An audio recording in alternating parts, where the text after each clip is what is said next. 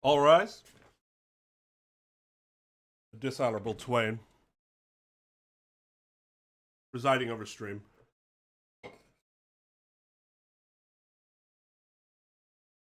May all be seated.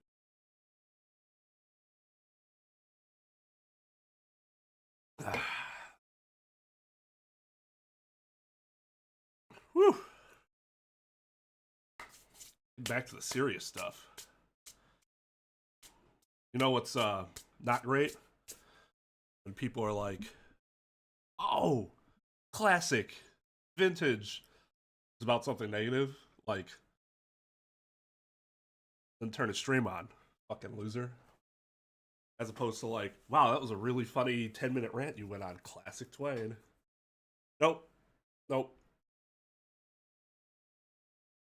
It's, dude's been talking to no one for 10 minutes. Classic Twain. Classic.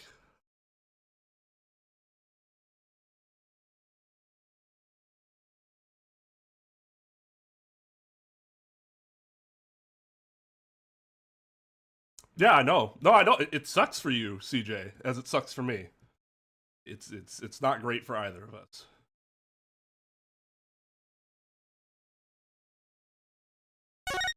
I don't remember where we were.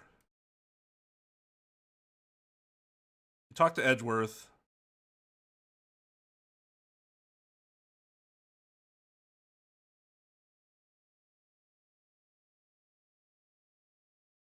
Alright, trying to this volume slider.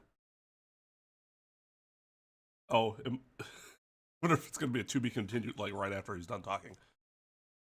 But no, this is Athena in the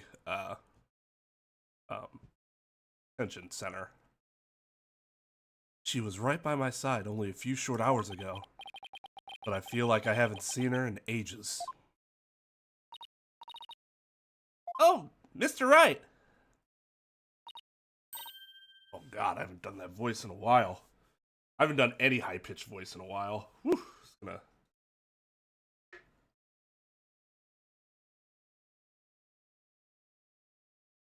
Well, you know, CJ, and for anyone else who has this problem of missing certain parts that they might want to see, we have a collection of VODs of those streams that you may peruse at your leisure.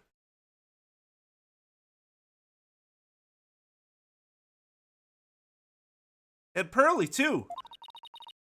I knew you'd come. After all, the first step is the interview with the defendant. And because you're my friend, and I was worried about you. And my employee. Also, some responsibility there, I guess. Thanks, boss. I'm not the only one who's worried, either. Really? Who else? I saw Miss Woods today. She was so beside herself she came to find me. She told me you used to live in the Cosmos Space Center. No wonder you knew so much about the place. Oh, so you know, huh? I'm sorry I didn't tell you. I mean, like, it wasn't a problem up until, like, this incident. Otherwise, who fucking cares? That's alright, but there are some other things I'd like to ask you. Sure, you can ask me anything. Doesn't mean I'll answer. Actually, no, I'm just kidding. I promise I won't keep any more secrets from you. Immediately. Tell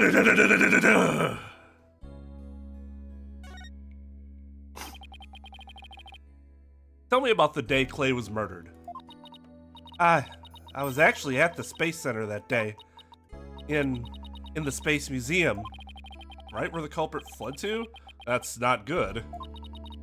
That's never good! Nice, channel your inner Apollo there, Phoenix. I never could fully deal with what happened 7 years ago. But when I saw the center again during the news coverage of the why did they Hat 2 launch? I'm gonna stop doing that. Just Hat 2. I thought maybe if I went there, things would be different this time.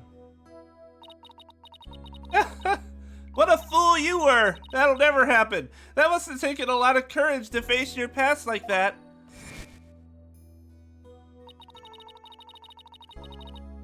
At the sequel.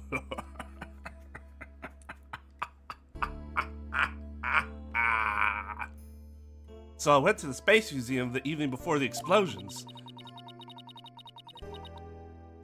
I know it's not what she meant, but like, you can read that in a certain way where it's like, oh, you know, I knew about the explosions upcoming, so I thought I'd check it the day before just so I could avoid all the explosions, you know? Obviously not what she meant, but like, the way I initially read it, I'm like, almost like it's not like you knew what was gonna happen. Those damn explosions, I hate being around when they're, you know, going off, so I was just like, you know, maybe I should visit the day before instead.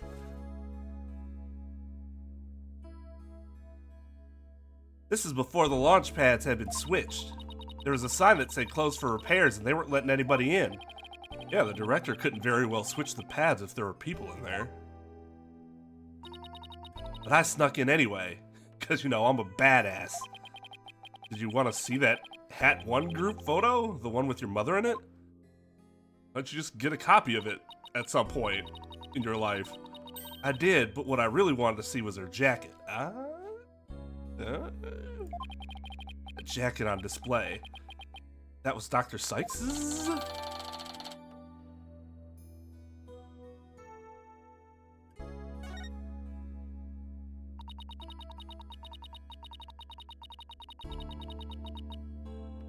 Yeah, this is a huge. This was a huge floodgate.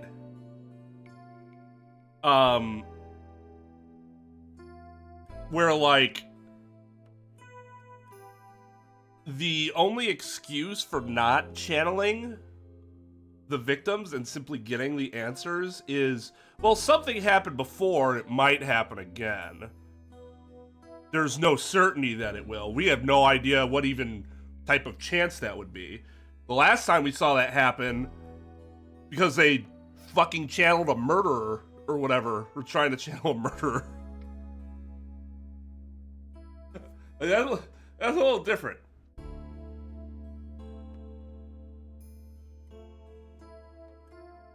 Or not a murderer, but she was like angry, right? Like vengeful. We have no idea if Athena's mother would be like that.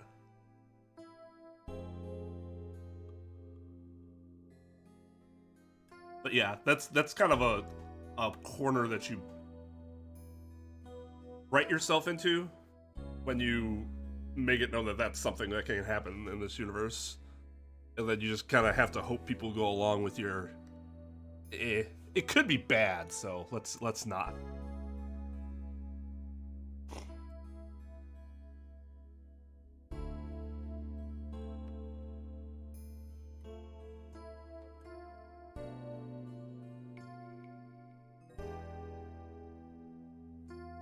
Who was confused by the oxygen into thinking Yanni Yogi killed him?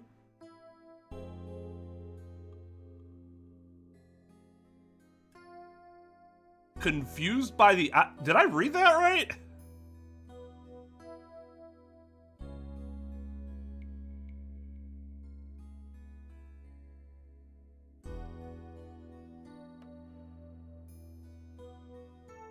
I was thinking of, I wasn't even thinking of Dahlia, though that was a murderer. I was thinking of, Tutu.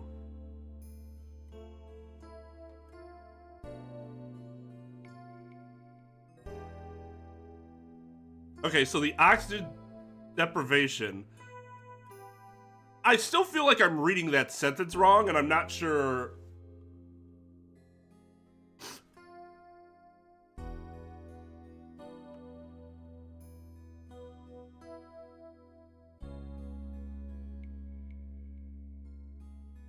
Well, you're right. A spirit-channeled witness is just as, well, in theory, at least, just as reliable, assuming that the memories remain the same, but you're also assuming that it's actually the channeled witness.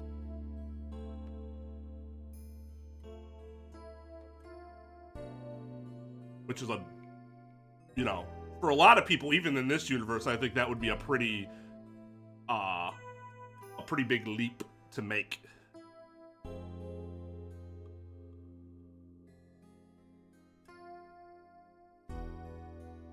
No, she wasn't. It was the sister. But didn't oh, no. Sorry. That Tutu was interesting. Put it that way. Yeah, no, that's a good point. Like, it's kind of like the psychology thing. Like with Athena's, it's not like she's considered an expert witness that is providing counseling on the stand. That's not what's actually happening. It's about being able to use a tool to find out information and then help discover the truth based on that information. So yeah, you could do it that way too, and not even involve the court.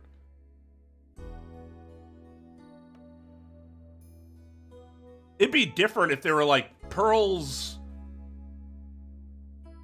They could have very easily, after Trials and Tribulations, been like, they've renounced channeling forever.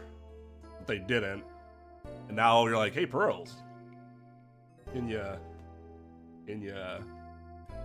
Then she fucking channels me. I'm like, God damn it, that's not who I wanted you to channel.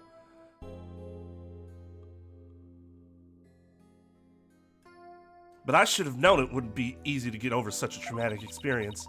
The second I saw that jacket, it all came rushing back to me.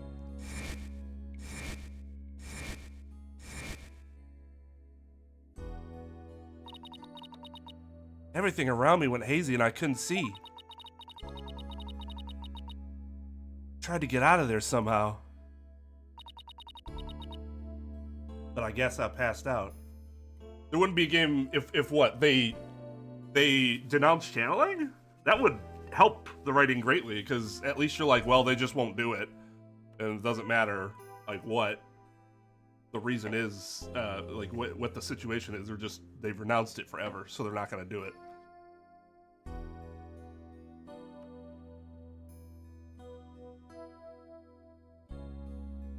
Yeah, I guess that's what I was assuming we were talking about too, but then people started talking about admissibility and stuff, so like that should be cleared up.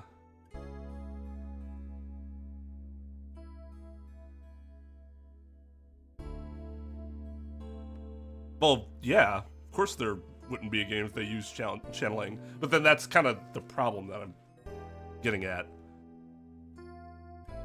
It would have made things a lot easier had they simply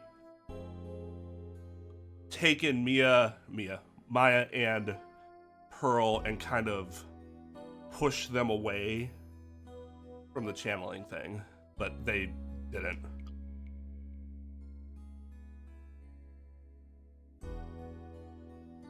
The absolute perfect sex.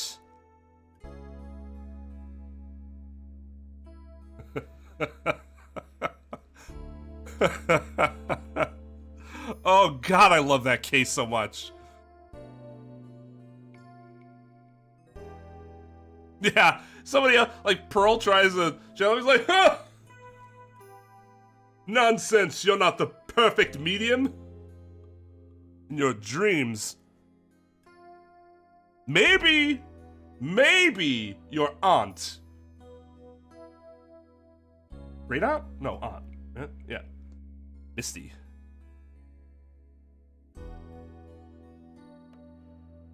But I guess I passed out.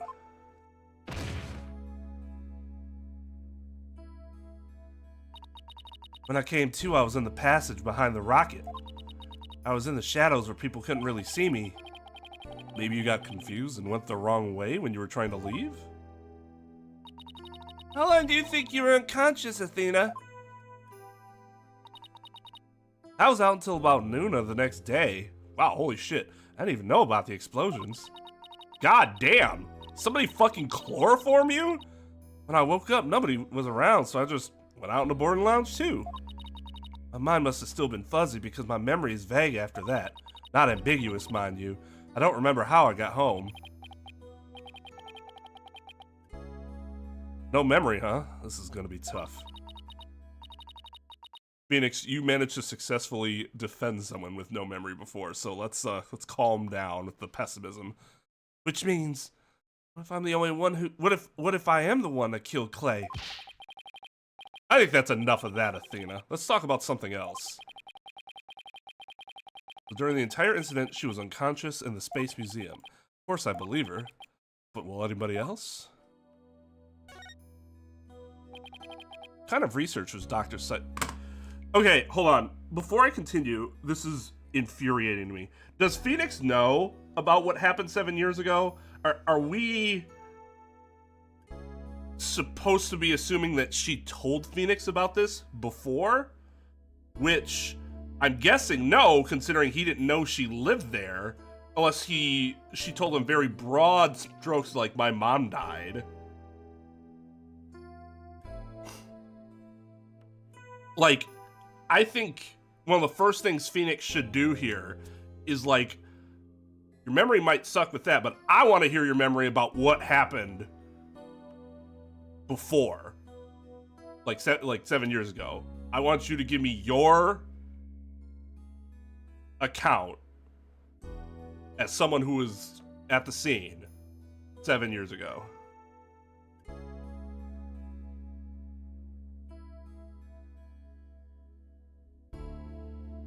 Right, yeah. She told him.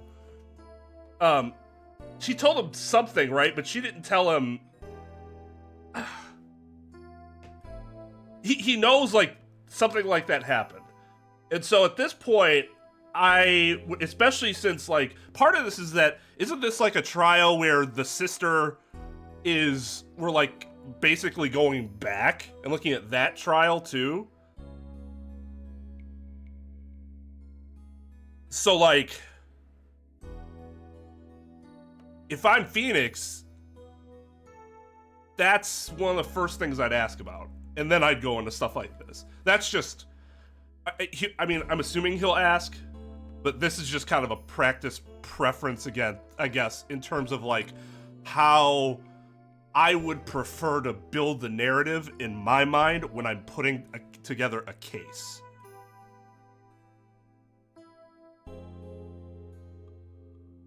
Does that make sense?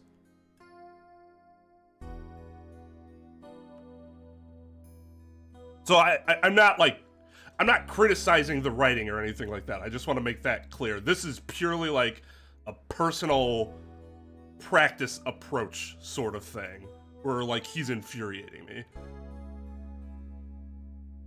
What kind of research was Dr. Sykes, your mother, doing? Machines that could tell people's emotions by their tone of voice. And my special ability, psychology.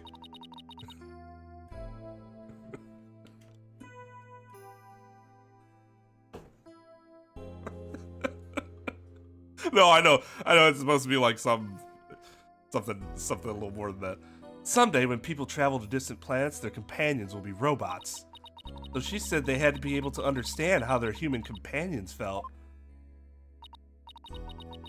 Wow! Robots that can understand each other, understand people? I was just a convenient subject of her research. Oh shit. All she ever did was work. She never paid any attention to me. Oh, sorry about that. Dredging up all that old stuff. Yeah, that's kind of the fucking point. No need to apologize. Seriously, keep talking. Talk about the old stuff. I need to know. I guess her home life was complicated. Chill out. What you waiting for? Wait.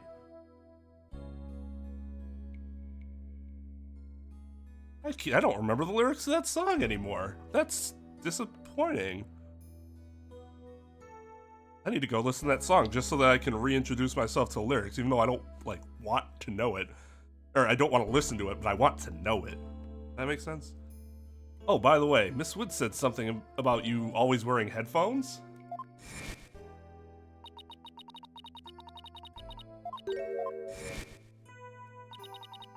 Yeah, her empathic abilities. I had to wear them every time I went out. Oh, I hated them so much, but she wouldn't listen. What were they for? Oh, she gave me some kind of explanation. But I don't remember now. It was too difficult for a little kid to understand. Okay, but let me say this one thing. I don't think your mother only thought of you as some handy subject for her research. I want to believe that. Just about the only things my mother left me are widget. And this earring. Oh, it's beautiful! It's made of a piece of moon rock she had for research. Maybe she did love me in her own way. I'm sure of it. I'm really sure she did. Because that's what I want to believe too. Better ask her a little more about her mother's research. I should show her that paper I found in the robotics lab. Just tell you exactly what to do to get to the next part. I mean, she's like... It's almost kind of like she's like a Betazoid. Not as powerful, but something similar to that.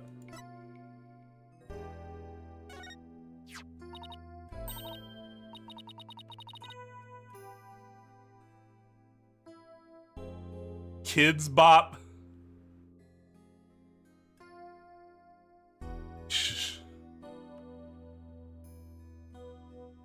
Oh, the Ponco series. You must have gone to the robotics lab. You seem to really love Ponco and Clonco. Yeah, my mother made them and I grew up around them, you know? Oh, there's one of those cute little robots in this photo, too. Haha, see Ponco's bandages? I put those on her. I just wound them around and around. Pretty bad job, huh? But I really put my all into it. To wrapping bandages around a robot's head? I hardly left the center in those days, so I didn't have any human friends besides Junie. I didn't really understand the difference between robots and people back then. I thought that if a robot broke, bandaging it would help get it better. It would help it get better. What a weirdo I was. Like there's something written on the bandage. Yeah, I wrote that stuff. I wrote stuff like, "Get well soon, Ponco."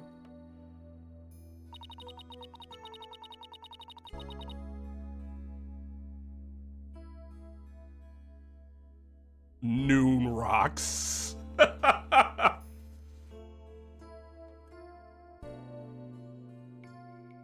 I don't know. That's a good question. I don't know if it's like the legality behind like owning one.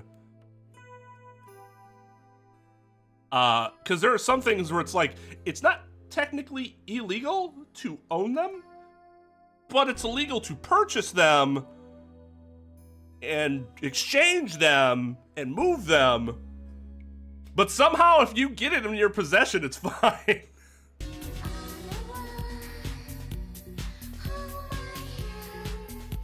Hey, Young, what's up?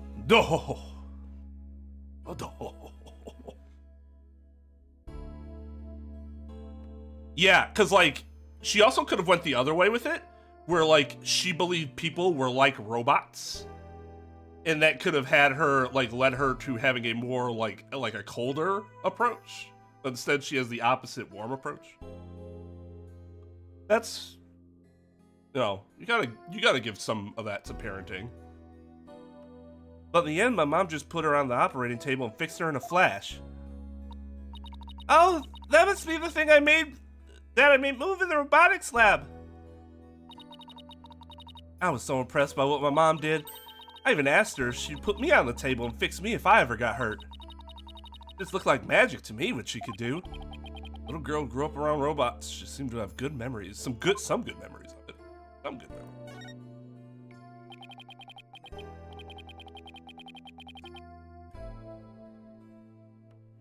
Is that James Blunt song?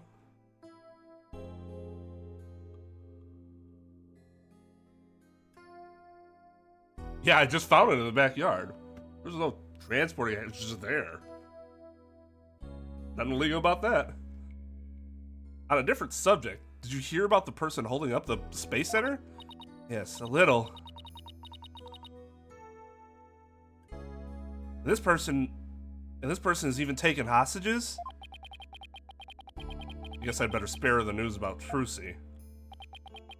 Well, after some negotiating, we agreed to do a retrial of the case from 7 years ago. What? You're kidding me. So that means Prosecutor Blackwell might... Yep, I know he's innocent. I just have to prove it. So, wait, did you know him back then? Yes. He used to come visit my mom a lot. He studied psychology under her and would sometimes ask for advice on his legal cases. He was very kind and considerate and straight as an arrow. Unlike now, where he's more twisted than a basket of snakes. I mean, if I was wrongfully convicted and sentenced to death, I probably would be too. That's why I took the witness stand during his trial 7 years ago.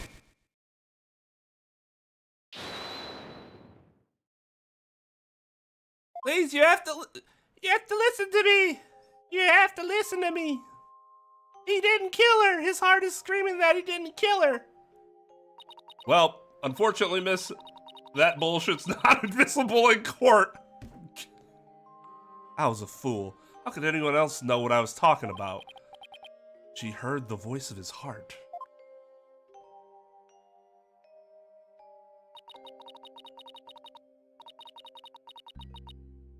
Was that James Blunt song? You're beautiful. You're beautiful. It's true.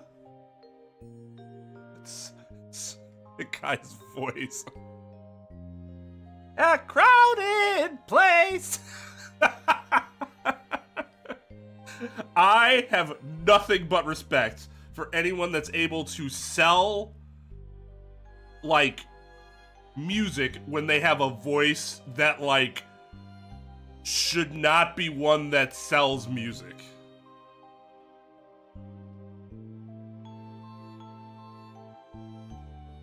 Yeah, it's James Blunt. Like, Billy Corgan. I love the Smashing Pumpkins. There's no reason why I should, though, based on his voice. But it's awesome, and it goes with the music so well. Oh, I just want to go listen to Pumpkins. Despite all my rage, I am still just a rat in the cage. Like, his voice is... If you just took the voice by itself, you'd be like, what the f... I'm sidetracked by music. Music's been keeping me in a good mood recently. You're only 11 then, right? You were very brave just to give testimony.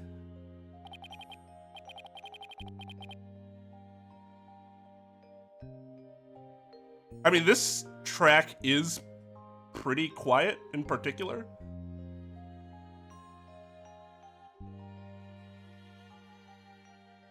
Pearls is right. You did the very best you could at the time. But nothing I said did any good. I was a shaking and scared little girl, small and ineffectual. Even after I went to go live with my relatives in Europe, I stayed closed up in my shell. But you're different now. You're always so bright and cheerful. Thanks. That's because one day I came to realize that I had to fight. I couldn't give up. I exercised hard and studied hard.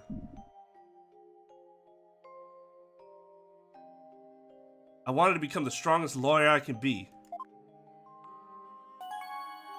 Why you became a lawyer?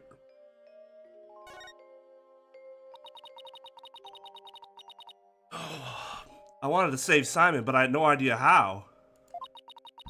Then I met Mr. Wright, and thanks to him, I realized that if I became a lawyer, I could prove that Simon was innocent.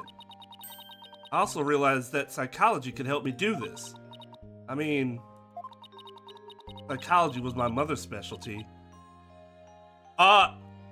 It sounds like robotics was your mother's specialty, but she was also good at psychology, considering what she was able to build. When I studied it, I felt like she was there with me, supporting me. Doesn't seem like Athena knows. that Prosecutor Blackwell is due to be executed tomorrow. I wanted to prove Simon's innocence personally. I wanted to do it so bad. Even now, I want to fly out of here and go save him.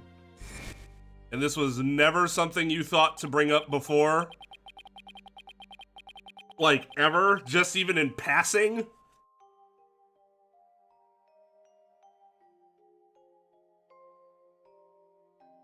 YouTube hating. They hating. Maybe it's because I've been off for a little while. I guess that could be it.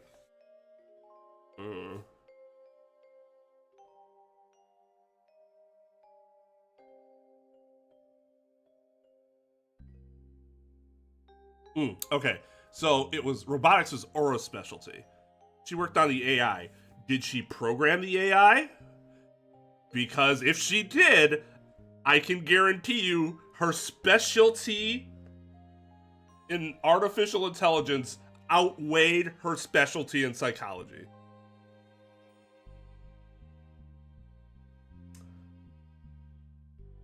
Because that AI is revolutionary. And not just like because we went from nothing to something. Like it's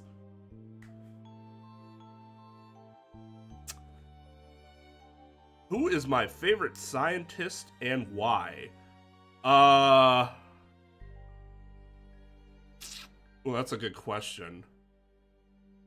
What do you mean by scientist? Do you also include the soft sciences like psychology?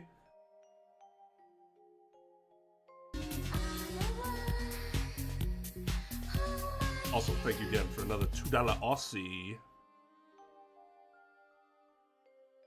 Because if you can include the soft scientist, then it's going to be a psychologist.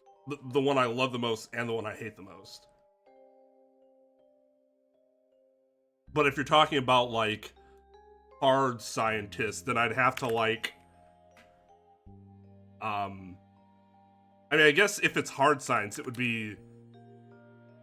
probably Stephen Hawking? Just anyone that like, studies and publishes shit about black holes get me all hot and bothered inside. I'm trying to see if there. I thought there was another guy,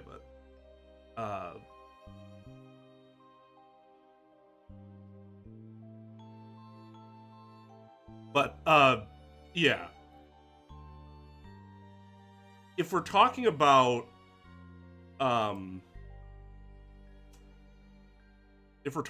anything, we're talking about psychology is included, then it's going to be Abraham Maslow, the creator of or the progenitor of the humanism aspect of psychology.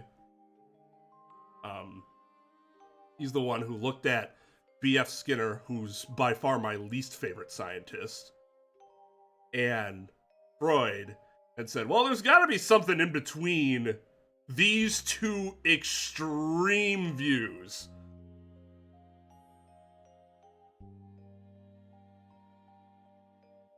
And it's a wonderful balancing act. And like, it's just, I don't know. I just find it to be a really great way to, like, approach things. That's who I gravitated towards when I was in my psychology studies. Come to think of it, she said something like that during the Themis Legal Academy trial. Mentioned there was somebody she wanted to save. She must have been talking about Prosecutor Blackwell. I heard some prison guards say that you had an interview with Simon. How was he? What'd he say? No, I can't tell her. How can I lie to Athena? He was doing well. He was happy about the possibility of being proven innocent. He was. I wondered if he smiled too, like he used to. Back then.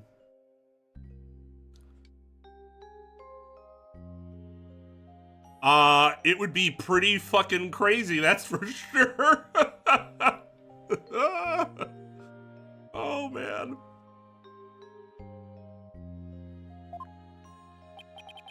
I can't prove Prosecutor Blackwell's innocence in this trial. I don't think Athena will ever forgive me. I just have to free him. Failure is not an option here. I am here! Ah, I thought you might be here. Mr. Lawyer, we're in trouble. We are? What is it? I couldn't find a single open courtroom. They're all in session. Oh no! But this is an emergency! It's very difficult to interrupt a trial once it's underway, but perhaps this cocaine on my index finger that I'm sniffing now will give me the power to solve this conundrum.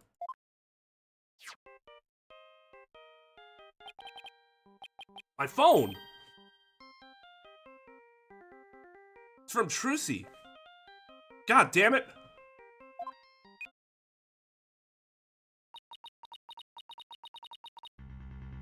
I told you I'd give you 1 hour.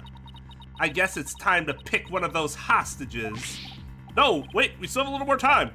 Besides, all the courtrooms are being used right now. Make all the excuses you want to, but you won't get more time. Your daughter is first.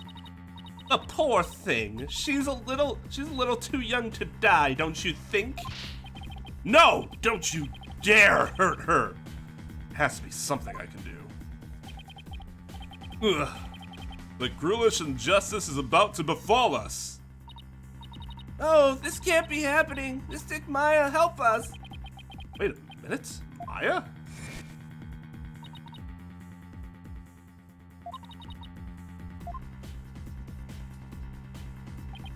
The courtroom blew up. That's it. There is a courtroom we can use after all. Okay, time's up. Too bad. Any last words you'd like to say to her? Really? Hold it? Is that really what you want to go with?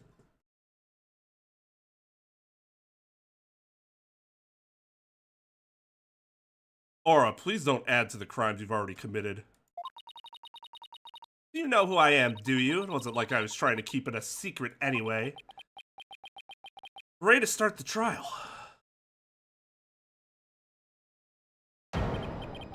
We can hold it in the ruins of courtroom number 4, the one blown up by the bomber. Oh, what a wonderful idea, Mr. Nick. I never would have thought of that. Of course you wouldn't have.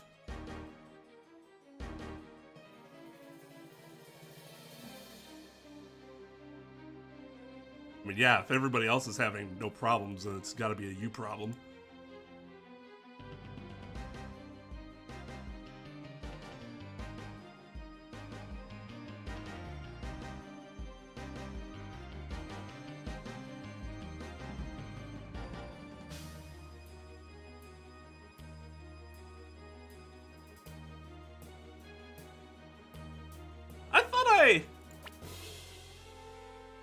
I lowered the sound effects. Oh.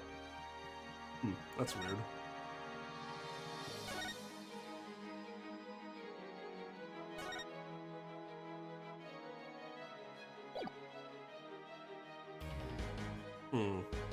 That actually does look a little quiet.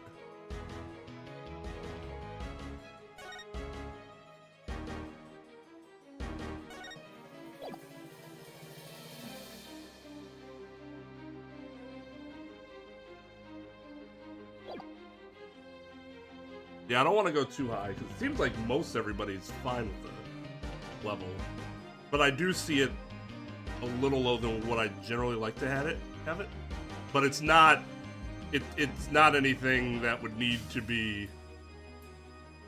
Like, the only reason I notice it is because I'm literally looking at the mixer. Like, I wouldn't notice with my headphones any difference. Like, it sounds the same to me as it normally does.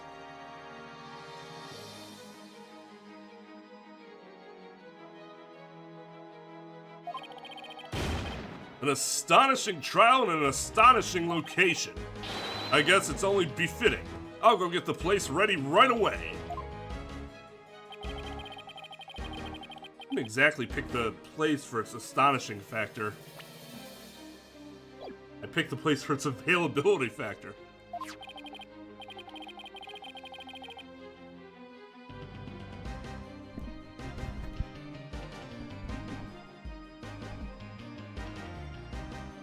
How about it? You ready to have your brother's innocence proven? I'm gonna prove it so hard. My brother? Oh, I'm sorry. Did I forget to mention, it's not Simon you'll be defending. What? Not Prosecutor Blackwell? I indict Athena Sykes on the charge of murdering her own mother. You'll be defending the little princess there, the one behind the glass. What? See you in that mountain of rubble you've chosen for our courtroom, Mr. Wright. Mr. Phoenix Wright. What is she talking about? Athena! Of course. Why did it ever occur to me before? If Prosecutor Blackwell is innocent, somebody else had to have been the true culprit. Did I kill my own mother? No. No!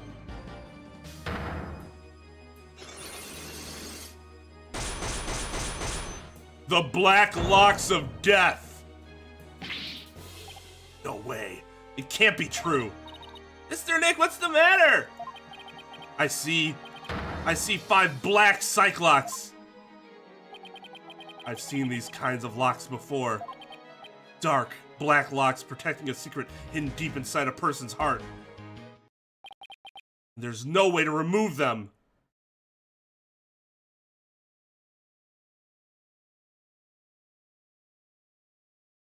Okay, that was pretty dope, actually. That was a pretty sick way of hammering home that point.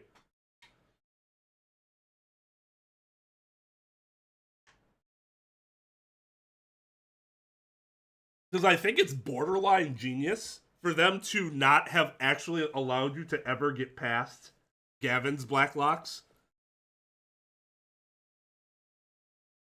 Because you were able to finish that story without doing it, which means you allowed yourself to have like that as a potential problem again later down the line.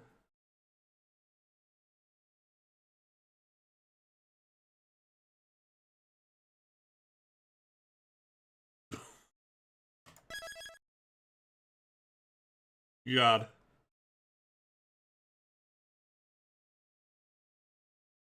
You know, what I'm concerned about, I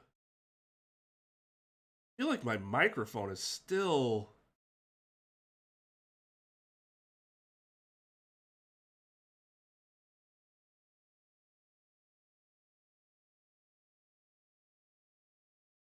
like, really loud.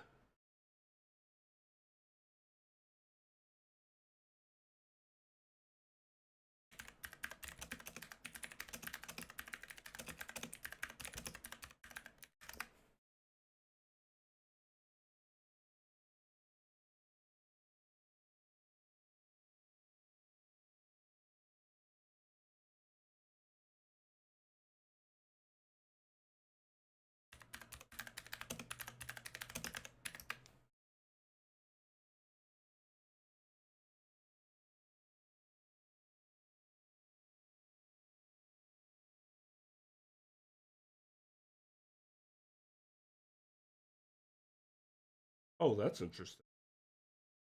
I did not know that the order mattered.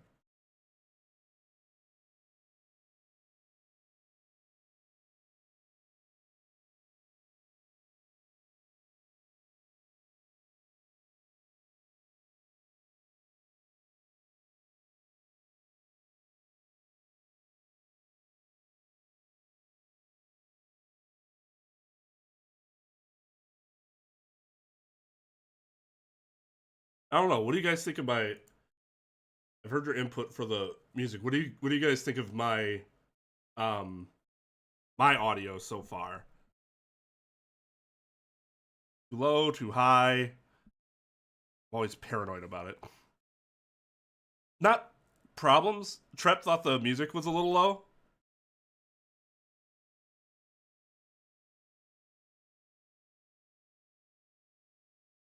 Wow, Young, you just got all the random questions today. Oh, I guess this one's more random than the other ones.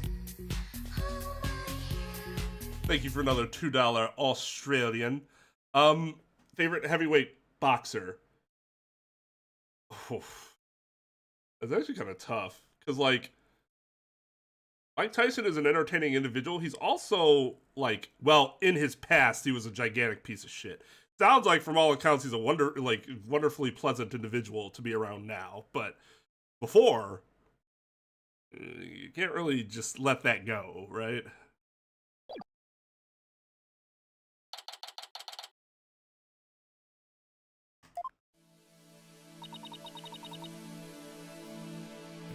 I just like George Foreman.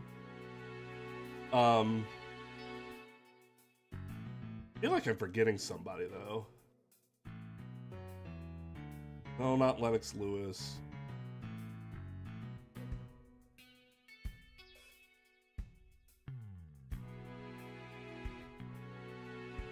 God, I feel like I'm forgetting somebody.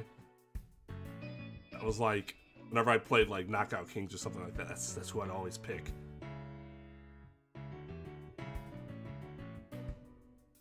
So, to be completely honest with you, the reason I don't mention Muhammad Ali is because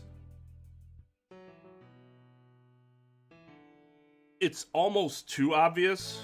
It's even, like, I'd say it's arguably more obvious than, like, Michael Jordan in basketball. So I try to come up with something a little more interesting than just, like, a standard, oh, Muhammad Ali. Well, yeah, no shit.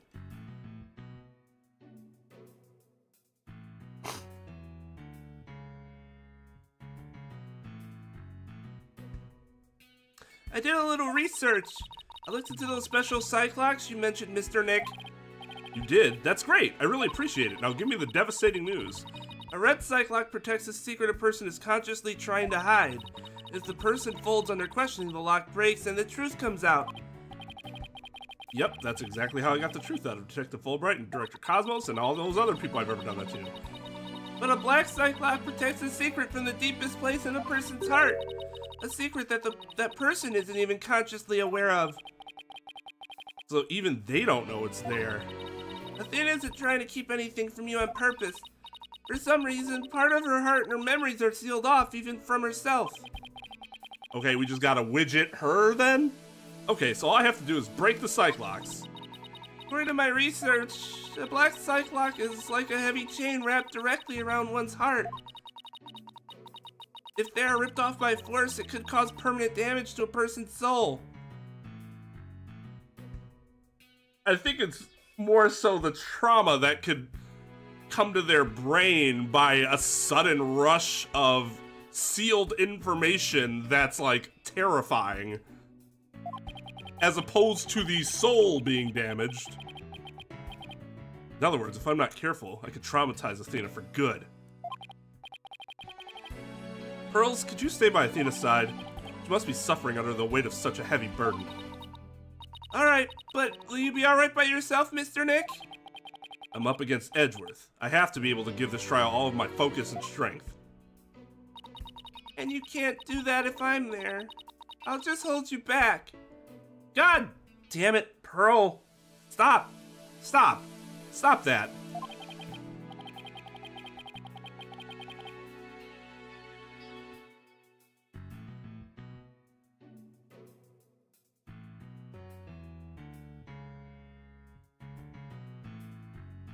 Yeah, like that makes the Gavin thing even more interesting.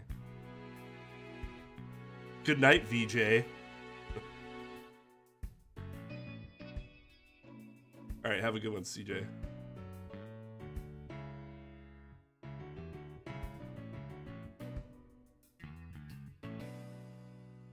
No, that's not it. I just meant I can relax and concentrate if I knew you were with Athena.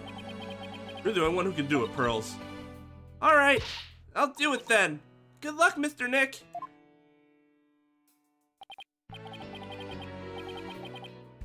Good. Now that my mind is at ease, I'd better get ready.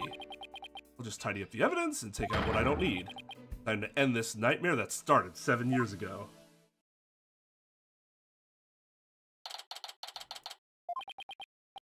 Defense, prosecution, and judge. There are even people in the gallery. The roof has been completely blown off and the walls have collapsed. But today, this ruin is my battleground.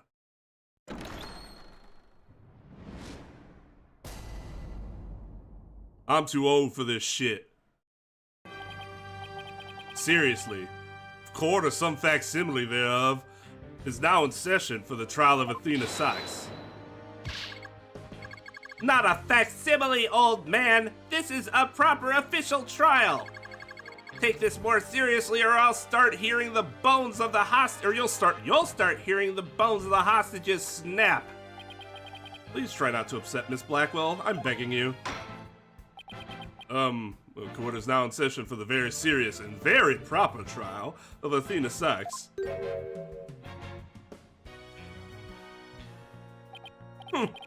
This is no trial. It's nothing more than a ridiculous farce.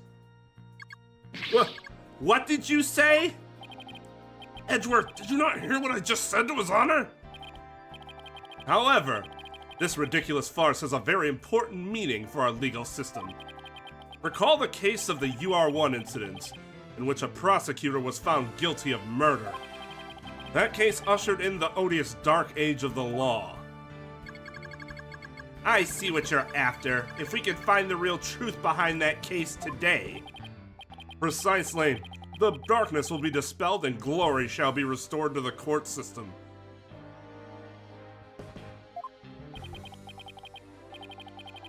Prosecutor Edgeworth, you sound as if you know something of this truth. I do indeed. A new suspect has emerged in the UR1 case. For 7 years, Simon Blackwell has refused to speak in order to cover for someone else. Brace yourself, Phoenix. Here it comes. I'm sorry, Wright, but the situation is what it is, and I must do what I must. They don't say it be like it is, but it do. Also known as, it be like that, right? The prosecution moves to indict Athena Sykes on the count of murder in the first degree. I'm not sure you're going to be able to prove first degree here. Regardless the circumstance, I intend to question the defendant with all I have. For that is a part of my creed. That's a new voice, right? From the anime? Then you'd better bring it. If the two of you are ready. Oh, shut up. Just because you got an in the anime cutscene. Now in session for the trial of Athena Sykes. That doesn't make you any less of a fucking clown. The defense was born ready. The prosecution is also ready.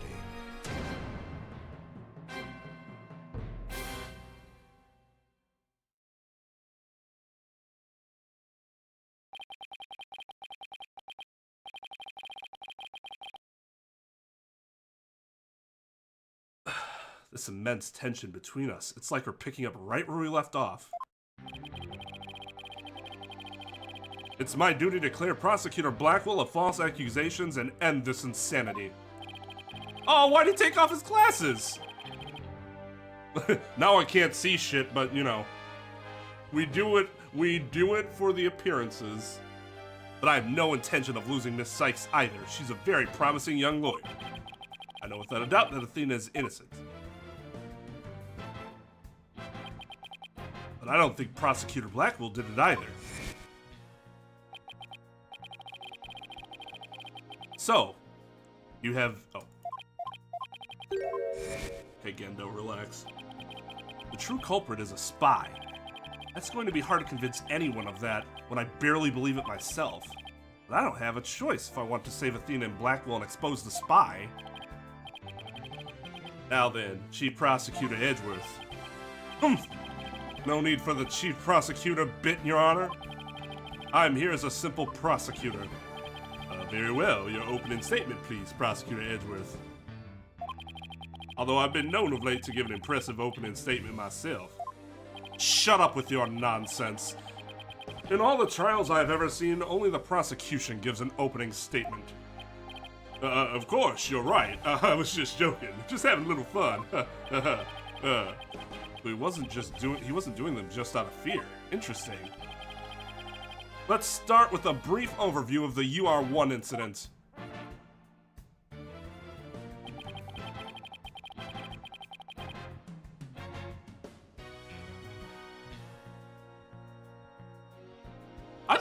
I thought the glasses look was cool.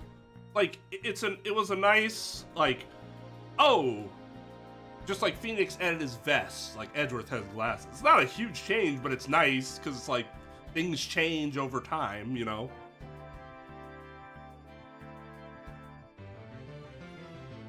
Warby Parker Edgeworth glasses. Okay.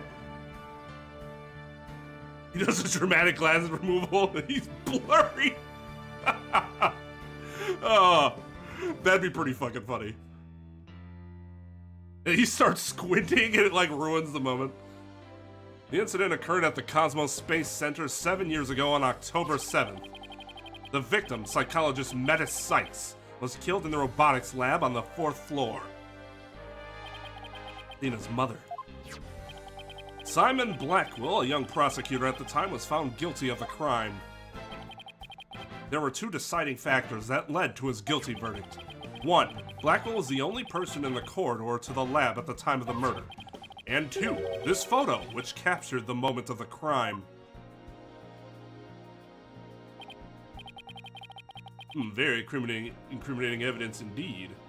Hey, do we know, was he the judge? Was he the judge for that?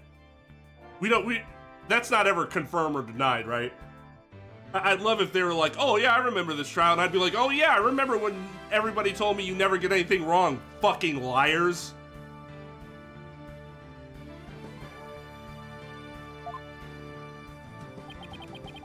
It would appear that the only conclusion is that Prosecutor Blackwell did indeed. Just shut your fucking mouth. Not another word from you, you incompetent piece of shit.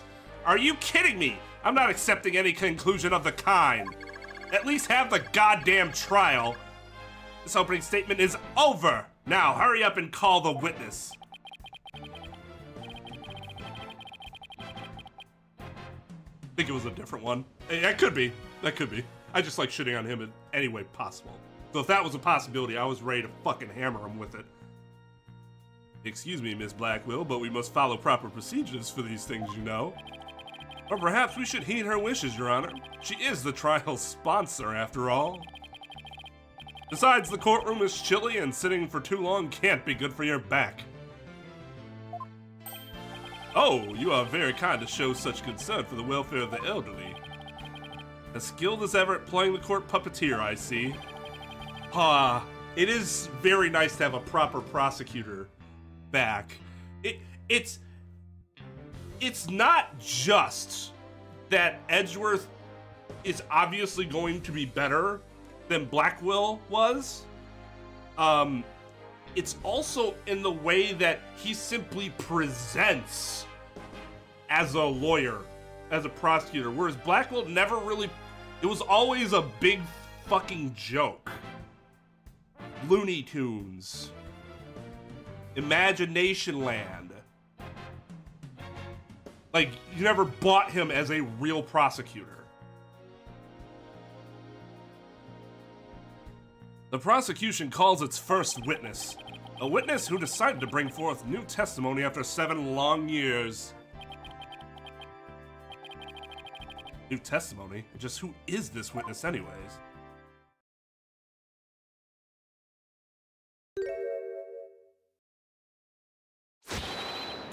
Bobby Fulbright's the name and justice we trust. What are you doing here? I'm just here to speak for the hostage taker, Miss Aura Blackwell. She says she's too busy with confining and threatening the hostages and all. Silly goose. That doesn't seem to stop her from constantly chiming in through Ponco. I'm nothing more than an observer in this. Do your best. I'm watching you. Blaming her brother innocent, Miss Blackwell has been conducting her own investigation.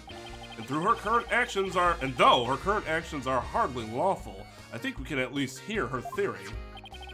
I have here Miss Blackwell's notes on the investigation she conducted, and I'll be giving testimony based on these notes. Here I go! This is a farce. Well, the chemistry is good because Phoenix is up against another lawyer. He always has good chemistry with other people that... Even his chemistry with Payne's pretty good. None of them had any chemistry with Blackwell because he wasn't a real... He's a fucking... He was a prosecutor, but now he's not. He is just a convicted felon on death row. I mean, at this point, this isn't the real trial. This isn't a trial where the prosecution filed charges with the court against Athena Sykes. This is... So, even I am going to be a little more lenient on stuff like, is this impermissible testimony? Well, yes it is, but in this fucking kangaroo court, it's not. It's not even, you know.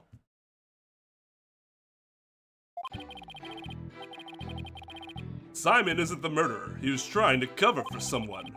Someone else was at the scene at the time they say Simon committed the murder. I mean, if he was really out to steal that moon rock, then why the rolling case? Because he was using it to hide someone inside, that's why. And the only person small enough to fit inside that case was Athena Sykes.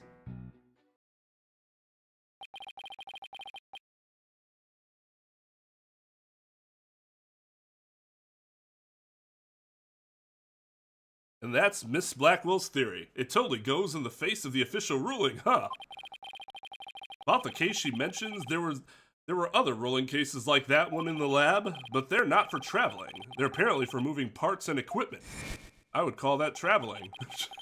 I know he's talking about from like one room to the next. I vaguely remember seeing 3 cases, all different sizes.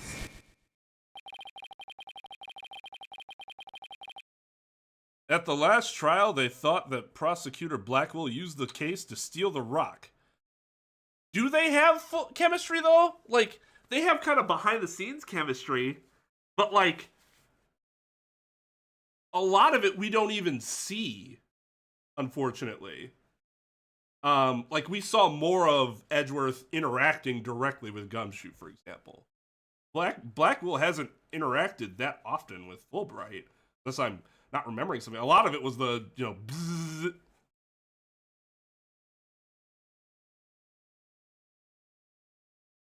At the last trial, they thought that Prosecutor Blackwell used the case to steal the rock. And they had a perfectly good reason to think that, too. You see, there's a security camera in the corridor that leads to the robotics lab. And that camera captured footage of Blackwell leaving the scene with the case.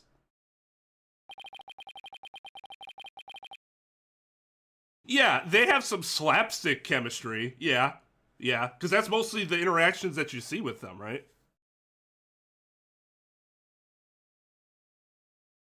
Like, obviously, there are building blocks there for it to be better. I'm just saying, as of right now, like, that's the extent of it.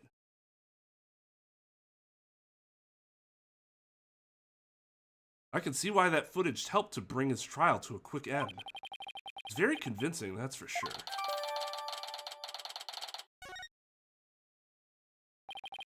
That case, by the way, was later discovered outside of the Space Center grounds. Speaking of after the incident, where was the defendant, Athena Sykes, found? He was found on the 5th floor of the Space Center in the Sykes family residence. Prosecutor Blackwell most likely brought her there after the incident. Speculation. How about you give me some evidence to show that that's what he did? We have fucking cameras everywhere. How about you kind of lay it out a little better than, oh, he just must have done this. In addition, it's unknown where Miss Sykes was at the estimated time of death.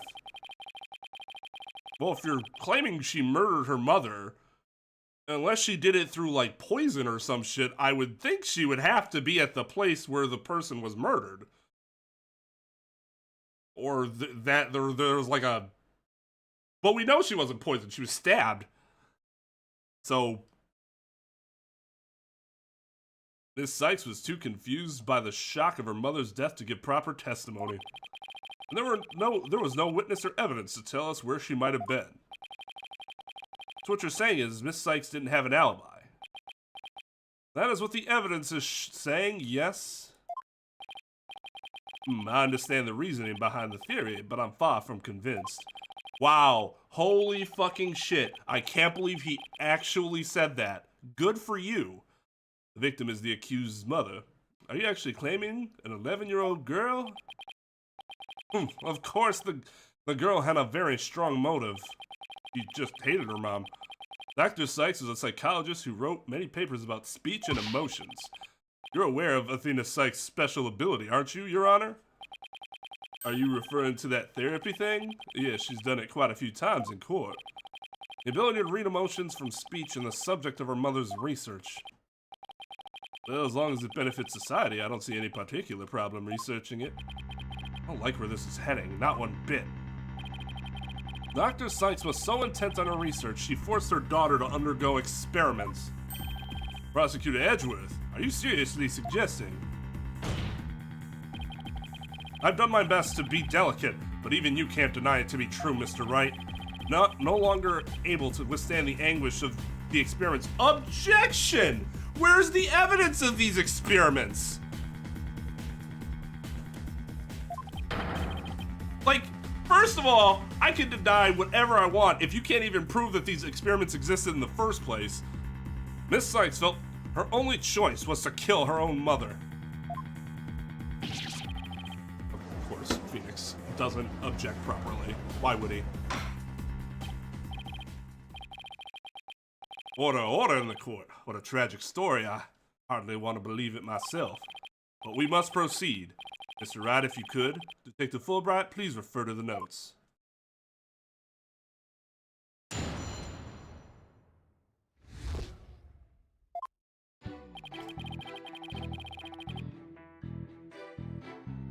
The nation of speculation.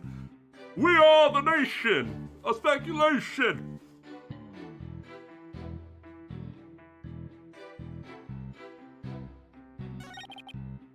I have new shit, right?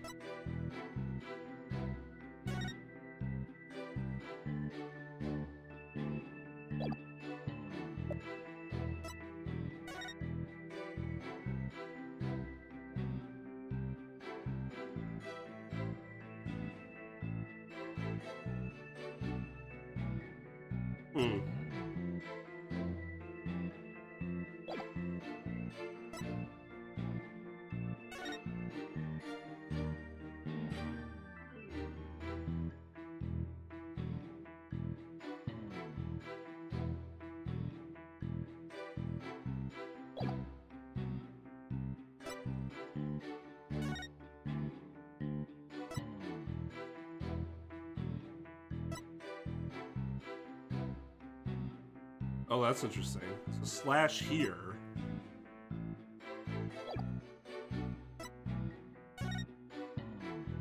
Yeah. I mean, it's not too far away.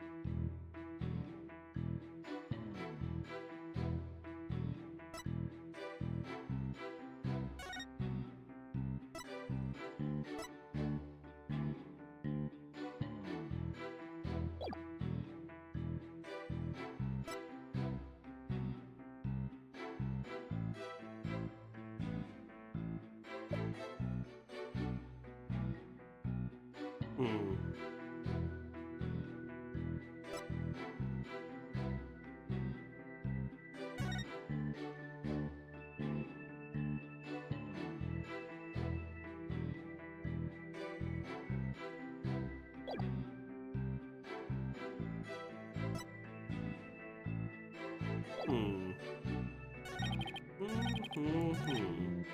it! The prosecutor Blackwell willingly accepted a death sentence to protect someone else? Yes, that is precisely what Miss Blackwell appears to believe. And that is what I believe as well. Prosecutor Blackwell is no murderer, Mr. Wright. Athena Sykes certainly didn't kill anyone either, Mr. Edgeworth. But it appears neither of us can afford to go easy on the other. Fine, I expected no less. Oh, I remember this tense atmosphere. It's so invigorating. I am full mast right now. Let me tell you, rock fucking hard. Oh, let's get going in this courtroom. I'm only reading notes here, but yeah, I feel extra invigorated too. So let's keep going.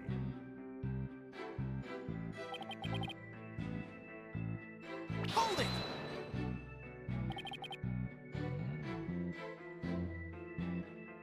But that's just speculation. Objection!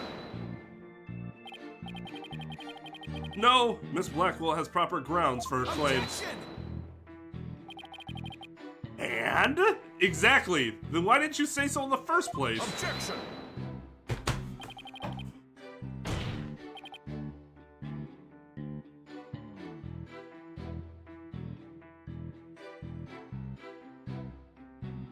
Oh, that was brutally bad. That was brutally bad. You're the one who screamed hold it and cut me off. Oh my god, I'm surprised they didn't follow up with another... Oh god. Fine, so maybe I jumped the gun by a teeny weeny bit. Ha ha ha ha! Now I know what they mean when they say close enough to argue. Moving on. Hold it! This rolling case, I suppose you mean the one that existed in the photo with Prosecutor Blackwell in it.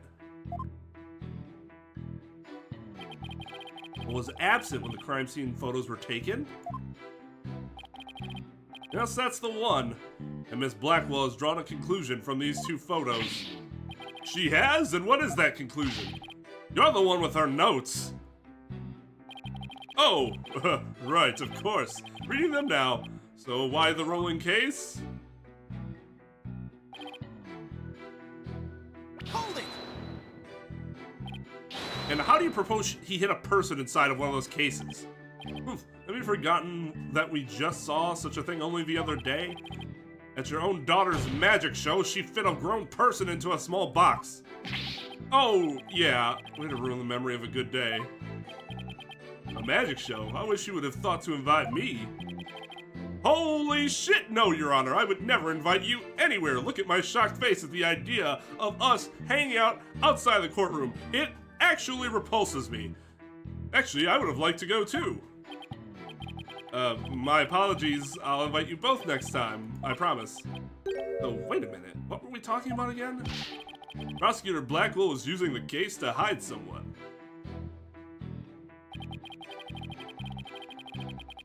Hold it! But that's nothing more than conjecture, and it's hardly the only possibility. In that case, what do you think Prosecutor Blackwell had in that case? I hate that sentence. It's funny, but I hate it. You're making the claim that it had to be Athena. The burden of proof is on you to tell me why it could only have been Athena. I don't have to go back and say, well, I can tell you what else could have been in that case.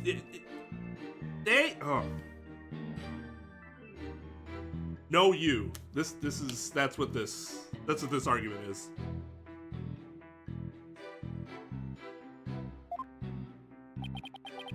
I think it was the moon rock. Objection! There were 3 cases at the scene, but Prosecutor Blackwell used the largest one. The moon rock was egg-shaped and only about 8 inches in diameter. It wouldn't have made any sense to use the largest case there just to move that rock. Objection! Be that as it may, it doesn't prove Miss Sykes was inside. Well, let me ask you this. Can you come up with a better theory of what was in that case? Well, Mr. Wright, can you? Yikes! Give a guy some time to think. Let's see, should I try to bluff my way through what could have been in that case? Always. I know exactly what Prosecutor Blackwell carried from the scene. Just have to find something else that was missing, right? No sweat. Oh, I'd be very interested in hearing your theory, if it's true, that is. This is a crime scene photo taken after... This is a crime scene photo taken after Prosecutor Blackwell left, correct? All I have to do is compare this with... this photo of Prosecutor Blackwell to see what's missing. He took something with him, and it should be one of these photos. Lady Luck, don't fail me now. Alright then, Mr. Wright, let us hear your theory. What did Prosecutor Blackwell take from the scene of the murder?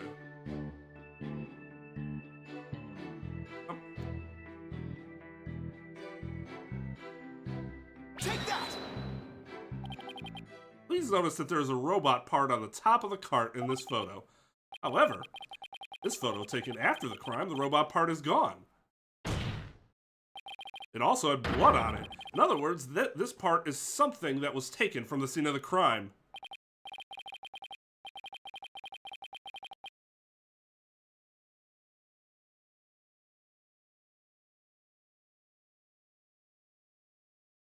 Oh yeah, that whole presentation was bad. Like, part of it is that they try to roll it in with how the testimony is going, but that's not what actually is happening within the game. So that's like, their system kind of prevents you from doing something like that. And then there's just the problem with him not actually presenting anything. And all he does present is like tremendous conjecture and speculation. And then tells me, well, how about you speculate instead then? We'll see if speculation's the best. Yeah. What do you do about that? You do appear to be right. I don't see it in the second picture. But it's just a piece of junk. How important could it be? Really just an insignificant robot part? Speaking of which, what are you looking at? I'm gonna start charging it. I'm gonna just start, wait. I'm just gonna start charging for each glance per eyeball. Stingy. What happened to the age of free previews? Your Honor, about this robot part. Doesn't it look like it could be an arm? Doesn't it look like it could be an arm from that robot there? Well, now that you mention it, it does, doesn't it? The case is still too big to be practical for just the moon rock and a robot arm. Was it really just the one arm that was in there? If it wasn't Athena in that case, then maybe. I believe there was another robot at the scene that looked just like the one here. Your Honor, it is the defense's assertion that it was this other robot that was in the case. What? Objection! We can't be certain that part belonged to a robot.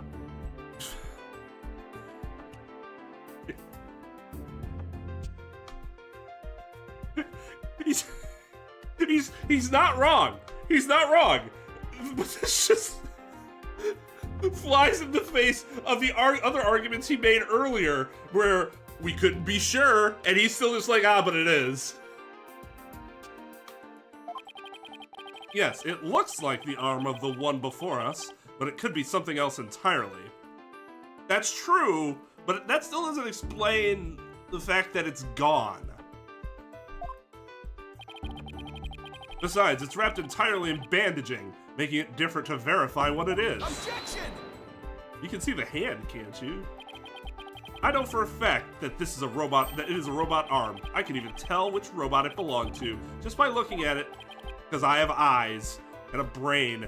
With this information, we can investigate whether it was there at the time or not. But Mr. Wright, I thought you were more of the technologically illiterate type. When did you become such an expert? I feel somewhat abandoned. Okay, that's really funny. Not to worry, Your Honor. I still know next to nothing about machines. Proudly. But I know this piece of evidence proves which robot the arm belonged to.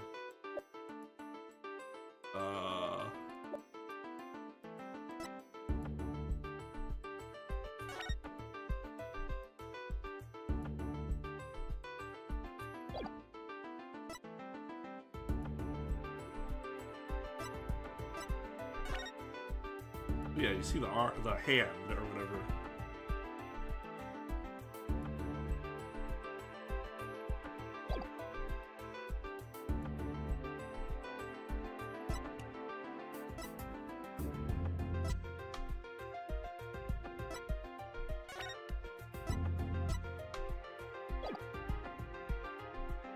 I can show which robot the arm belongs to.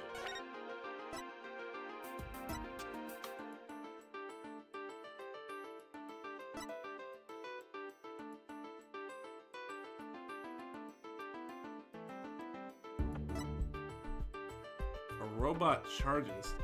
Is that?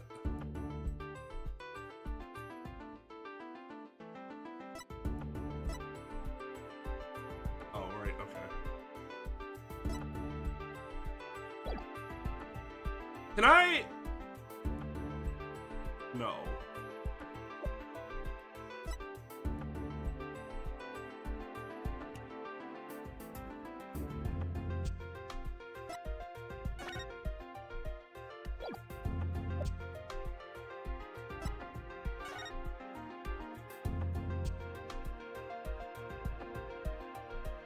I can prove evidence which... Oh! Yeah, right here. Does Athena bandage the arm? Take that! The robot in this picture is named Ponco. Take a look at Ponco's arm. It was Miss Sykes who bandaged it up like that. You must have thought that machines heal in the same way people do. Stupid child. What an adorable, naive mistake. Reminds me of my own grandchild. The robot arm at the crime scene had the same bandaging wrapped around it. In other words, this robot arm could belong to none other than Ponco.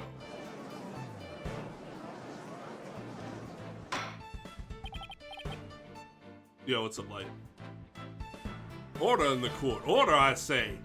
Prosecutor Edgeworth, what do you have to say to this? I can see that the robot is about the same size as a child, but it cannot grab its knees and curl itself up into a ball. Even if it was the largest of the cases, the robot couldn't possibly fit in there. Not if it can it fold up? Maybe? The case does come up to about mid-thigh on Prosecutor Blackwell. I see a point. The robot is much taller than that. They've got me there. So then, did Prosecutor Blackwell make Ponco fit into the case by...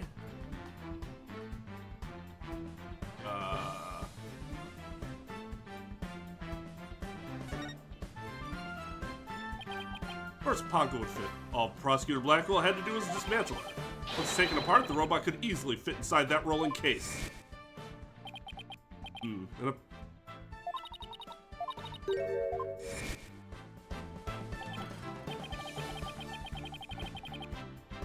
Yo, what's up, Volpe? It sounds rather violent, but Mr. Wright does have a point there. Except that there was a body on the table where the robots are dismantled and assembled. There would have been no room to take the robot apart. Objection! But what if it wasn't done on the table? What if the katana was used instead? You mean the sword? Yes, Your Honor. Miss Blackwell, I'd like your opinion as a woman of science. Isn't it true that the katana could have been used to take the robot apart? I suppose so. Their joints aren't made of a very tough material. A blade could slice through them. Thank you for your expert opinion, Miss Blackwell. Thanks to you, we now know that the existence of the severed arm in this photo proves that Ponco was taken apart. In addition, since the rest of Ponco was not found at the scene, we can conclude that the true meaning of this photo is very different from the original interpretation. You can't mean... That's exactly what I mean. This photo does not capture the moment of the murder. It is instead a picture of the moment after the robot was sliced apart. The blood you see where the arm was cut off was transferred there by the bloody katana. Most likely, the rest of Ponco was scattered around Prosecutor Blackwell's feet. Not hearing this. Therefore, what was transported inside that case was not the defendant, but a robot. This Sykes never was at the scene of the time. Was never at the scene at the time of the murder. Ah! My head!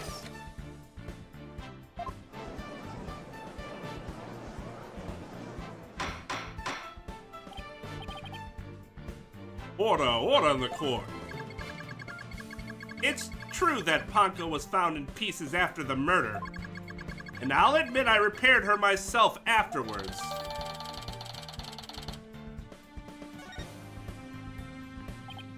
Yes, finally making some progress.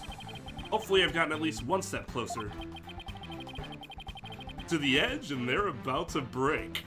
To proving both Athena and Prosecutor Blackwell innocent. Objection!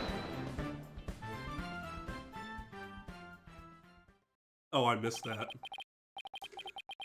That arrogant, knowing point to the... Huh. That's my favorite emote in the server right now. What do you guys think? Should we keep the old one, or should we update it to the new model?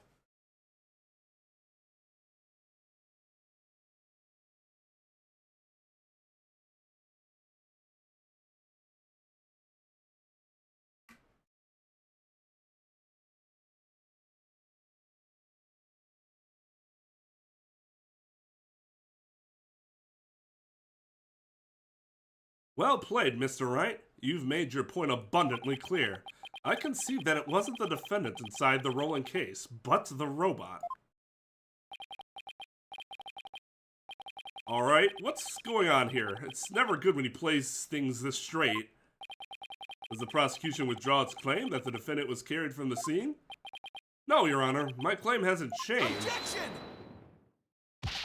Ponco and Miss Sykes couldn't have both been inside that case. Just let him finish. This is a case where Phoenix needs to let him finish talking. Objection! Like, he's not even telling you what his claim is. The notion that the case was used to carry Miss Sykes was Miss Blackwell's theory. I have been of a different opinion from the outset. Now I finally had the opportunity to voice my theory. Well, fucking... Okay, nobody knew that you had your own theory. Thanks to the defense. Edgeworth. He's been one step ahead of me this whole time. Why not both? Because we have a limited amount of emote spaces. In that case, how do you propose the defendant left the crime scene? Simple. The footage only shows Prosecutor Blackwell from behind. What's more, he's holding his arm in front of his body, as if you were holding something or someone. No fucking way. He's telling me that Athena fit all in front of this little frame? That is a stretch. And the camera just happened to catch him at the exact perfect time where it did not catch a single inch of her. It's not necessarily that it's dumb, it's just, it's a stretch for that to be the truth.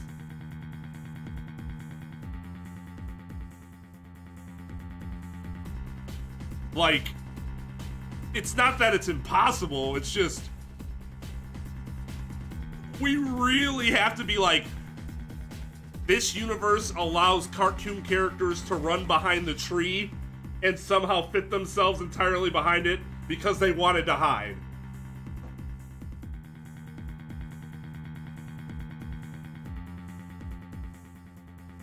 That is, and that's something coming from Edgeworth. That's hardly evidence I have proof. The surcoat Prosecutor Blackwell was wearing. The victim's blood was found on the front of it, and the stain had a highly distinctive shape. A blood stain with a distinctive shape? Please continue, Prosecutor Edgeworth. Tell me more. 7 years ago, the defendant was known to constantly wear a certain item, of which there's only one in the world, a special pair of headphones made just for her.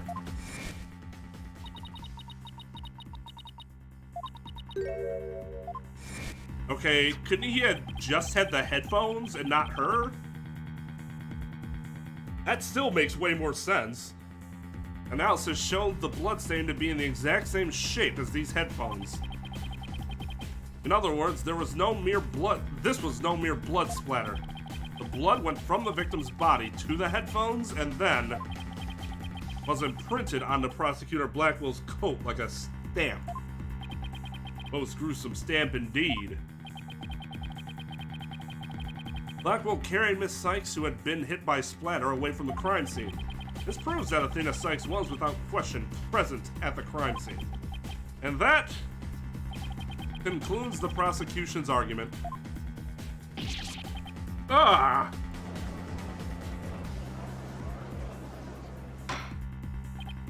Order! The defendant was indeed at the scene. It deepens the suspicion against him. Objection! Now, yes, I will admit, even if it was just the headphones, it would suggest that she was at the scene, or at least the headphones were, if it had blood splatter on them. But we've also shown that the robot was there at the scene as well. Objection! I hope you're not making the ridiculous claim that a simple robot was the real murderer. It's not a simple robot. So let's not oversimplify this. I don't really think that, no. But you can't say the possibility isn't there. Detective Fulbright, was the robot questioned at the time? No, I don't see any record of it. I believe it was considered unrelated to the case. But as it turned out, the robot was actually integrally related. Your Honor, the defense would like to call Ponco to the stand. A robot witness? Is he fucking serious? We've had worse. Order in the court. Prosecutor Edgeworth, what do you think about this? Mr. Wright has called all manner of witnesses to the stand over the years. Thank you. So why not a robot? Nothing surprises me anymore with him. No, that's a lot of shit talking from a dude that always got his butt kicked. Very well. I will allow the witness. Bailiff, please summon the robot named Ponco.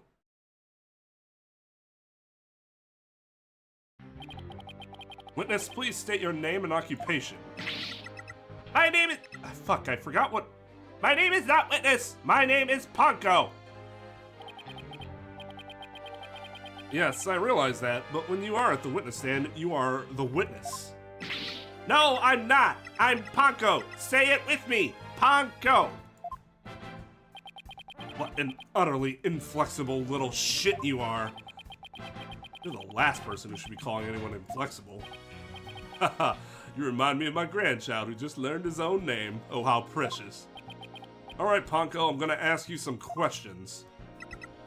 Questions? You have questions? Hooray! What are your questions?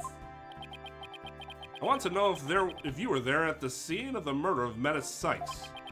It was 7 years ago, on the 7th of October, around 2 p.m. in the robotics lab. Certainly. Just one moment. Searching data. Search complete. Yes, I was there in the robotics lab. It would seem this robot's testimony is necessary to this case after all. This is great. I just knew Ponco must have seen something important. A murder committed right before this poor little girl's eyes. It's inexcusable. The judge seems ready to adopt Ponco as another grandchild. So, little Ponco, do you think you can give us your testimony today?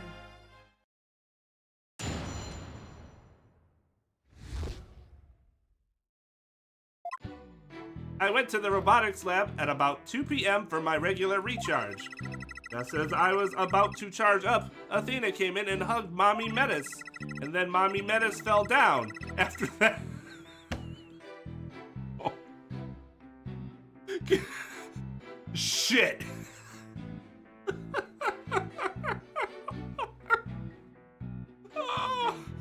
Oh my god. That's like perfect child testimony.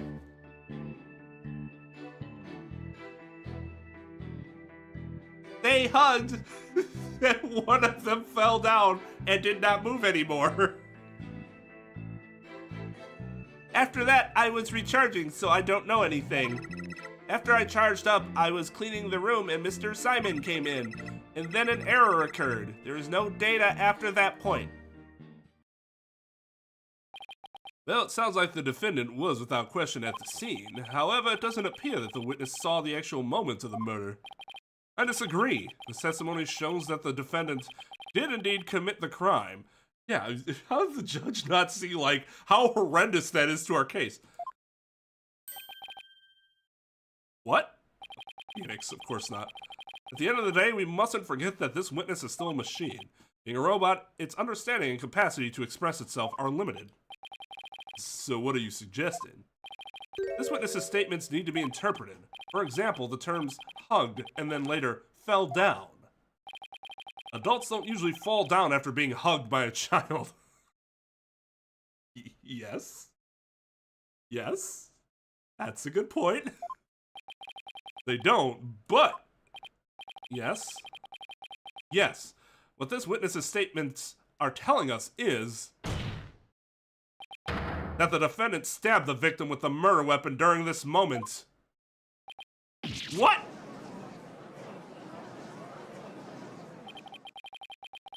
Before Miss Sykes hugged Dr. Sykes, did the two of them converse? Yes, they did. They spoke to each other very loudly, but I don't know what they said.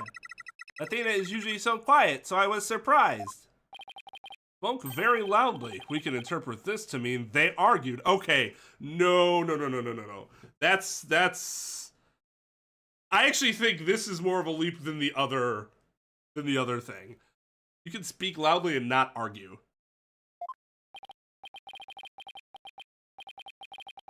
I see. Murder after a heated argument, and then the victim fell down. I agree that it sounds like a reasonable interpretation. However, Ponco doesn't seem to remember anything that happened after that. When I am recharging, I go into sleep mode. But I remember everything before that. I have a very good memory. May as well admit defeat now, right? Cross-examination would be useless. Don't be ridiculous. Cross-examination is never useless. Until now, think about it. Robots don't lie. This robot is both an important witness and valuable evidence at the same time. Nevertheless, I will have my cross-examination. I see you haven't changed. You never were one to worry about wasting time. You know, everybody talks shit about Phoenix like this. The judge, Edgeworth, anybody that's like reflecting on his past. And like, they say that as though he didn't then eventually win the case because of what he did. It's crazy to me. It's like they're blocking out everything except the parts they found annoying.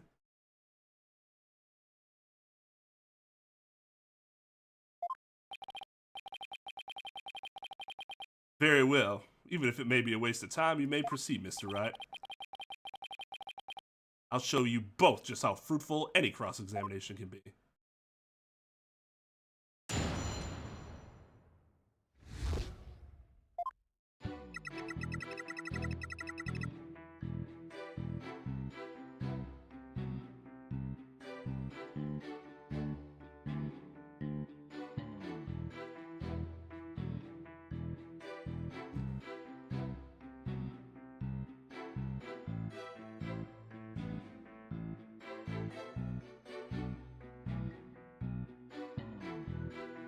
I could go for a shake right now.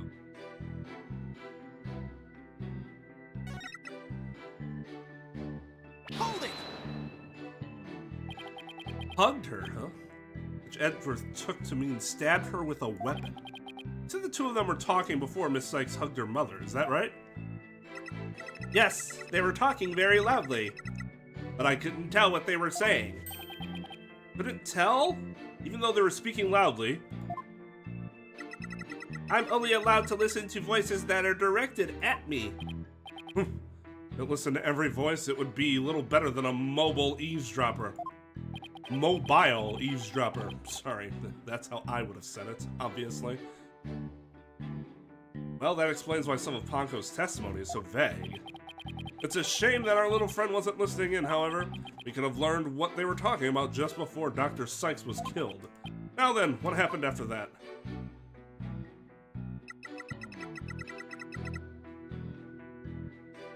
Hold it! Well, because whipped cream, it's wrong. Because whipped cream is like you're taking the action of whipping the cream to make it into whipped cream.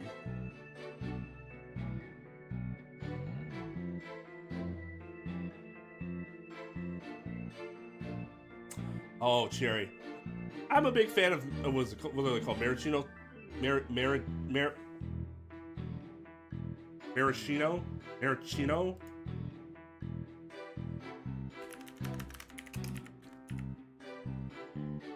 Maraschino? Maraschino. I don't know how that's supposed to be pronounced. Anyways, I'm a big fan of them. My wife despises them. And I'm like, every time we go to a place and we get like a dessert, something like that, there's inevitably, or even a drink, there's a maraschino cherry somewhere.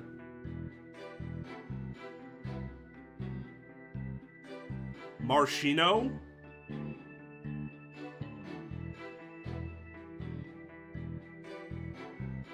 But you're ignoring the other A. Work in progress cream. I know, right, dog? This shit sounds delicious. Anyways, I take all of her cherries. Like, all of the cherries. She likes regular cherries a lot, but those are too much. I could get saying, you know, it's not that they're bad, but they're a little too sweet, so like I can't really have a lot of them. Okay, that's fair. But to say they're disgusting, they still taste like cherries. Just intensified.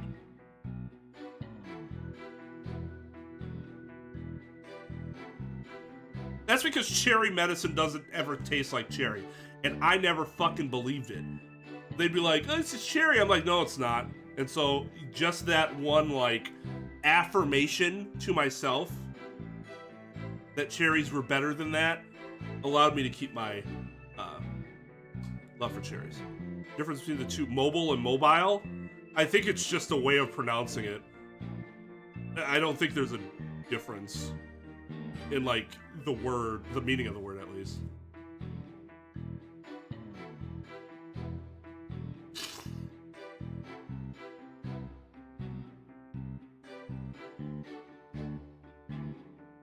There are just certain, like, accents that you speak with like, words like that, where you say it and it sounds like, oh, if they were talking like this is how they would say it.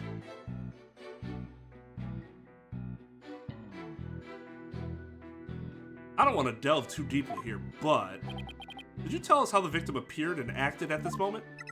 Mommy Menace was very surprised when she was hugged. I heard her heart pound. Her heart? Mr. Wright, have you forgotten about this document we found in the robotics lab? These robots have a heartbeat detection system. Now that he mentions it, I do remember reading something like that there.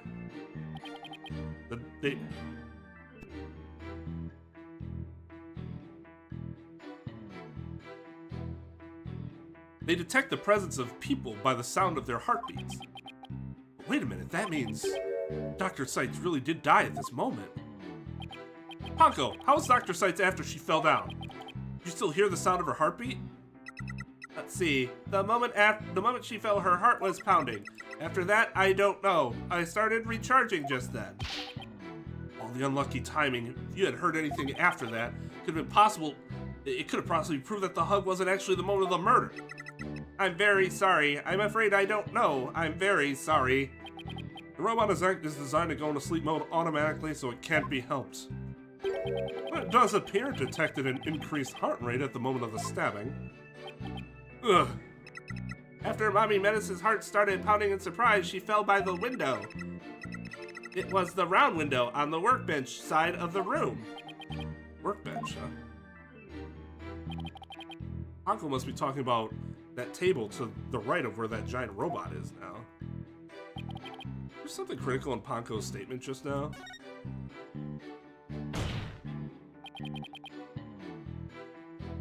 Question for those that know biology better than me.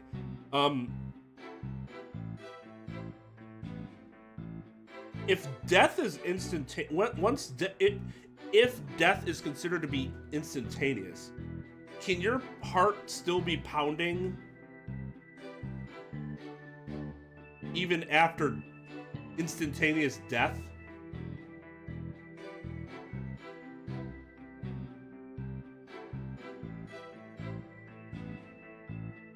Like, I honestly don't know, like, much about how the body works after, like, the moment of death.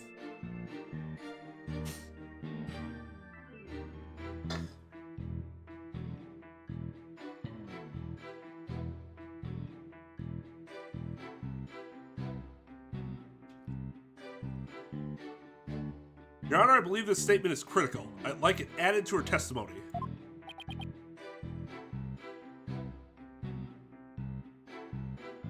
It'll keep beating as long as it has oxygen.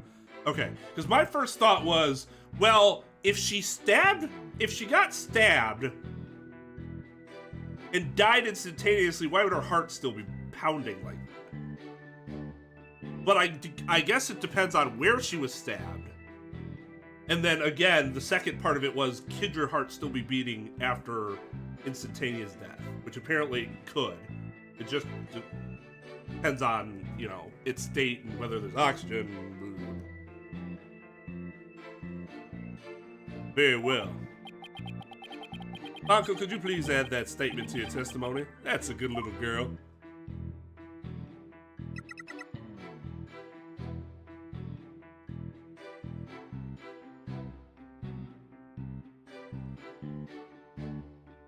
Was she stabbed? I thought it was like in the gut. Oh no, that's definitely the chest. That's right there, right? That's pretty close to the heart area. So, like, in theory, if she was stabbed and instantaneously killed, her heart could have stopped right then. Which then means this. Oh yeah, stab him to the heart. Why isn't Phoenix talking about that?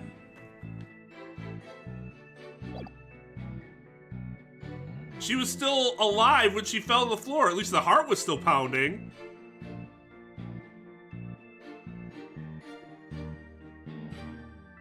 But obviously they're focused on location now, so I gotta get that out of my head, otherwise it's gonna blind me.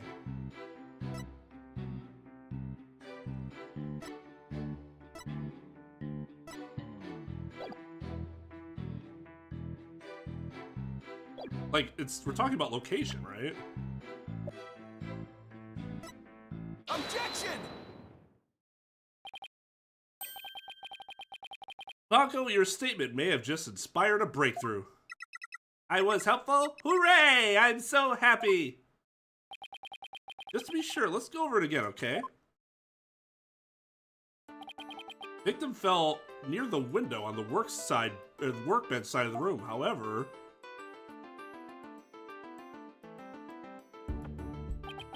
her body was discovered on the operating table. But the operating table and the workbench are two different locations.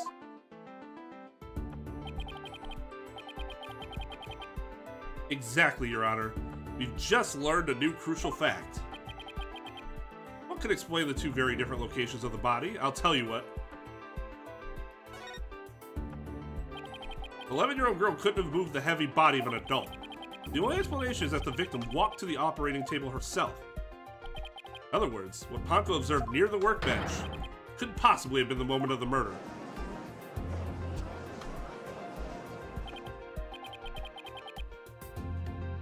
Whew! I'm very relieved to hear that. I had to know that the murder wasn't committed in front of little Ponco here. Yes. As we just heard in the testimony, Miss Sykes hugged her mother, nothing more.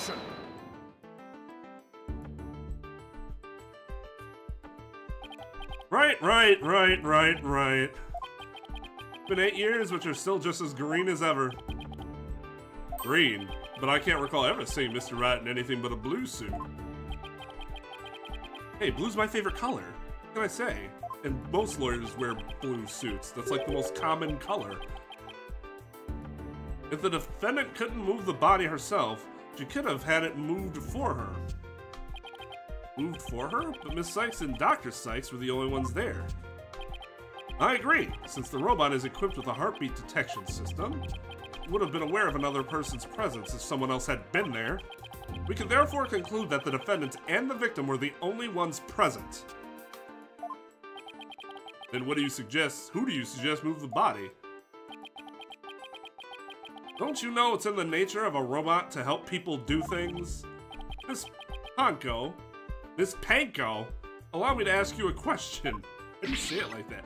My name is Ponco. Say it with me, Ponco. I believe you said you were cleaning after Dr. Sykes fell down. Did you happen to move something large onto the operating table?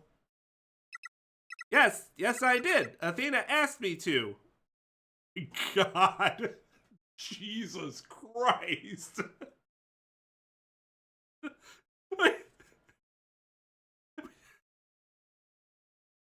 Did you move something? Ah, yes. Athena asked me to move the body of her dead mother onto the operating table. Shit.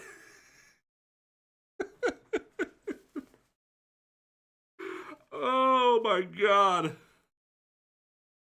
Oh, what's up, Techie? Head Maxim. Athena asked you to. Oh boy. And what did you move, little Ponco? I don't know. Unless something has an ID tag, I can't tell what it is. ID tag, you say? Yes, a tag with a barcode on it. We robots scan them to tell us what a thing is. That paper in the lab did mention something about that. Recognizes people by scanning their spacesuit or uniform jacket ID tag, it said. So it would appear that Miss Ponco here can't identify it and what moved. My name is Ponco! But we humans have the power to imagine what it was, do we not? Yeah, you certainly do have the power to speculate super hard. We do? Okay, just move along from that. Well, I do at the very least. Miss Ponco, on the defendant's command, move the body onto the operating table. Yeah!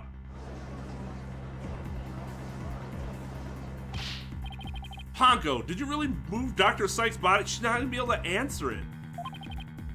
This is really important. Isn't there any way you could tell? I don't know. Without an ID tag, I can't tell. Give it up, Wright. The victim's heart was stopped. The robot's detection system would have been useless. Furthermore, Dr. Sykes usually wore her white coat while she was working. Hold up. Can we please go back to the whole her heart was still beating after she was hugged thing? Why are we just letting that go?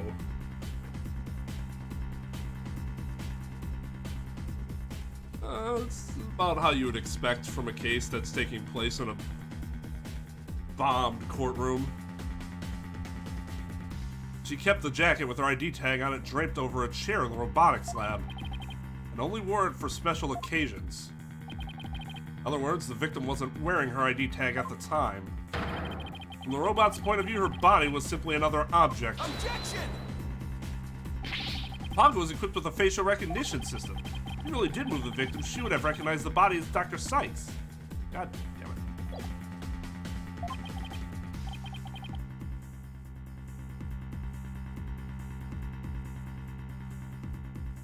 So yeah. So it's entirely possible that it could have kept beating. But this is a point I'd be like, do we have some wet expert testimony to tell us, like, how long a heart could be beating? And because if not, we can't just assume that that was the moment of death, considering she was stabbed in the heart. Valid question. Yo, what's up in here? Yeah, just the fact that it's not touched on at all seems weird. Or maybe I'm just that big of an idiot when it comes to biology. That's entirely possible. But she didn't, so that means a face that can easily be covered with a piece of cloth, a mask, or anything else for that matter. Which there wasn't cloth. With her facial features hidden, the robot wouldn't be able to tell it was Dr. Sykes. Ugh, he's right.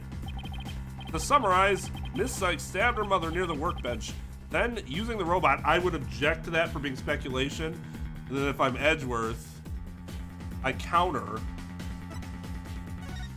by pointing to this as a basis for the assertion.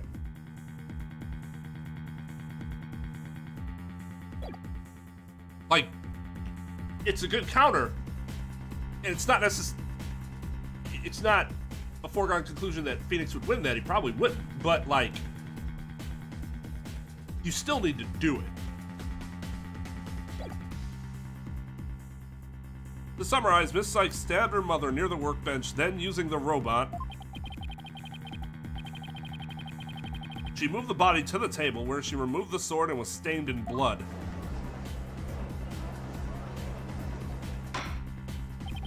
Order. But if that's the case, then I have a question.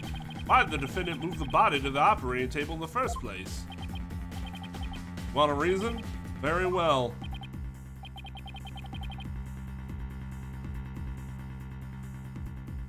Oh, this is gonna be really sad if I think is what I think it is. His assertion, at least.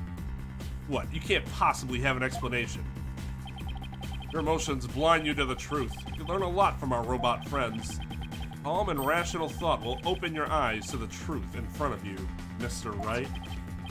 Now then, do you remember the operating table's one special feature? I believe I read that robots can be assembled and disassembled there, isn't that right? That's right, and to the defendant, who was just a child at the time, the table was like a magic box that could make robots appear or disappear in seconds.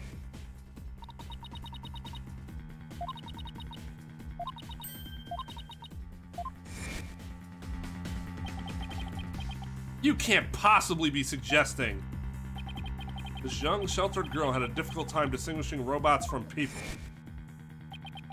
But take a look at Ponco's arm.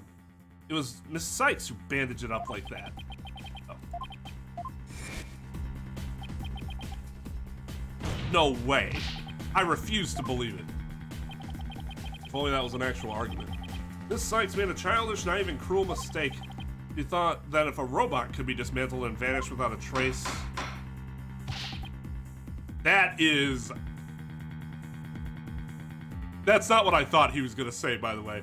That's fucking insane. That is speculation. Holy shit. Prosecutor Edgeworth, if you're about to claim what I think you are, I demand that you word it as delicately as you can. With all due respect, Your Honor, all I can do is present the truth as it stands. The reason the defendant moved the victim's body to the operating table... Hold it! No, don't say another word. Just stop. Was to dismantle the evidence so that she could get away with her crime. That can't be true!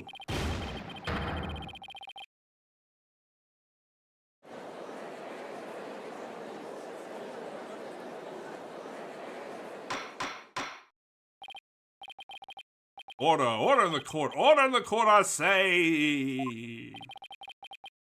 Edgeworth, she was just a little kid. How can you say such a horrible thing? Horrible? Like I said, you're just as green as ever. I came here today as a prosecutor to seek only the truth. No more, no less. My theory is simply the result of a rational consideration of every possibility. Objection! The lack of evidence.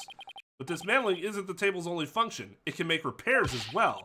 It's conceivable that Miss Sykes moved her mother to the table in order to fix her. That was my initial thought. However, the problem is that, well, not that it matters in this situation, but let's say this is what really happened. She did kill her mother, but then this is what really happened. It would be a lot easier to argue that her murder then was not murder in the first degree because it was not premeditated.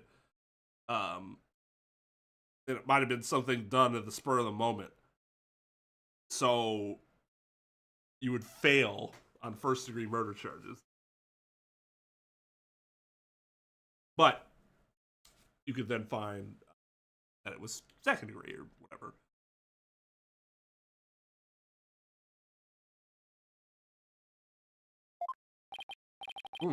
I suppose that could be another way of interpreting it. Fixing her good. But dismantle or repair doesn't matter either way. What do you mean? After murdering her mother, Miss Sykes may have come to her senses. Perhaps she did want to make it appear as if it had never happened.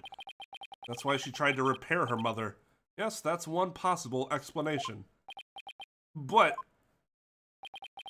we mustn't forget the facts of this case.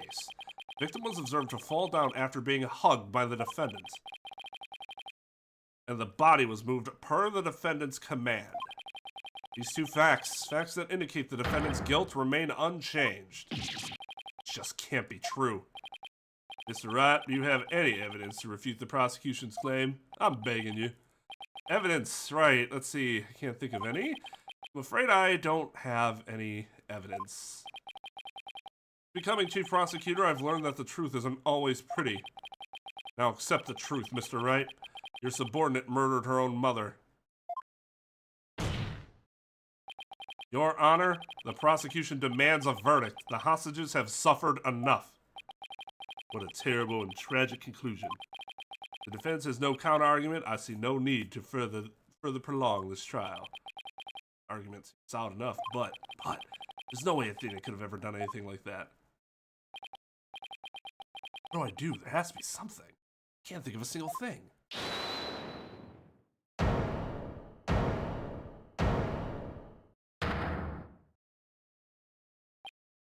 Prosecutor Blackwell. This is quite the farce you are conducting here. I could die from laughter. Prosecutor Blackwell, what are you talking about? What I'm talking about is that your argument is based on an entirely false premise. Go on, we're listening. Could this be the miracle I need? What is Prosecutor Blackwell trying to pull here? 7 years. For 7 long years. This case had been on my mind, not for an instant did I not think of it. I'm the one who killed my mentor and don't think you can alter that fact now. Your boldness, I will take the stand, and I won't take no for an answer. Of course, Prosecutor Blackwell, please go ahead.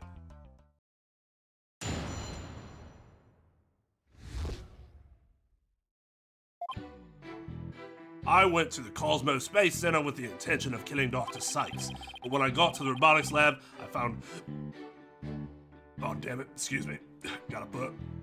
When I got to the robotics lab, I found Athena there instead. I will not be swayed from my purpose. I waited for Dr. Sykes to return, and then I committed the act. Ah, how cathartic it was. But little Ponco here witnessed the victim falling. In other words... Objection! I don't need any of your other words, old man. I can guess what happened. Which would be... She fell means she fell. Merely that. Mother and child fooling around. Perhaps she tripped. All that matters, when I entered the lab, there was no trace of Dr. Sykes to be seen. There's no dead body either, of course, meaning she must have left the room. The murder occurred after the time period Ponco described in her testimony. You should hardly take stock in the words of a wind-up toy. Objection!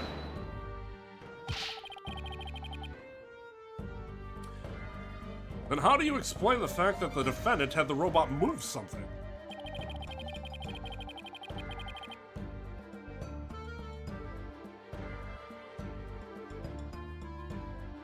Yeah, I'd be liable. We'd have to show that he didn't have a reasonable belief that what he was saying is true.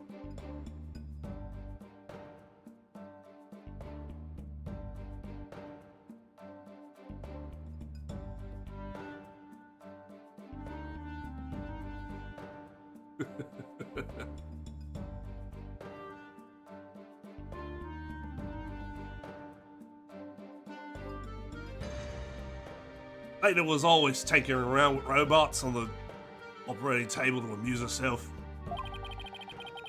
She always had Ponco move the heavy ones for her. That day was no different. Ponco moved a heavy robot for Athena.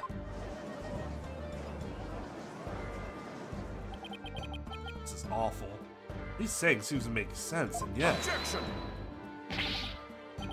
Prosecutor Blackwell, are you trying, even now, to turn away from the truth? Don't you realize we could bring the dark age of the law to a close today? Objection! And you could, like, not die tomorrow? You expect too much from me. I'm just a murderer beyond redemption. Why don't you just let me go so I can settle down in hell? In jail. Prosecutor Blackwell's execution is tomorrow. If it doesn't come out now, it's all over. Are you saying that the little girl and the robot had nothing to do with the murder? That's right. Let's hear your verdict. We don't hurry, I might miss the ferry across the sticks. Holy shit. That's pretty badass.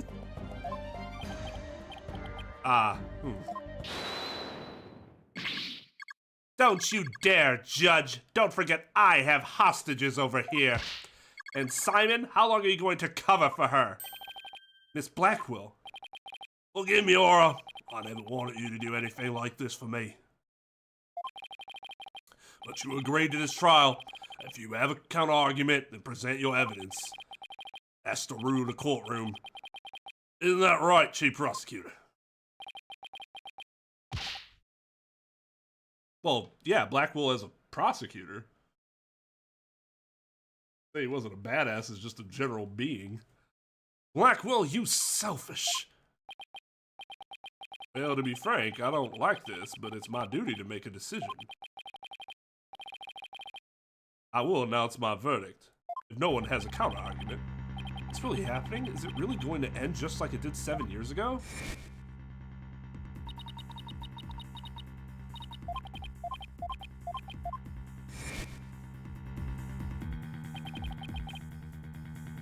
I can't let this happen.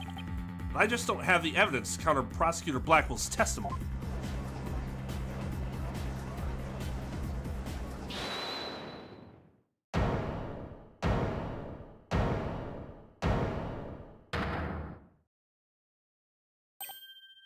Nina, how the hell did you get to the witness to the fence's bench and break out of your handcuffs? That's not good. Athena, are you feeling okay? I can hear it. I can hear the voice of his heart. He's hiding something. Really is. I could sure use Athena's help here. Her power might just be the thing to get us through this. Objection!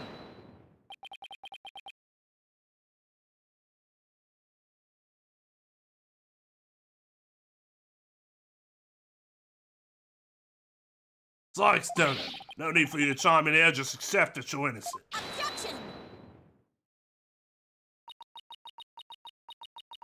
These past 7 years, they've been just as hard on me, you know. Well, except for the fact that I haven't been in prison, but, I mean, I lost the mother, so what are you talking about? You remember that horrible, horrible trial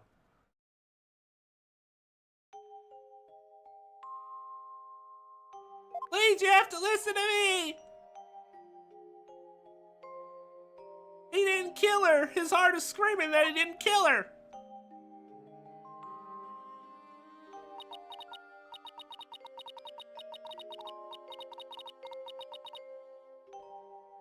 Even now, every time I stand in the courtroom, it comes back to haunt me. Oh, God. Not being heard, no matter how hard you try. Feeling so helpless.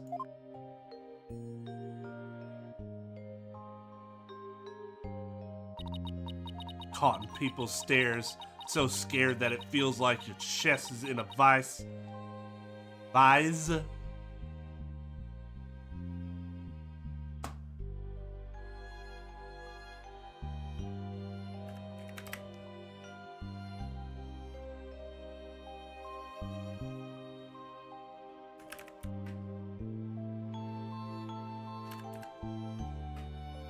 Huh.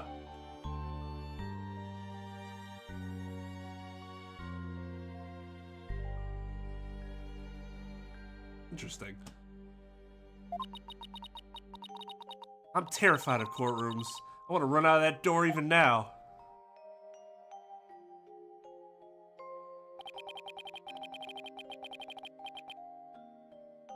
It is not a typo.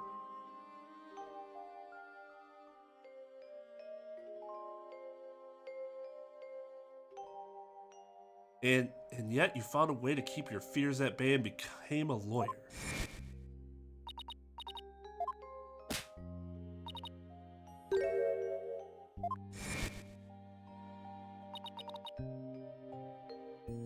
This day has finally come, the day I've been looking forward to with all my heart. This is why I became a lawyer. This is why I studied psychology. It was all to save you from this false conviction. But Miss Sykes, do you realize what it would mean? You are the accused, after all. If you prove Prosecutor Blackwell innocent, then the only thing that matters is the truth. My duty to find out what that truth is. Simon, please give me this chance. A chance to shake off this fear that's been with me for 7 years and to face the truth. Athena's being so brave, confronting her past like this. This might really be the last chance to save them both. Prosecutor Blackwell, please testify one more time about the incident 7 years ago. Fine, but your efforts will surely be in vain. I'm not a man who can be cut down easily. Here we go, Simon. Let me hear the voice of your heart. That sound cooler in your head?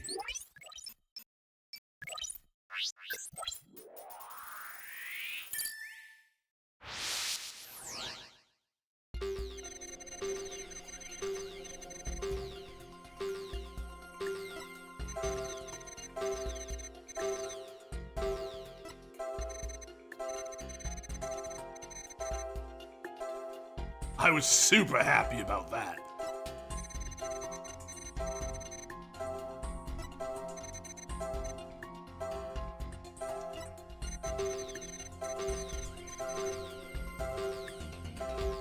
Got it! This feeling of happiness. Even though the person you were looking for wasn't there, you felt happy. Why is that? Simple. When I was looking for Athena and found her yet, I grew worried. I saw her in the robotics lab. I was happily relieved. Merely that. Wow.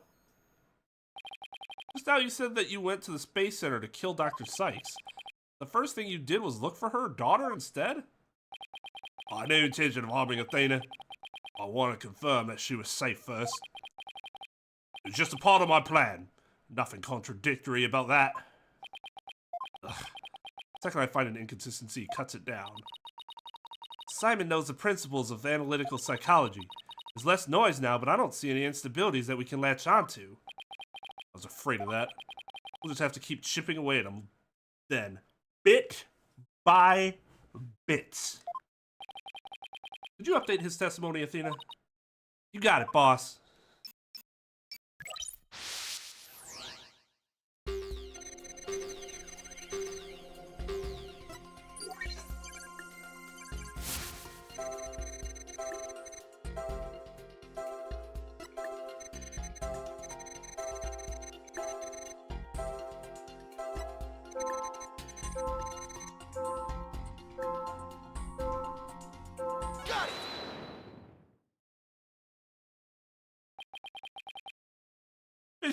You sound like, I'm sorry. I'm sorry. Like Shawn Michaels kicking Ric Flair. Sweet chin music and kick. I'm sorry. I'm so sorry.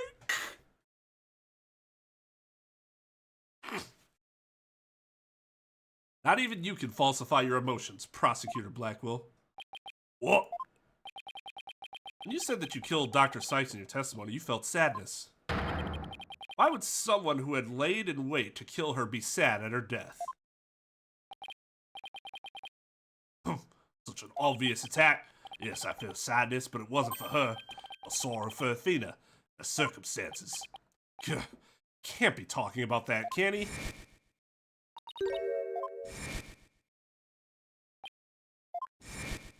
Oh yeah, those experiments that we never established as actual fact back earlier in the trial. What I objected was to save Athena from an obsessive scientist who treated her own daughter like a research subject. What? I went to the psychology lab first. That's where I would usually find Athena playing. That day was different. I heard someone crying in the robotics lab next door. Was Athena being subjected to yet another experiment? I thought as I went to see. Conveniently, Athena had cried herself to sleep, so all I had to do was wait and kill. So that's why he was relieved when he saw Athena. Is this story really true? I'm not sure how much to believe. You have your Magatama, don't you? If he's lying, shouldn't you see his cyclock? Mr. Wright? How are you doing, Athena? Still hanging in there? I'm a lot stronger than I look, boss. Now take a look at this. The noise level actually increased.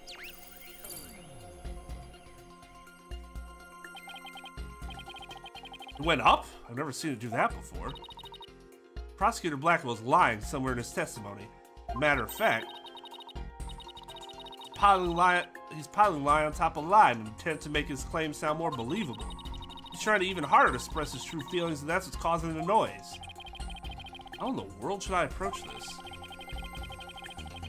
I can either use an evidence-based approach if I can find a contradiction. Otherwise, I should look for an inconsistency in his emotions. I know flaws in my testimony, and his boldness is prepared to give his verdict. Give up on his lost cause and let the law free me of his chains. Objection! I don't think so. Not while I'm around. Now, contradictory testimony or inconsistent emotion. Which should I tackle first?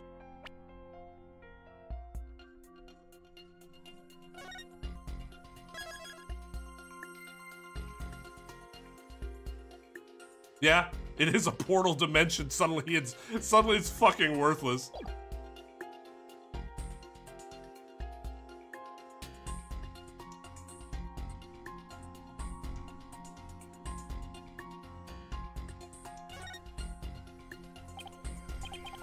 Let's embrace the chaos. Okay, let's look for inconsistent emotions.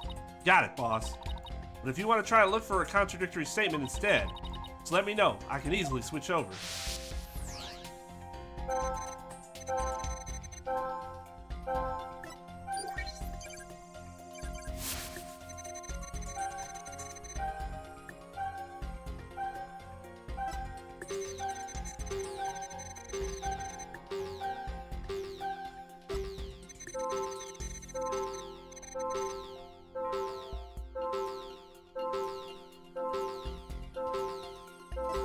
So he's already contradicting himself by then coming up with the story where it wasn't actually premeditated. Got it! How odd. Why would you register surprise at opening the door to the lab? Alright, fine. I'll explain if I must. What surprised me was Ponco. That toy figure attacked me. Dr. Sykes knew full well of my plan to rescue Athena. She couldn't stand guard over her daughter 24 hours a day. Dr. Sykes had Ponco do it? That's right. She ordered Ponco to forcibly remove me on sight.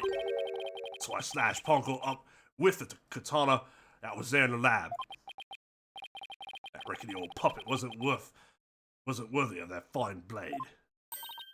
Mr. Wright, it's happening again. There's even more noise now.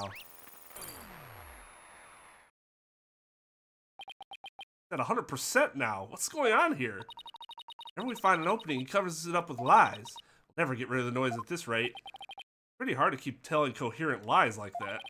Mind and will really are as sharp and strong as a katana. Alright, what should I tackle first this time? I think there might be an inconsistency in Prosecutor Blackwell's testimony. Alright, let's give it a thorough check then.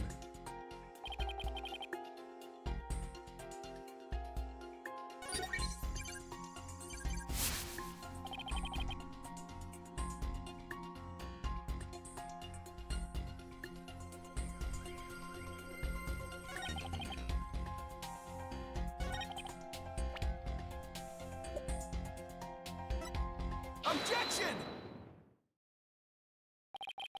Combining lies with more lies is never the answer, Prosecutor Blackwell. Take a look at this photograph. Every time I do, it makes me laugh. That's the photo of the supposed moment of the murder, isn't it? How many more times must I see that which damned me for my sin? The ironic thing is, I think this picture is actually going to be your savior now. See the bloodstain at the end of Ponco's arm, where it was severed with a katana? I hope you aren't claiming it's the robot's blood, Mr. Wright. No, dumbass. Most likely the blood was transferred there from the bloody katana. The katana already had blood on it, so that it must have been the victim's blood, surely. That's right, but if that's the case, we found a glaring inconsistency. Ugh. You said it in your testimony that you cut up Ponco and then you killed Dr. Sykes.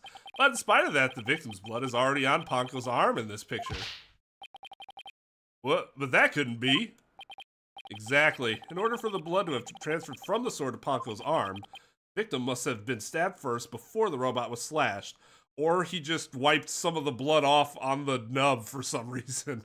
It's a possibility. Not likely, but a possibility.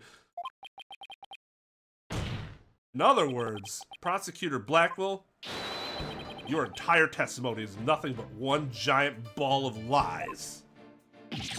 Ah!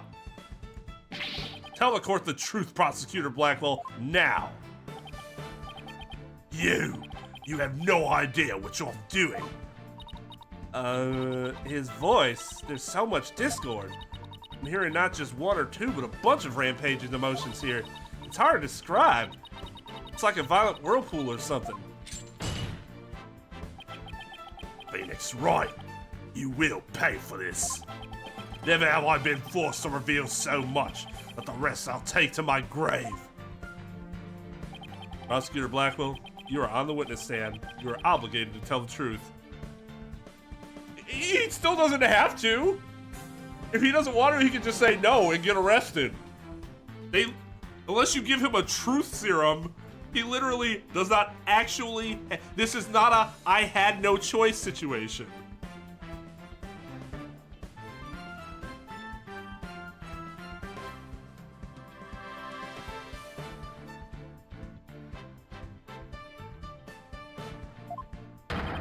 Isn't that the rule of the courtroom?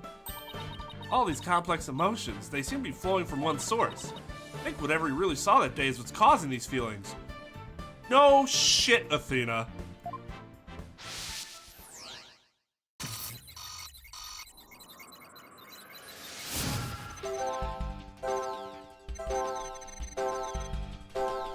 Following a sign of crying, I opened the live door and in. And then I saw that terrible scene.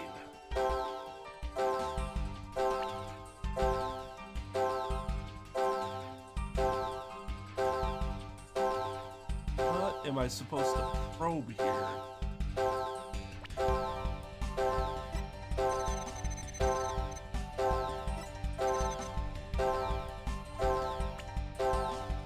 Why was Athena crying?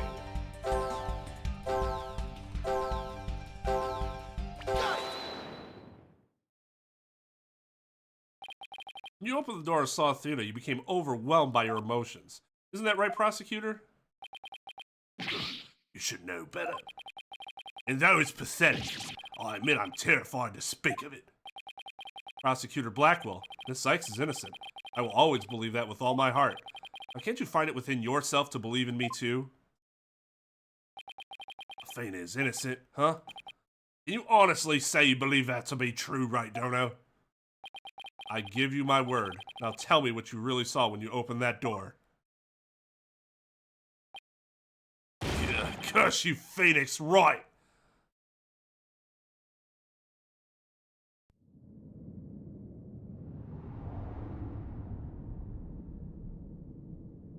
It was a tragedy. One I'll never forget. I arrived at the lab. Dr. Sykes was already dead. She was lying on the operating table while the bloody katana lay on the floor. And standing between the two, covered in blood, was Athena. She smiled, a far-off look in her eyes, as she sweetly said,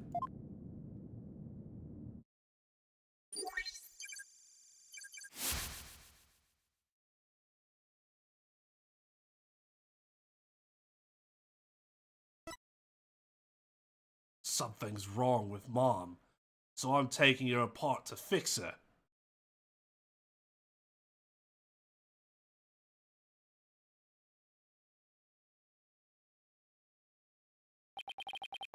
That's what I saw, and now you have it. The truth that you so desperately wanted.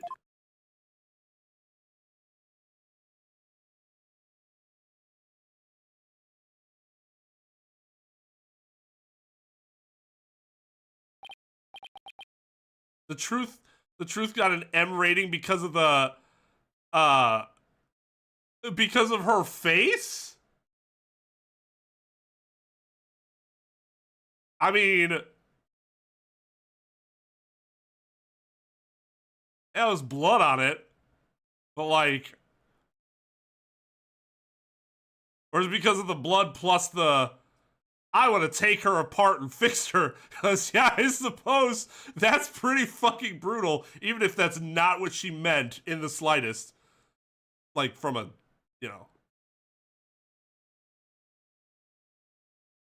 No. Prosecutor Blackwell finally tells the truth, and this is what it is? It's beyond devastating. I tried to take my mother apart. I.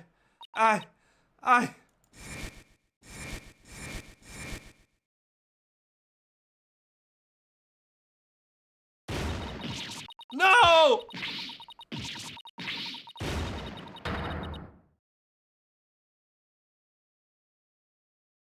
Sorry, that's the best I got.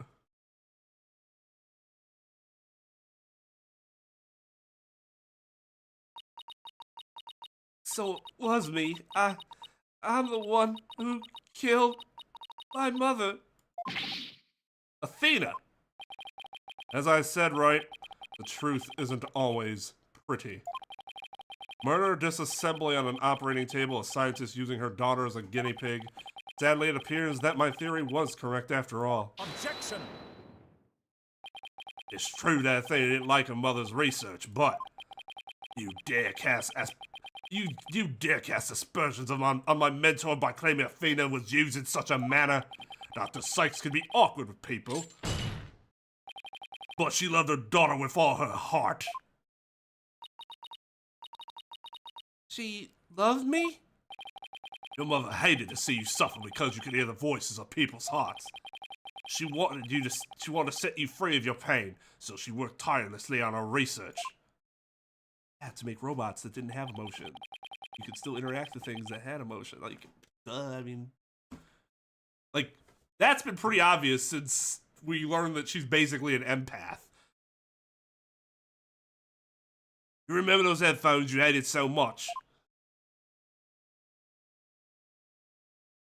Like, how did she not realize that that's why she wore them? Yes, my head hurt every time I wore them.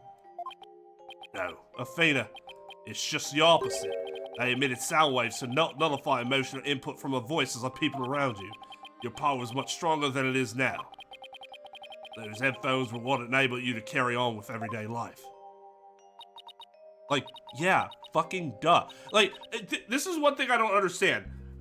like, you kind of realize this very, like, again, once you realize she was an empath, you understand what the headphones were for. The problem that I have with it is that how did she not understand that at least, not necessarily like the reasoning behind why they were created, but she should have understood when I put them on, I don't hear the noise. When I take them off, I hear the noise. Like, even in the most extreme circumstances where she put the headphones on and then literally never took them off for the rest of her time before this murder, there still had to be a significant difference that you would, like, notice.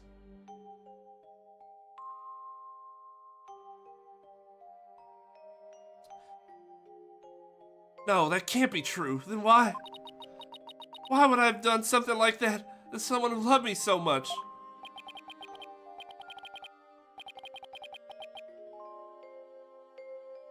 No, but that's not what I'm saying, Amir. I'm saying that she, from what we understand, at the time, she didn't understand why she had them. So if we take that to be true, it doesn't make any sense.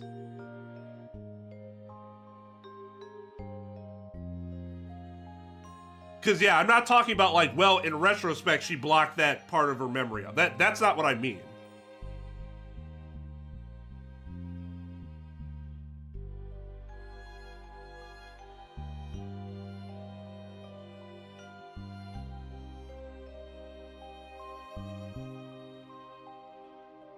We really don't know if that's the case. So, she just decided to cut off her feelings for her mother? Like, for it to be the opposite, there would have to be some really, really ridiculous mental gymnastics going on.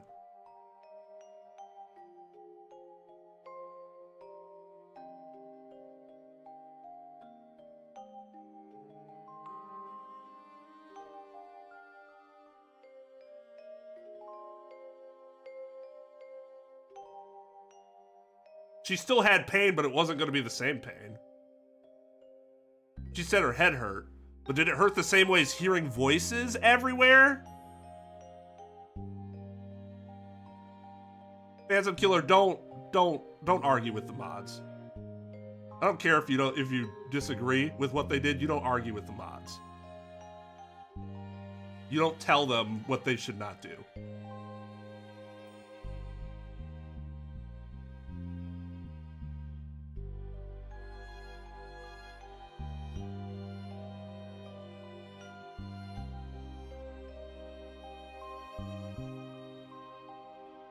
Like, that just doesn't make...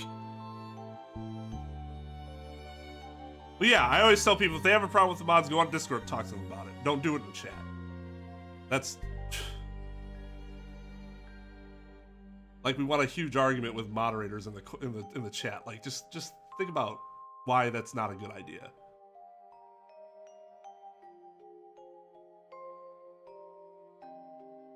None of your explanations are any good other than, but kid, people remember things when they're kids. They're not fucking worthless individuals. You understand that? I have a lot of things that I like very much and don't like very much because of experiences I had when I was a kid. Our minds can remember those things, especially something for as traumatic as her powers apparently were, where she's hearing these voices of everyone's heart all the time, and then they suddenly stop. The "but she was a kid" argument is shallow and does not provide any substance.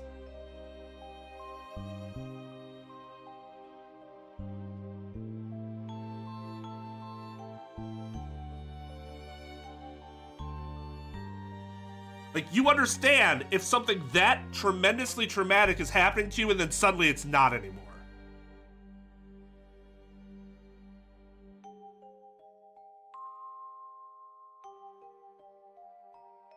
Like, I just... I don't know. I wish the game would address that a little further. At least give me a reason. They just kind of don't talk about it at all. Even if the reason's bad, it's better than just, well, let's just ignore this. I hate when stories do that. Maybe for other people, it's better that way. Not for me, though. Not for me personally. Oh, for you is real, that I can guarantee. That's why I knew that what happened to be some kind of mistake. Had to have been some kind of mistake. I couldn't let you be punished for it. Well, you took the blame yourself. You and your mentor are more alike than you know.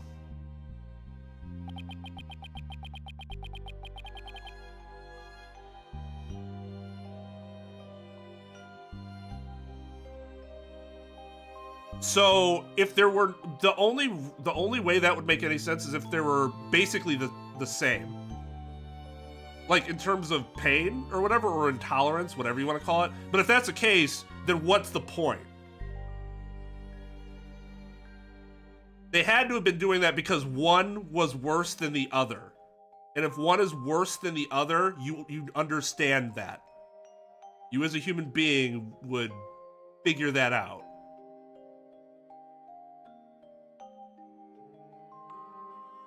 It's ultimately, is it a huge deal? Is it some huge plot hole? No, it's just something that annoyed me. It's not going to knock the game's overall grade down a whole letter grade or anything like that. Just consider it an annoying quirk of the story, is how I look at it. Ponco was a witness, so I put it in the case, held Athena close, and vacated the lab. I threw Ponco away in the boarding lounge trash chute, and I hid the case on the Space Center grounds.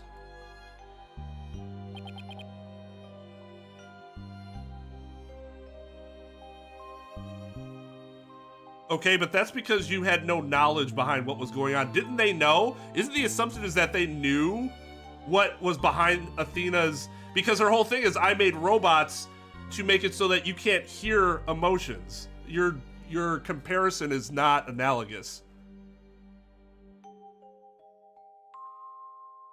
Because that's the whole, like, isn't that part of the whole reason behind why she was doing what she did? Like, otherwise, it just so happened that what she was doing kind of ran in line with that.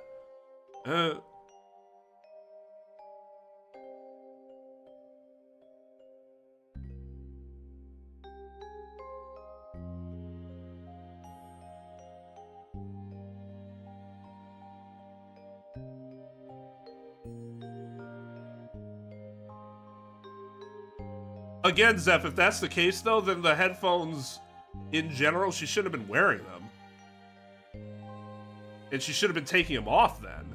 Like, okay, let's say, I mean, Maxim's right, and this kind of plays into what Maxim's point is, he's right. The problem is a lack of information. If it's hurting your head that much as a child, I don't care if your mother's telling you don't take them off, you're gonna take them off at some point. And as soon as she takes them off, she's gonna notice a different feeling. A very different feeling. Suddenly I can hear people's hearts again. Because she can tell when she's hearing hearts. We saw her on the witness stand, or at least whatever she was, saying that she understood Simon Blackwell's heart. She heard his heart. She knew what that was. So she could distinguish the pain between, or she could distinguish at least the sensation of hearing someone's heart versus just normal pain. Because otherwise, if she had the headphones on, then, you know what I mean? How would she be able to distinguish that anyway, otherwise? Because unless she could still hear their hearts through the headphones, but then what's the point of the headphones, right? It would almost be better if instead of a blocking mechanism, it was like, because I mean, okay, all this technology, all this stuff is ridiculous anyways. It's like way past something that we are capable of doing right now. Because we don't have empaths, I guess, like to that degree, to that degree. But in that case, if you're going all the way with this tech, make it like it helped her focus the thoughts instead of just like blocking them, because then that like plays into, well, she feels like she's controlling him, so that's why, you know. But then I guess the problem is, if that happens, then she still knows that the headphones are helping, which was my whole issue in the first place, so I guess that doesn't matter. I just talked myself out of that.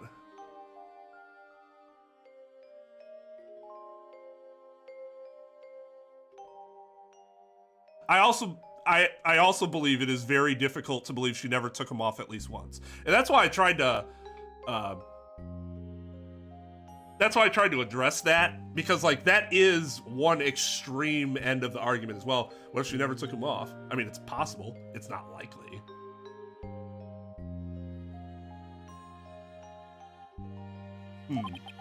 It would seem that we now have all the facts of this case. Hold it!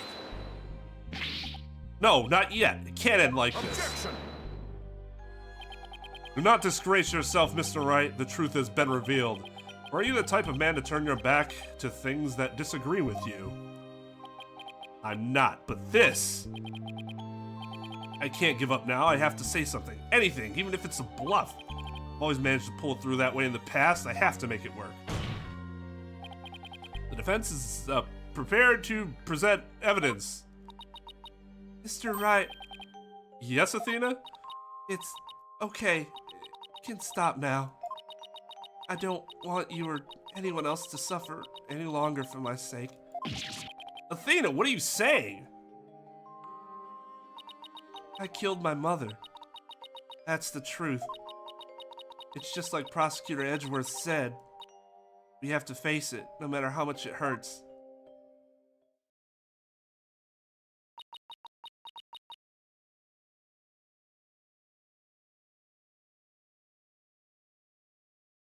Yeah, all this advanced tech. V still uses a flip phone. Oh shit, this is not going well. I admit my guilt.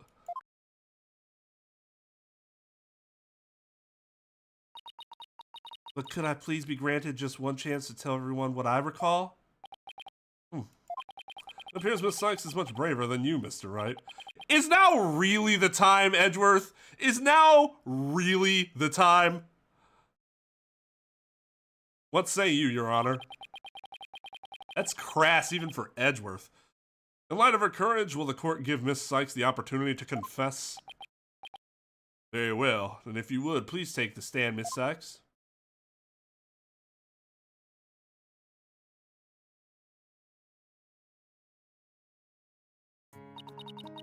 Thank you for letting me do this, Prosecutor Edgeworth. And thank you, Mr. Wright and Prosecutor Blackwell, for letting the truth be known. Now we can finally move forward, and everyone's suffering can come to an end. Ina. Prosecutor Blackwell will be clear and the dark age of the law can come to an end. Yes, admit your guilt and bring everything to its conclusion. I killed my mother. My memory is still a little hazy, but there's no question I remember it. I remember the weight of the weapon in my hands, and the feeling of it stabbing in deep. And I remember the warmth of her blood as it flowed down the handle onto my fingers. You see, Mr. Wright, I have a reputation to uphold. Yeah, like, there is no possible reason other than to be a complete asshat for Edgeworth to specifically call out Phoenix there. He can commend Athena on her courage or whatever, fine. At least he's being affirmative there, right? But the Phoenix line was just a dick move. Just a dick move. Your Honor, please find me guilty. I dare say these are all memories that no one but the murderer would have. I see. Thank you for your confession. I believe this trial has gone on long enough. But before we conclude, does anyone have a counter-argument? Where's Apollo? Objection!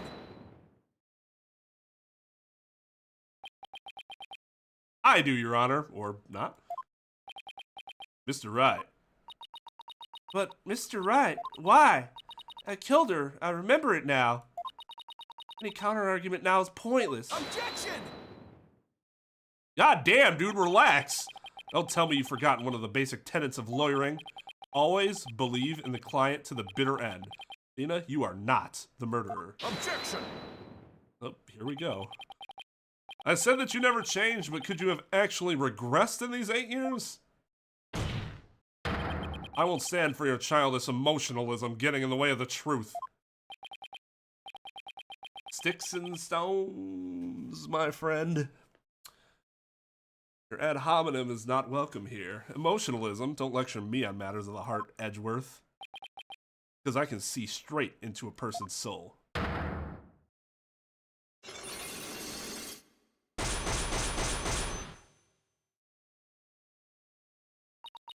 Well, didn't that just shit on the proximity argument, Devin?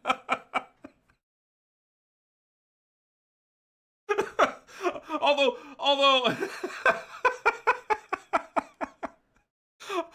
I will say, like, this courtroom for some reason feels smaller than the ones from the older games.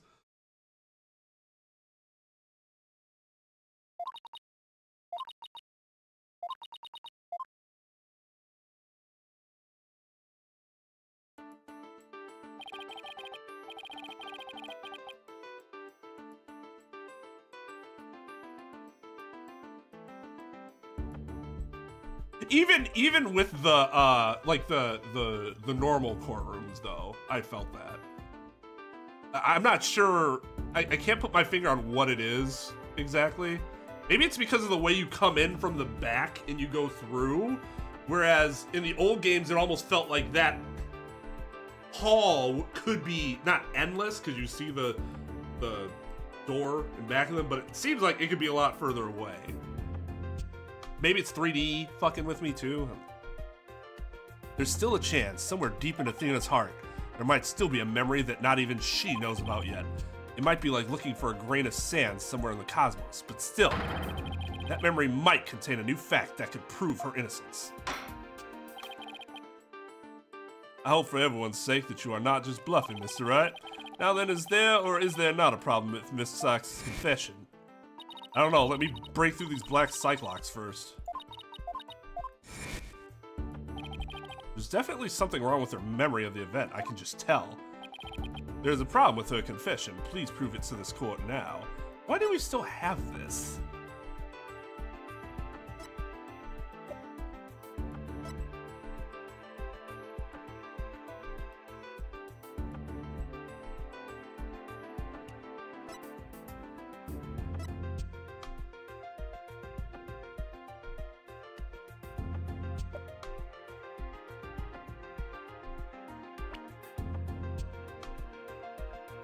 The weight of the weapon in my hands and the feeling of it stabbing in deep. Remember the warmth of her blood as it flowed down the handle onto my fingers. It did not ever go down Take that! the handle. Isn't that the katana the defendant used to kill the victim, Mr. Wright? I respectfully and vehemently disagree, Your Honor. But I remember holding the weapon and getting blood on my fingers. That's exactly my point. If blood really did get onto your fingers while you were holding it, there should be blood on the handle. In fact, you said handle, but please focus on the handle of this sword. There's not a trace of blood on it. Therefore, this is clearly a contradiction of the facts. You're right. Oh my! Objection! The defendant must have simply confused a portion of her memories. She mentioned it was hazy to begin with, and we can't mull over it.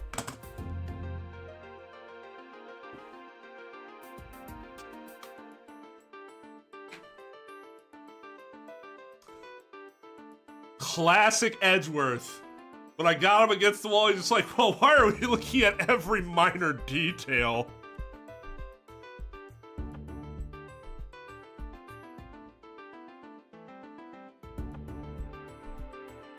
Yeah, and it was cool that they introduced them, but then we didn't do anything with them. Objection! The problem with his argument is you can flip it the other way too.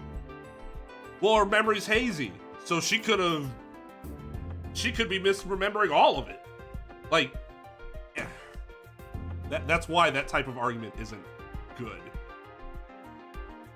Vintage Edgeworth. But she also said there's no question I remember it, a fact we can't ignore. In that case, why don't you explain what this contradiction with her memory means? Gladly, just give me a sec to think of something. See, that Athena didn't stab anyone. She said it herself that she remembers the feeling of committing the act. Just think, what could the contradiction with Athena's memory mean? Miss Sykes said blood flowed down the handle, but the katana's handle is spotless. Oh, doesn't it follow that the defendant must have used a weapon other than the katana? What are you up to this time? This is it. This time I've found just the thing to end Athena's nightmare for good. The weapon that took Miss Sykes, Dr. Sykes' life was the katana. That much is for sure. I can show a possibility that Athena didn't use the katana. Could help me prove her innocence. Different weapon, you say? What weapon would that be exactly? Right, of course you would ask that. I can see you're floundering, Mr. Wright. Did you speak without thinking again, as always? How does he do that? I can't back down now. Not here, not now. That's right, I did, because it's so obvious it doesn't require any thoughts. What did you say? Okay, so maybe that was an exaggeration, but there has to be something. This is classic Phoenix. There's some other bladed weapon in the robotics lab that day? Maybe there's something in one of the crime scene photos. Wait a minute. There is something. There's a high probability that that was in the lab. I don't have that particular weapon here in the evidence right now, but I do have a piece of evidence just like it. Other than katana, this is another blade that may have been at the crime scene. Take that! The blade that's right on my front page. That's the murder weapon in the Clay Terran case. Yes, this is the knife that took Mr. Terran's life, but there must have been a knife just like this at the scene 7 years ago as well. Toolkits containing utility knives like this one are issued to Space Center employees, and a robotics lab especially would naturally have one of these around. Objection!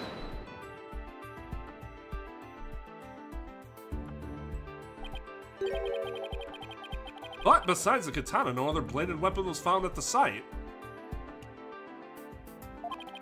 Maybe they took it. It was in the investigation report if you didn't know.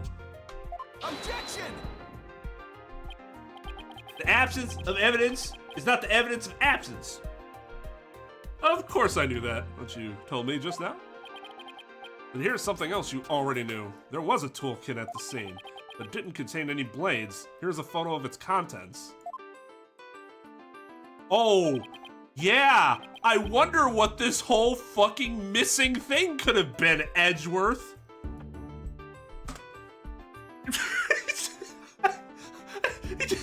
It's like, there was no blade found at the crime scene, and didn't you know we found a thing? We found this toolkit, and here it is. You don't see any blade there, and you're like, you're right. You're right. What screwdriver would they use other than this flathead and this Phillips head? He's right. There is no blade. There is no blade. You're absolutely right. I guess a safety bit screwdriver?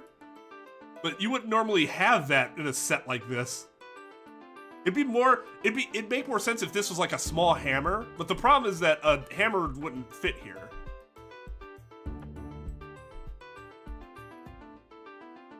You have a wrench already. You have you have that, what do they call this? I forgot what kind of driver. They do look out of order, yeah. Because they spell out, oh, it's okay. It's okay, dog. You didn't have to. First of all, lights never played. Second of all, I mean, it's pretty obvious. It's supposed to be spelling this. Noticed that right away. I just didn't mention it. So my bad. That's my bad.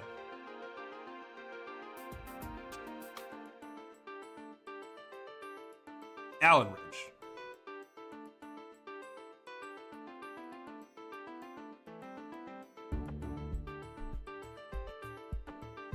You're right, I don't see any kind of bladed tool.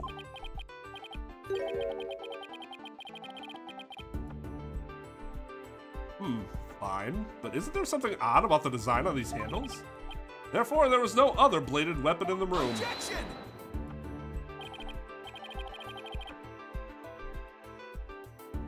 No, don't worry about it, Light. You're fine. I disagree. This toolkit contained a knife. And what proof do you have of that? Don't tell me your eye for art is failing you too, Mr. Edgeworth. You are the last person in the world who should be criticizing my aesthetic sense. Now, he is simply watching out for your ocular health. Please proceed, Mr. Wright.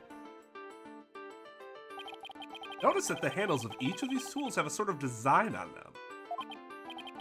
I see that they do, but what significance does that have?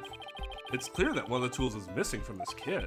If we rearrange the tools into a specific pattern, we might be able to tell which part of the overall design is missing. Is that the theory your pitiful sense of aesthetics helped you come up with?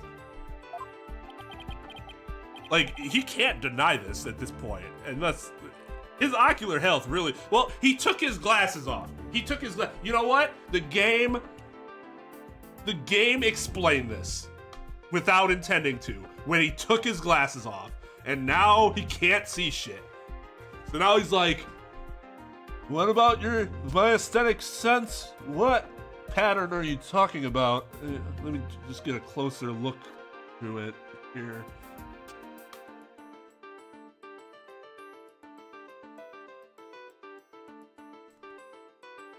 Edgeworth, just let it go, man. Show the court then, if you would. What pattern or design would we see if we were to rearrange the tools? Take that! And what design is this supposed to represent? The GDevan logo, Your Honor. It's on all the Space Center's documents and pamphlets. As you're aware, GDevan is the program that operates the Cosmos Space Center.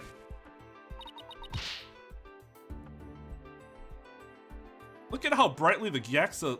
Oh. I'm gonna take this time to point out again my appreciation. One thing I think this game does incredibly strong in is that a lot of the solve this puzzle situations make a ton of sense and allow you to build it up in your mind as you go along, and there isn't some weird like where the fuck did that come from situation, or they're like presenting something in a way where it's like, why would you present that now instead of like either earlier or later? Its way of developing evidence and stuff like that, I think, is really good, even if it has its other you know.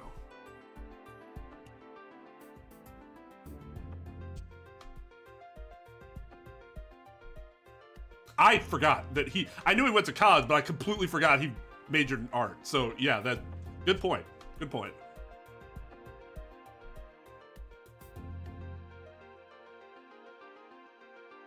But that's the thing, he looks good at wearing his glasses. Like, you get to look good and see things. It's win-win.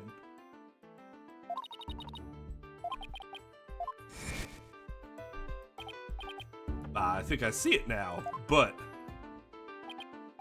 yes, with just the tools shown in this photo. The red A part of the logo is missing. And this is where the murder weapon from the Terran case comes into play. If we were to place the utility knife in the open slots, it would complete the GDevan logo. So it would, and that means, admit it, Mr. Edgeworth, my aesthetic sense is keener than yours, and while you're at it, Admit that the weapon Miss Sykes used could have been this one. No!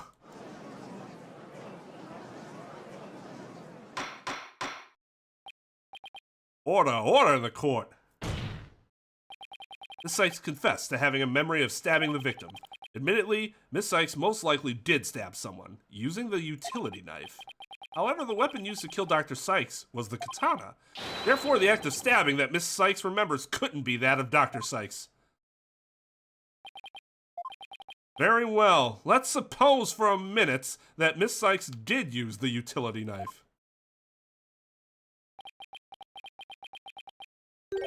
Tell me, how does that change anything? Come again? What if the katana was only being used as a decoy to conceal the true murder weapon? What if the real weapon that took the victim's life was the utility knife? Don't be ridiculous, or are you changing the premise of your entire argument? I'm merely offering a hypothetical situation derived from your logic. Miss Sykes could have put blood on the katana to make it look like the murder weapon, and then conceal the knife on her personage until Blackwell carried her away. That's ambitious. That does clear up the contradiction between Miss Sykes' memories and the evidence. Not that she couldn't have done that, but there's some older individuals that wouldn't have done that. At least from what we've seen in games before.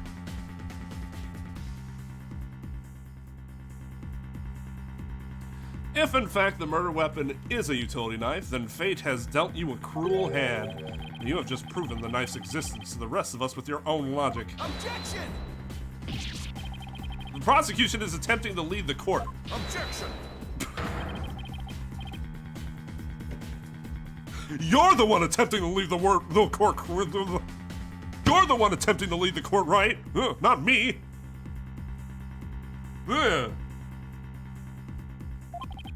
By forcing us to forget the facts of this case, need I remind you that there were only 2 people in the lab at the time of the murder? So, I guess I don't understand, like, of course they're trying to lead the court. They're always trying to lead the court.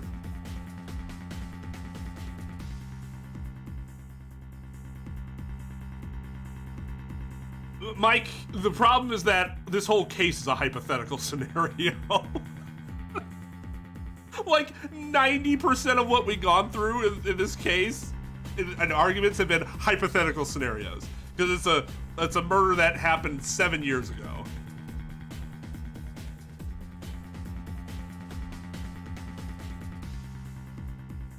Like, it's so at this point,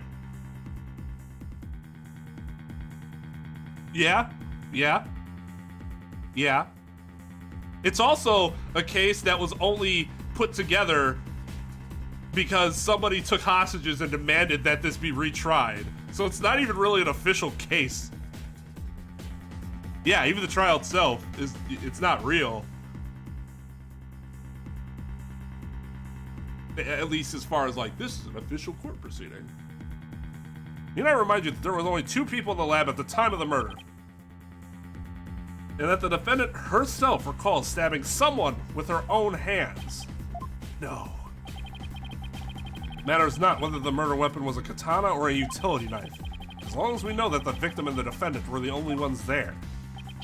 You cannot escape the fact that it was Athena Sykes who killed her own mother. I don't believe it. Why? Why does this keep happening? This is what I would do if I'm Edra. I would have phrased it a little differently. But yes, say, okay, so she used the, like, cause like, I wouldn't have put so much emphasis on, oh, she could have staged the crime scene. So much as, you know, well, there were still those 2 there. A blade did stab her in the heart. Unless she stabbed herself.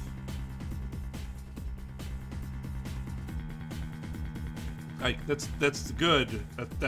That's what he should have done. Or that he did what he should have done.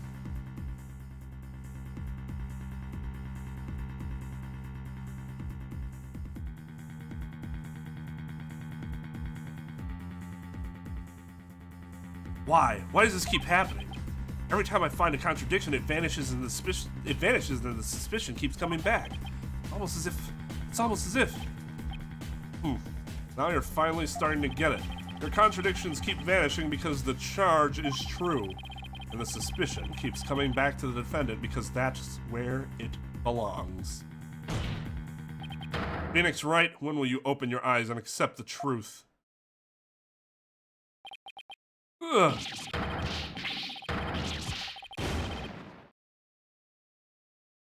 Wilhelm scream. Ah!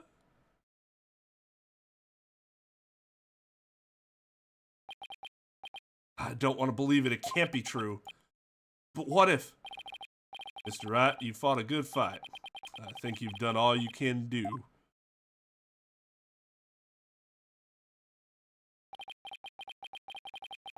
Is giving up really the only option?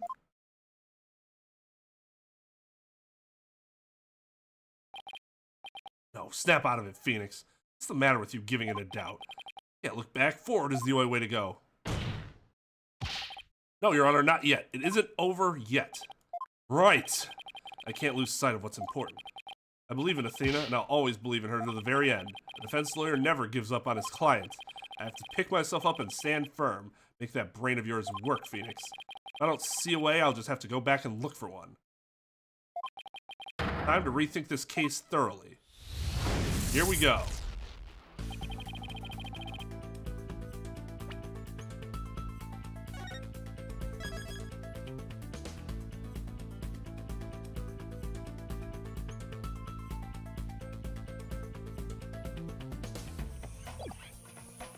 I can see the fact that Athena must have stabbed someone with utility knife. This must have been what Ponco witnessed as Athena's hug. Prosecutor Blackwell didn't see the knife at the scene. It means that someone must have removed it from the lab before he arrived. Who could have taken a utility knife from the lab?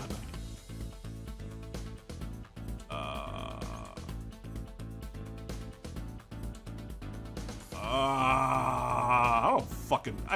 I honestly don't know the answer to what happened yet.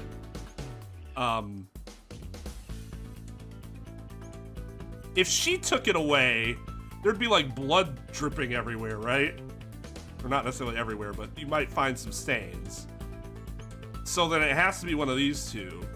Athena was still in the lab, which means it had to have been somebody else.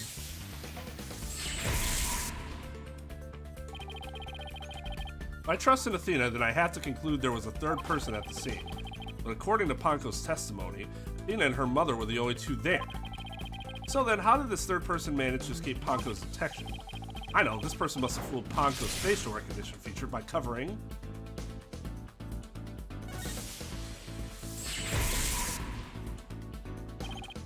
Wait a minute, Ponco has a heartbeat detection system too. Even if they covered their own face, Ponco would have still detected their presence. But she wouldn't have been able to tell who they were.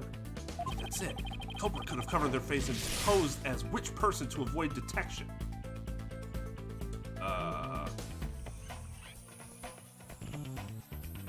Posed?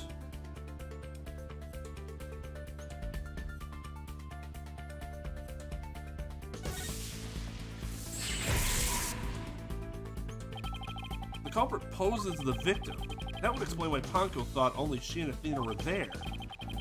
All they had to do was take advantage of Ponco's basic recognition feat. The culprit used this in order to pose as the victim.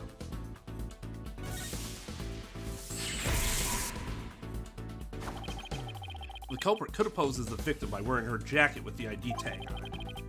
That still leaves the heartbeat detection system. How'd the culprit get around that? It wouldn't have worked if Ponco could detect the real Dr. Sykes' heartbeat too. So does that mean that the real Dr. Sykes was already dead by that time? If that's the case, then who did Athena stab?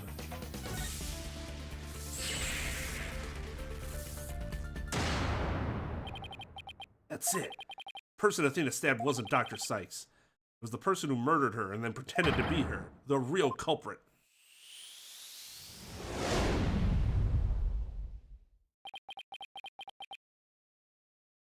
Mike. We gotta know Ace Attorney games by now. The answer is that proving someone else did it is actually more important. That proving like the specific person too, not just somebody else did it. It's this person did.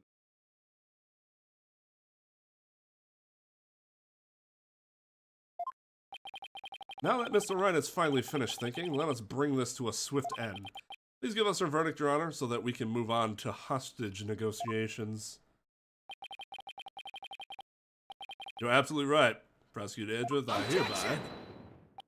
I didn't say I was finished. I was only pausing for a second. As I realized something so shocking, I had to take a break to digest it.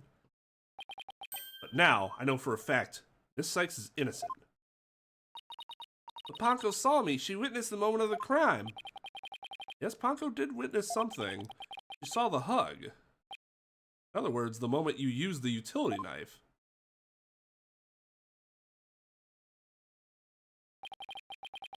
But the person you stabbed wasn't your mother. What are you saying, Mr. Wright? The answer is simple. The person Miss Sykes stabbed was a third person posing as Dr. Sykes. What? Objection! You really expect us to swallow that, Mr. Wright? To swallow something, all right. According to the robot's statements, there was no third person there. You really think I wouldn't see through your ludicrous grab for time? Objection! After all we've been through... Mr. Edgeworth, I'm disappointed. Don't you know by now that this smile of mine means I have absolute confidence?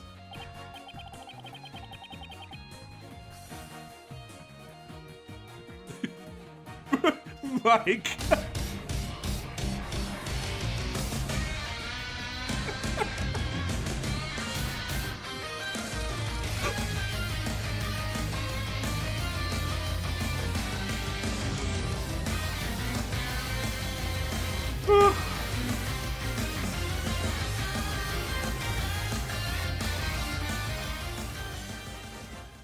Hey Rosie, thanks for the raid. You know, it's ridiculous that Mike's like, wait, a robot? They took a robot's testimony? And like, the fact that he asked that is more ridiculous than the fact that they took a robot's testimony. King Bong Gaming, Rosie, DJ Jiggly Pines. How you all doing? Thanks for raiding, I appreciate you. Oh, yep, thank you, Lugia. There's Rosie's channel, make sure to go check her out. What were you guys doing this fine day? You're in Australia, so I have no idea what time it is for you right now. The thing is that Mike has been to these streams before. I just think he forgets because of how absurd some of the shit is in these games. He just comes back like, oh yes, that's right. This obviously normal lawyer game that Twain plays because he is an attorney, and that makes sense that he would have an interest in playing a game like this. And then it's, we put a robot on the stand for testimony, and he's like, I'm sorry, what?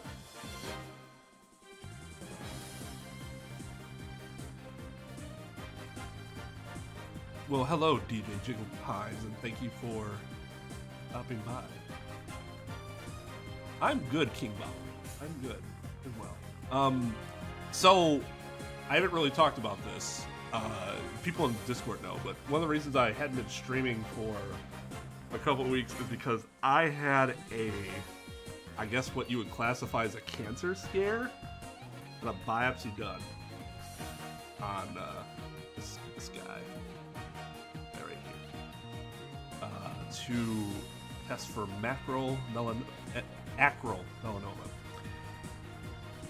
Those that don't know, that is the same type of cancer that killed Bob Marley at the exact same age that I am right now. Situation's a little different. His is on his foot. I think they found his later. Anyways, super scary. Was not in the mood to do anything but work and sleep, basically. So, but got test results back earlier this week. Negative. So I'm ready to jam again.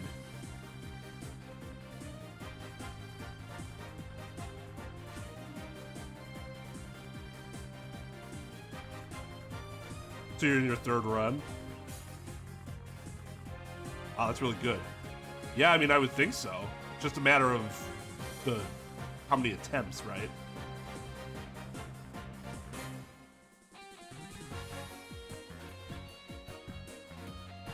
But yeah, everybody make sure to go check out Rose's channel.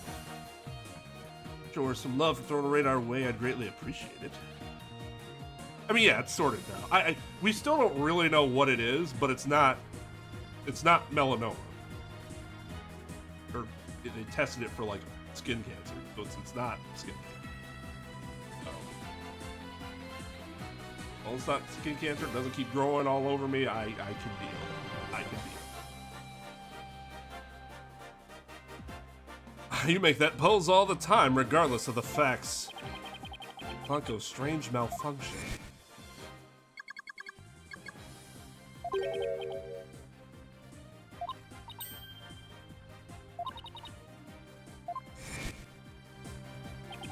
That was another case of mistaken identity caused by a jacket ID tag. All because Ponco couldn't read Apollo's facial features due to that eye patch. Like Mr. Edgeworth said, a mask could nullify the robot's facial recognition. And that, all the person would have to do is wear a jacket with the victim's ID tag to pose as her. Objection! Ah, now this is a piece of evidence I've been waiting to use for a while. Of all the ridiculous theories, what good would a silly disguise like that do? You've forgotten that the robot also has a heartbeat detection system? If there was a third person at the scene, the robot would have detected them. I'm sorry, Mr. Edgeworth, but that doesn't count for much, I'm afraid. Yeah, I certainly trust the robot more than the parrot that we put on the stand all the way back in game 1.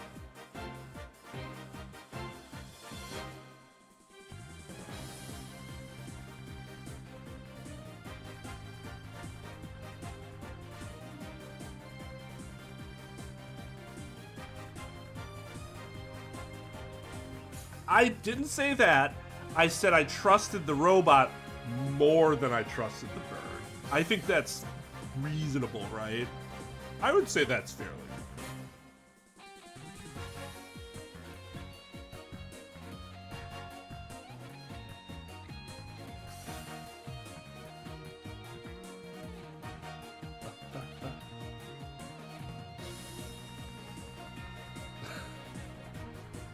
I swear I thought you were here for that, Mike.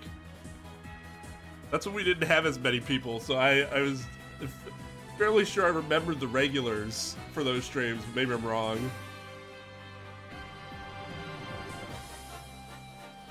Because by that time, Dr. Sykes' heart had already stopped beating.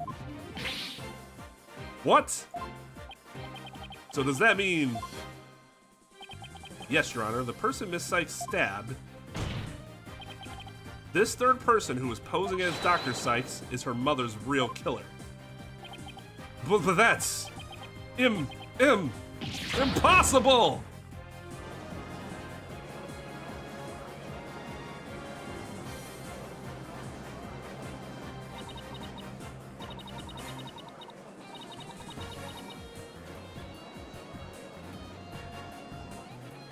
Hey, at least...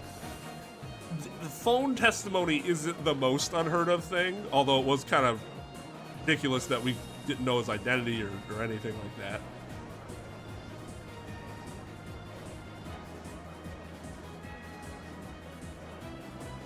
I ever bring Smash back?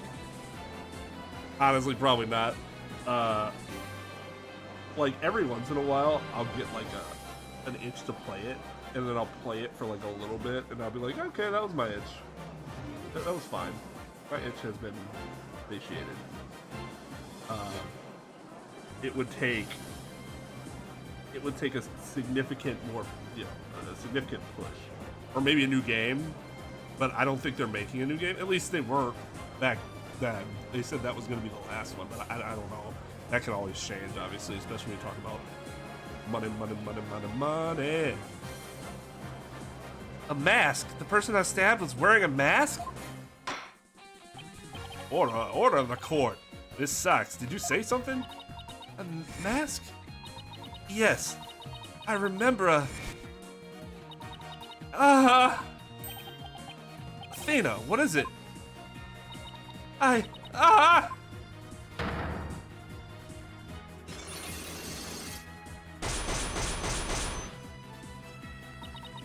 I remember a man with an iron mask.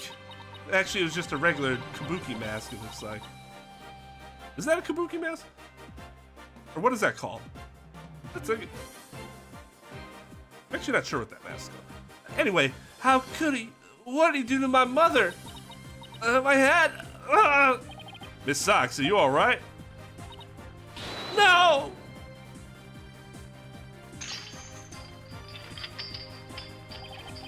The Black Cyclops. They're breaking.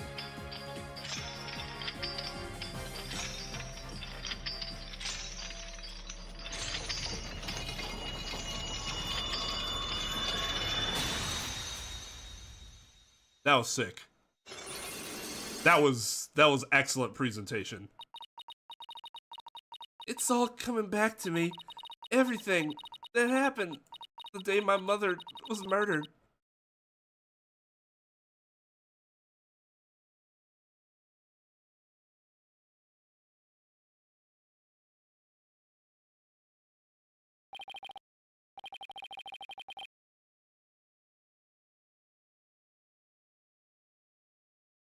A no mask? They're gone. The Black Cyclops are finally gone. You didn't really stab your mother, did you? You didn't really stab your mother, did you? It's all right, Athena. Just tell us what you saw that day. I was drawing a picture. When I was done, I went to show it to my mom. I opened the door, and then... It's all right. I'm right here. You're safe, Athena. She was on the floor by the workbench with the katana sticking out of her. There was a handkerchief over her face, but I knew it was her by her clothes. And there was a man there. A man? Oh God, what if it was the judge and we finally get to end him? Quiet, Your Honor. God damn. Go on, Athena. He tried to attack me. In a panic, I grabbed the knife that was there and he dodged at first, so only got his clothes. But I tried again. Dude! Dude! Dude! Where is it?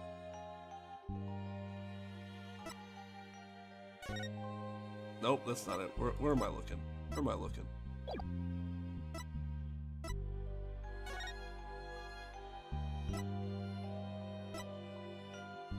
Dog!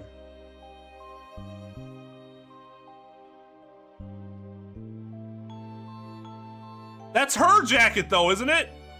So he had to take in, okay.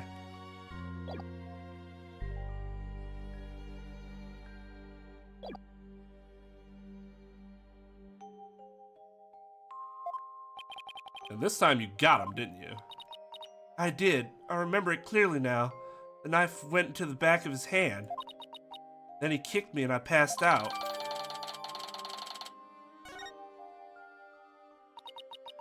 When I came to, my mom wasn't moving. I had to do something. I had to fix her, I thought. So I asked Ponco to move her to the operating table.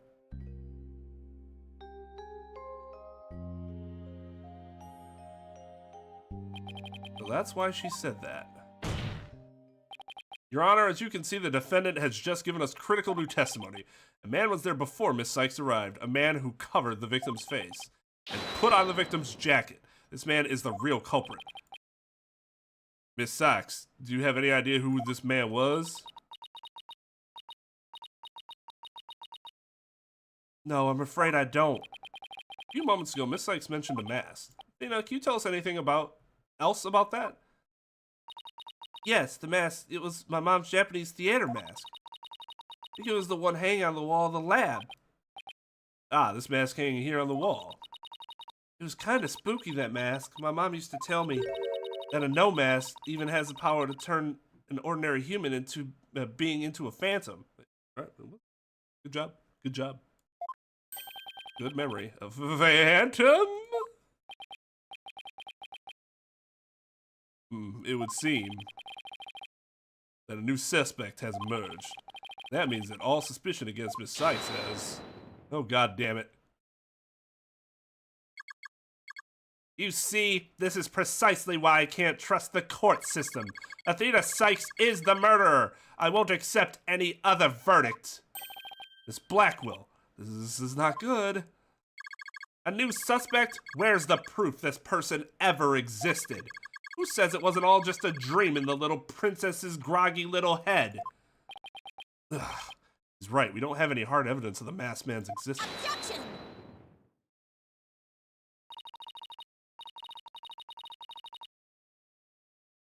Thank you, Mr. Wright. I'll never be able to repay you for all you've done. I'm fine now, because I can say with certainty that I didn't kill my mother. Athena, I'm so glad for you. More and more memories are coming back now. But, I went too fast. So I'd like to say one thing if I could. Ponco came to the robotics lab at about 2 p.m. to recharge. I see where you're going with this. If Mommy Metis was really the killer in disguise. Right, then he must have come to the robotics lab before 2 p.m. Do I have anything here in the evidence that can help me find this person who came to the lab before 2 a.m.?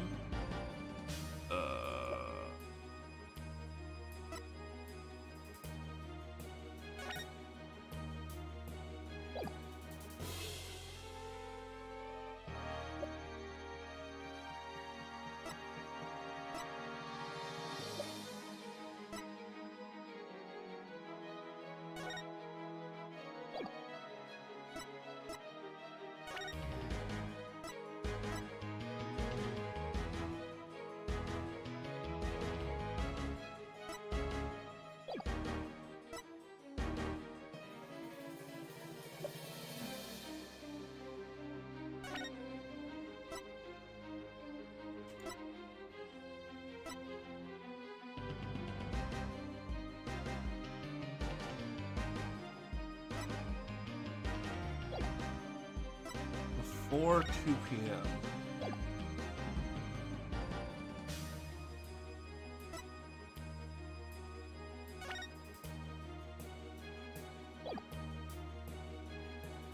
Take that! This is Prosecutor Blackwell leaving the scene after the incident around 3 p.m. What I'm wondering is, does the video show anyone else passing by there before then? I don't see anything in the investigation report. Looks like they didn't check.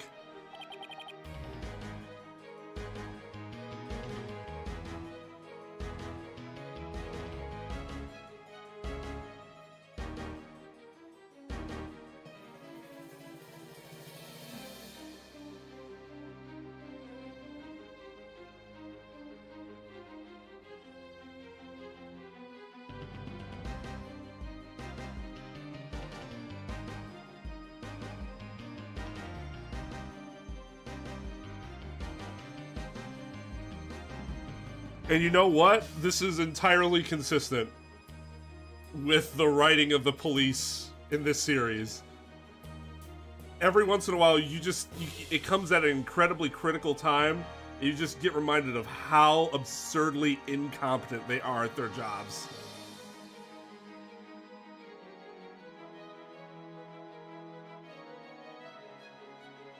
All right, later, DJ. Have a good one.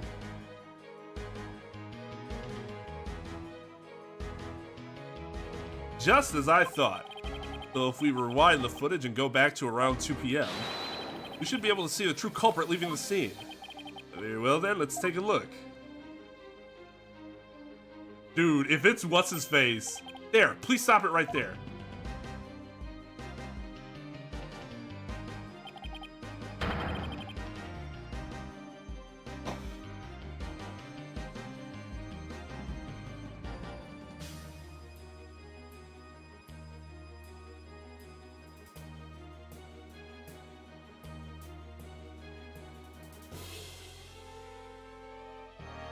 It's just like you said, there is a man leaving the scene of the crime.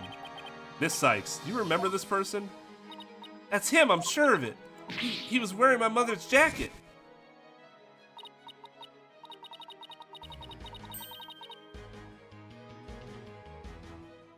Yeah, if only they had went back to 2 p.m., they would have saw something super suspicious. A dude with blood wrapped around his hand and his fucking jacket slashed. I did, but what I really wanted to see was her jacket. Jacket on display. That was Dr. Seiss'. Can you see it? There's the slash I made with the utility knife that day. I'm sure that knife is under that jacket somewhere. So then everything Miss Sykes said... Exactly. It proves that Miss Sykes' memory was correct. Dr. Sykes' killer arrived at the robotics lab before 2 p.m. He killed her and hid her face with a handkerchief. Then he disguised himself with Dr. Sykes' jacket and mask that were there in the lab. The culprit probably knew beforehand that Ponco charged up at 2 p.m. every day. So he waited for Ponco to come to the lab for a regular recharge. By leaving Dr. Sykes' jacket on, the culprit tricked Ponco into thinking he was Dr. Sykes, thereby making it look like she was alive up to that point in time, all to disguise the real time of death. Objection! Dude, did you really have to interrupt the jam like that? That's a nice theory, Mr. Wright, but I'm afraid that's just not possible. What? Why not? The victim's jacket is clearly visible right there in this video. And that right there is precisely the problem. The ID tag on the jacket at the scene confirms beyond doubt that it belonged to the victim. If the person who left the lab truly was wearing the victim's jacket, then how could it possibly have wound up back at the crime scene? What's going on? That doesn't make any sense. Edward's right. If the culprit was wearing the jacket, how did it get back to the lab?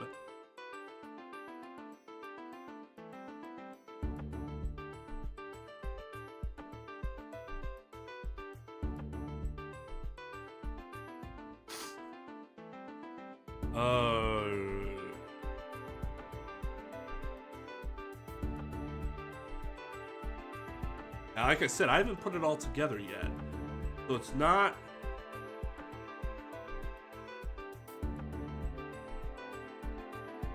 Why would Athena have left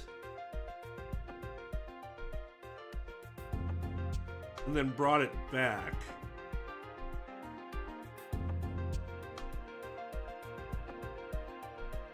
Like, that doesn't make sense. The victim died. Was already dead, so it has to be this. Or use the jacket as a disguise to make his escape. But in order to conceal that fact, he had to get the jacket back to the crime scene. So the culprit simply returned to the robotics lab later and planted it there. Contradiction resolved. Except that it would have been impossible. The only people who came to the robotics lab after the killer were Prosecutor Blackwell and the people who reported the body. They claimed that the jacket was there when they arrived.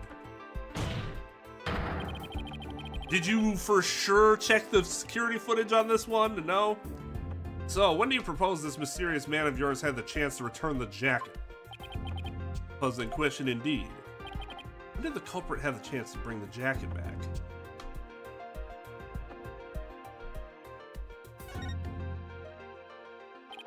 The only time the culprit could have returned the jacket was when the body was found. Mr. Wright, do you realize the implication of that argument? I do. Most people, when they come across a murder, focus their attention on the body. The culprit could have taken advantage of that split second to plant the jacket. In other words, the true culprit of this case, the man known as the Phantom, was one of the first people to discover the body. I never would have believed it.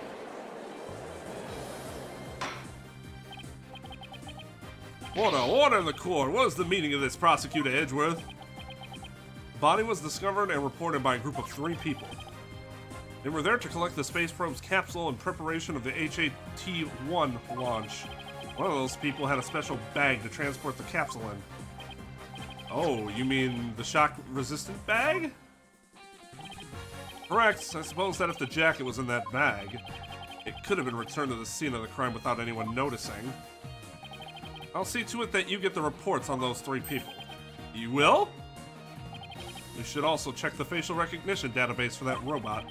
This person felt the need to hide his face with a theater mask. It might mean that his facial data was once registered. Prosecutor Edgeworth, does this mean... I have to admit, I believe Miss Sykes' memories to be credible. You win, Wright. Not that this was ever an official trial anyway. My ears deceive me. Prosecutor Edgeworth, are you actually conceding? Is it true, boss? Does this mean I'm... Can't believe it. It's over, I won. Prove that both Athena and Prosecutor Blackmore are innocent. Dude, you ain't gotta... You won, bro. You ain't gotta do all this. Your Honor, I see no need to further prolong this trial. Objection! Hold on, Mr. Wright. Have you forgotten who's in charge of this trial? That's right. I'm the one who's supposed to say, I see no need to further prolong... Nope, not you either. Now, silence. The little princess who is truly beloved by medicine, who repaid that love with death. All these years, hating Athena was the only thing that's kept me going. But what do I do now? Can anybody tell me? How am I supposed to go on? Blackwell. I don't like you, Aura. Menace was deeply passionate about her work, and she chose you as a partner, isn't that? Shut up, Simon! You know exactly how I felt about her. Her respect as a co-worker wasn't all that I wanted. Oh, then what did you want from her? You really just go there, Your Honor? Aura, there's something I wanted to say if you lend me an ear. I have in my possession a lead on who Menace's murderer is. You do? Right, no, you asked me about the identity of the Phantom of 7 years past. That's right.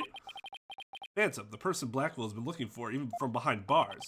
7 years ago, somebody hatched a plan to sabotage the HAT-1 rocket. The spy. Well, he was no ordinary spy. We knew naught about him. His background, appearance. We came to refer to him as a Phantom. At the time, I was working with the police to hunt him down. And then one day, a miracle occurred, and I obtained a lead on him. Oh, how exciting. What was the lead? A recording of the Phantom's voice. The quality was too poor for proper voice analysis. Yet I had hope. Aura's co-worker was a scientist who could analyze human emotions, so I asked her to evaluate the recording using analytical psychology. That scientist was Dr. Sykes. Yes, a spy's greatest fear is to have his true identity discovered. In addition to HAT-1, Dr. Sykes' results in the recording were surely among his targets. But in search of the space rocket-borne fruit, so he must have started to panic. He couldn't find them, but where could they have been? Who is to say? Wow, I bet he's never let that out of his sight all these years. How in the world did you smuggle them into prison? Oh, I have my ways. What's more, my partner's especially talented at that sort of thing. Oh yeah, that's right. You got to keep a bird. I worked to lure the Phantom in by spreading rumors throughout the underworld. I was even granted permission to prosecute cases to attract the Phantom's attention. Just trying to retrieve your identity, you bloody butcher became my taunt. But what about the results Dr. Sykes drew up for you? Is there any useful information? Here, you can see for yourself. But take good care of it. It's all I have left of my mentor. I will. Better hold on to this real tight. Maybe make a copy of it. Maybe even scan it in to my electronic file for the case, which is also then backed up somewhere. Oh.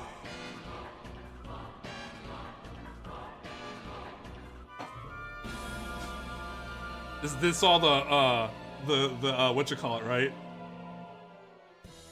The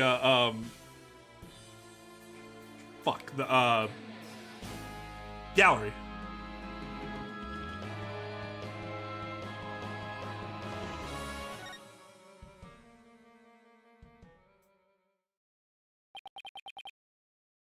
Psychological profile classified emotional output of this voice extremely weak compared to typical voices. Subject deemed to have unique psychological makeup with almost no emotional fluctuation. No emotional fluctuation, huh? He's a psychopath. Why experiences no emotions, no sadness, nor anger, and naturally no fear. He is the very definition of a phantom, a monster with no heart. Don't you see? This creature is the rot that destroyed our lives and set what ails us all in motion. The Phantom indeed, a fitting name for the one who has brought darkness to our world. Well then, it seems a faint image of this man has started to take shape. Based on what we have learned, I'd like all of you to conduct further investigation. This is not a formal trial, but I do want to follow protocol. If I may, I'd like to hand down my verdicts and bring these proceedings to an end. Whatever, do what you want. You'll hear no objections from me. Yes, please, Your Honor. It's over. It's finally over. Very well. In that case, Prosecutor Blackwell, could you please take the stand? As a result of this not unofficial trial, your innocence has been proven. The verdict handed down 7 years ago is hereby overturned. And now, the defendant of the current trial, Miss Athena Sachs. Yes, Your Honor? Mr. Wright, thank you. Thank you for everything. Athena, you're more than welcome. If everyone is ready, I will now give my verdict.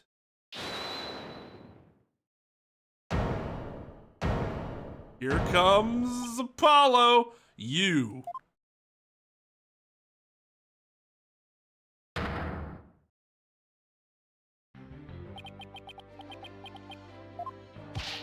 Apollo? What is the meaning of this? Have we met before? I'm not actually sure if we've officially been introduced. Congratulations, Mr. Wright and Prosecutor Edgeworth. You uncovered the truth from 7 years ago and you saved Prosecutor Blackwell. However, I can't allow this trial to end just yet.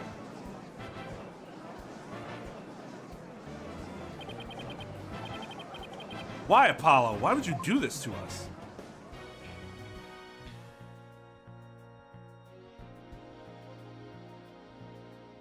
What? God damn it!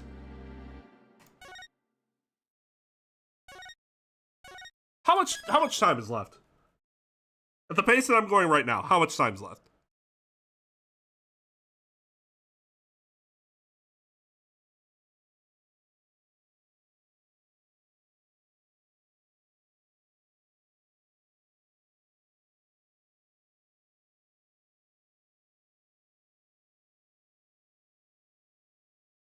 Your estimate's about 2 hours. What do you think, Devin?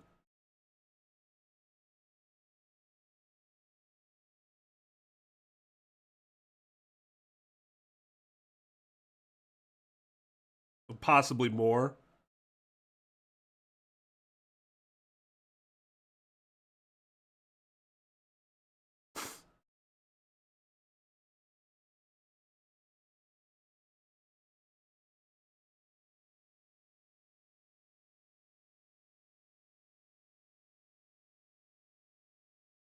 Okay, so 2 hours, assuming I don't get stuck. 3 hours if I do get stuck. And it's not, like, amazingly long. Which would then still give us time to talk afterwards, because having the time to talk afterwards is important. Obviously, because people want to discuss everything at that point that we were unable to discuss before.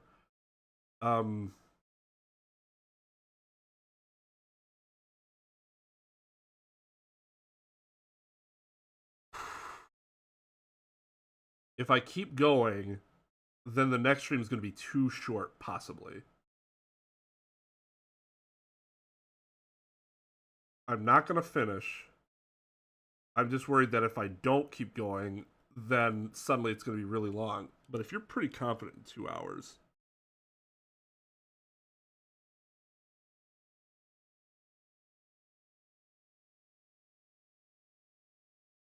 2.5. All right, let's go for like another 15 or so.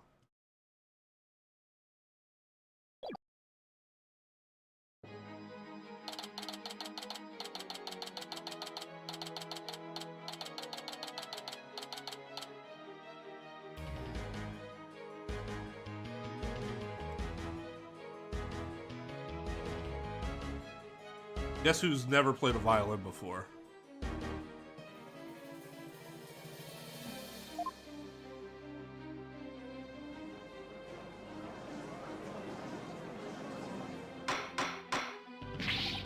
Mr. Justice, please explain yourself. It's very simple. There isn't much to explain. The defendant, Miss Athena Sykes, might not be innocent. What are you talking about? The case from 7 years ago has been settled.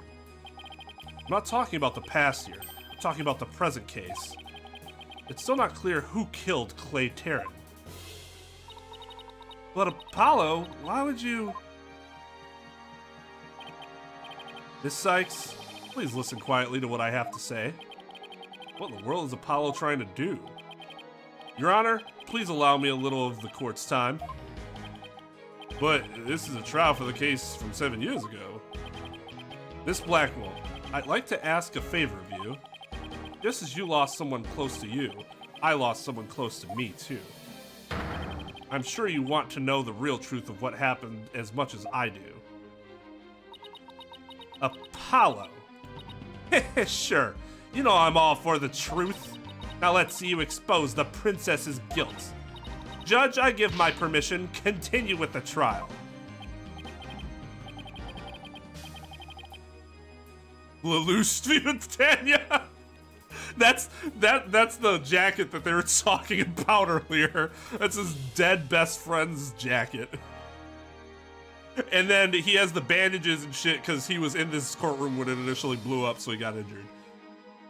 Although I still don't understand what wrapping someone like a mummy is supposed to do. Very well. Is that all right with you, Prosecutor Edgeworth? The prosecution has no objections. Let's hear Mr. Justice's testimony. Of the police's investigation, report run immediately. Not you too, Edgeworth. I really hope it's because you have something up your sleeve.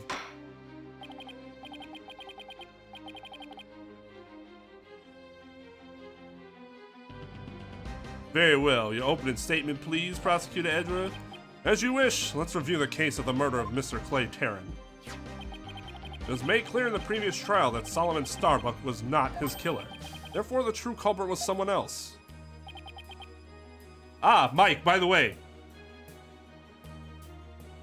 We actually had a trial where all we did was prove that our client wasn't guilty. But then it kind of went into this one because then they accused Athena.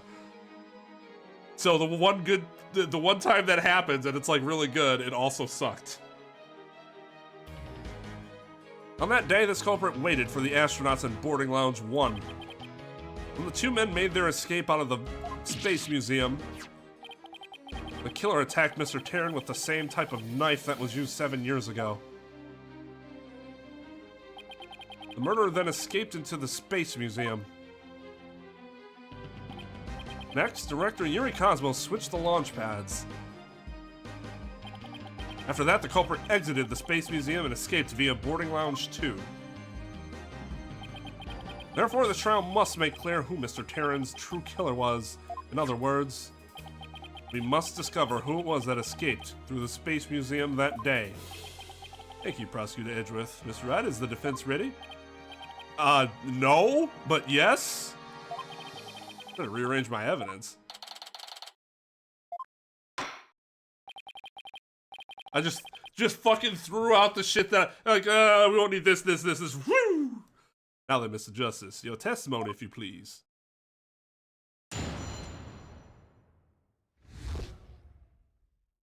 It's not even testimony. He's making an accusation.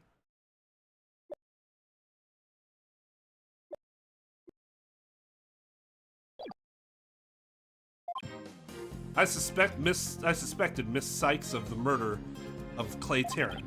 My growing suspicions were confirmed when this incriminating evidence presented itself. In addition, she's the only one who could have utilized the launch pad switch to escape. That is why I wish to indict Miss Sykes on the charge of murder.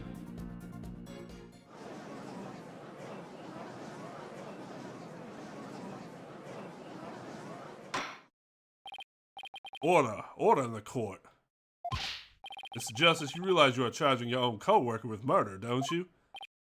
Yes, Your Honor, because that is the conclusion my investigation has led me to. Oh, Apollo. One game removed and suddenly you're utterly incompetent. But Apollo, why? How could you suspect me too? Because he's not being controlled by the player. And anyone not controlled by the player in these games are utter doofuses. Mr. Wright, your cross-examination, please. Cross-examine an accusation? Like, okay. I don't get it. Just what did you find out over the past few days to make you think this? Well, he probably, if there was going to be testimony, he probably should have provided that information, huh?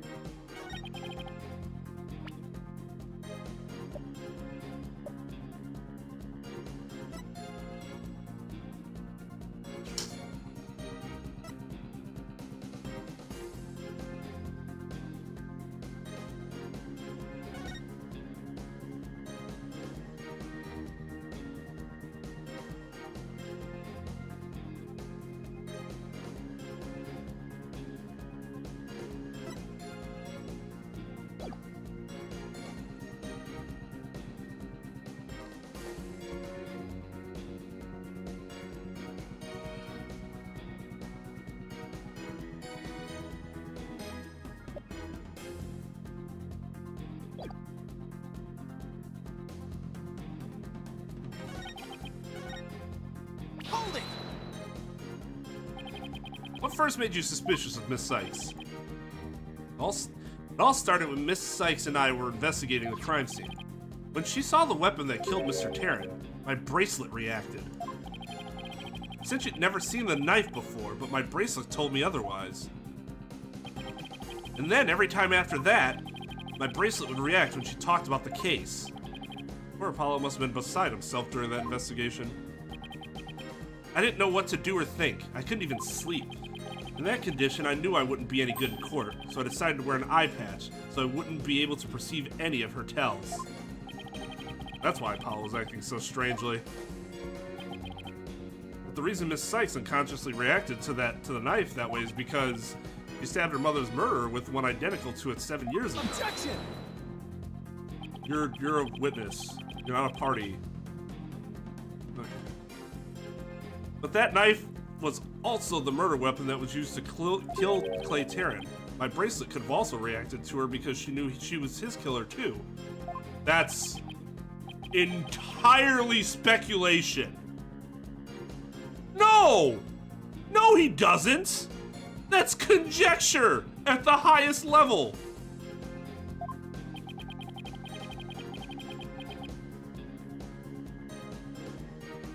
But my bracelet wasn't the only reason I became suspicious of her.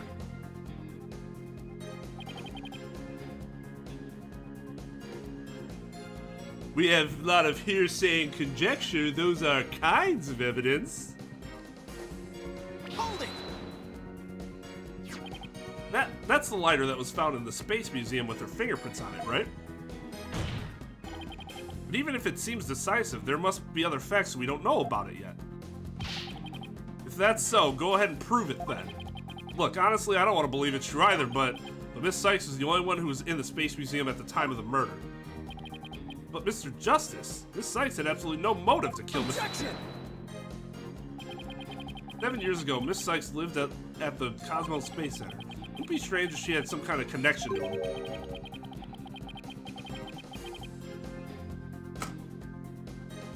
Oh my god. Oh my god. Hold on, let me read this first. Besides, people sometimes kill for motives we can't even imagine. I know you've seen plenty of cases like that in your own career, Mr. Wright. Anecdotal evidence. to top, that's the maraschino cherry on top of his bullshit argument. His bullshit circular logic. Oh my god. Oh my god.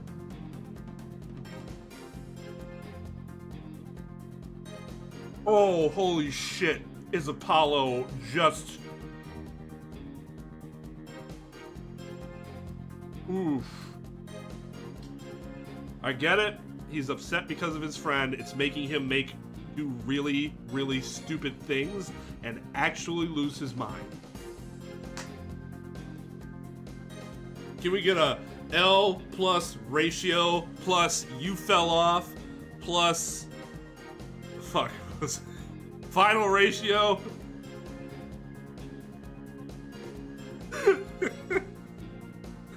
Oh my Apollo.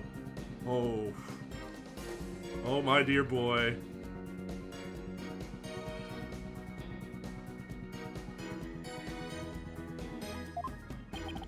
I still can't believe this. How can you actually suspect Athena, Apollo?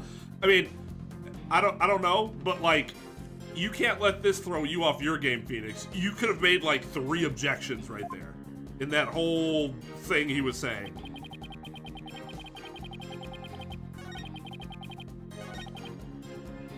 Oh my god. Is this way worse than I ever could have expected from him? Hold it! Is it possible that somebody else used that same escape route? I'm afraid not, Mr. Wright. Why not? Recall there is a security camera in boarding lounge 1 aimed at the launch pad door. It's the camera that captured Mr. Terran and Mr. Starbuck. There's also another security camera in boarding lounge 2. It recorded Mr. Terran's killer, or rather, Miss Sykes, coming out of the Space Museum. Objection. Not refer to her as the killer without substantial proof. The camera in boarding lounge 2. First I've heard of it, but it makes sense. Athena said she had snuck into the Space Museum the night before the incident, and then was overcome and passed out until around noon the next day.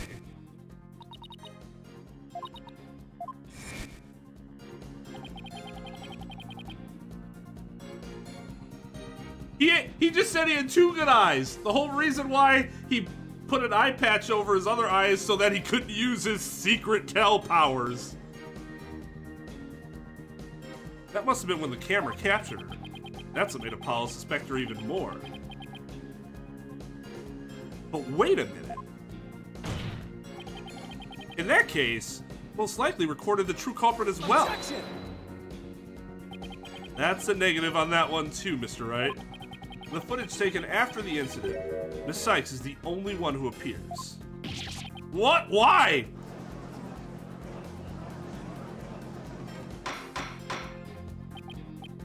Dude, I mean, so yeah, he got a huge nerf when his best friend died. Like, just huge nerf.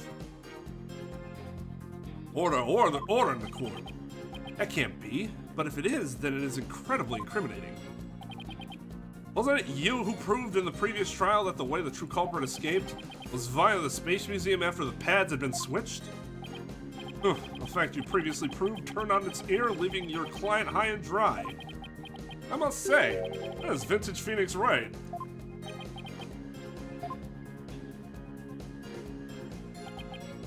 Hold it!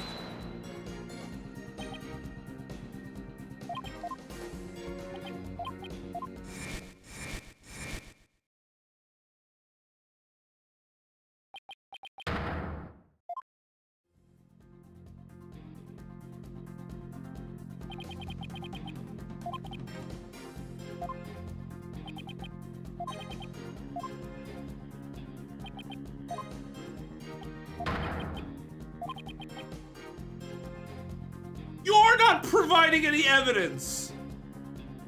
Okay, the security footage is good evidence. But that other shit he was saying was all conjecture. Your arguments have been very clear, Mr. Justice. Your facts appear to be indisputable. God, he uses words like that a lot, not really understanding what they mean. Well, Mr. Wright, what do you think of my theory? Think you're some punk kid who needs to get punched in his fucking face. Looks like not even you can deny it.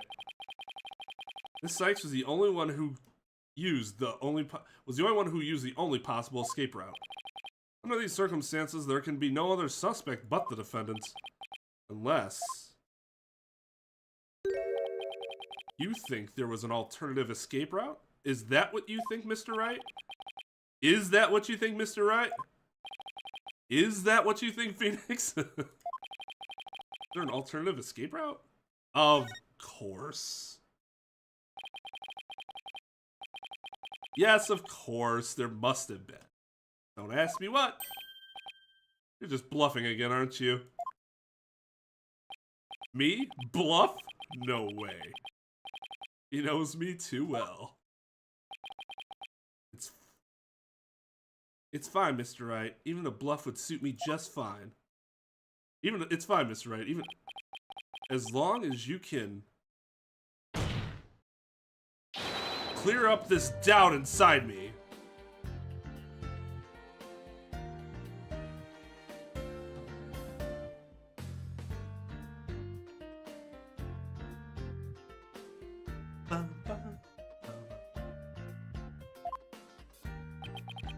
Wait, so is this what this is all about?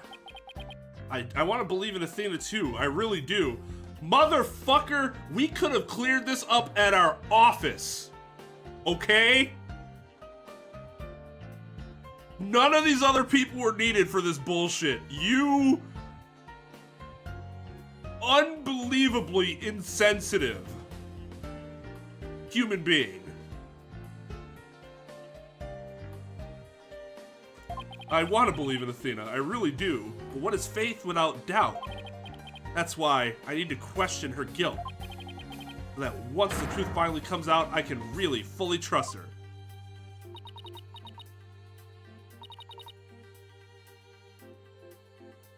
So that you can really trust me? Fuck you! Seems your junior partner has just showed us what trials are truly all about. Objection. He's not a partner. He is merely an associate attorney that works under me. Edgeworth, do not get our work situation twisted. I believe you're right. We prosecutors painstakingly question every detail in pursuit of the defendant.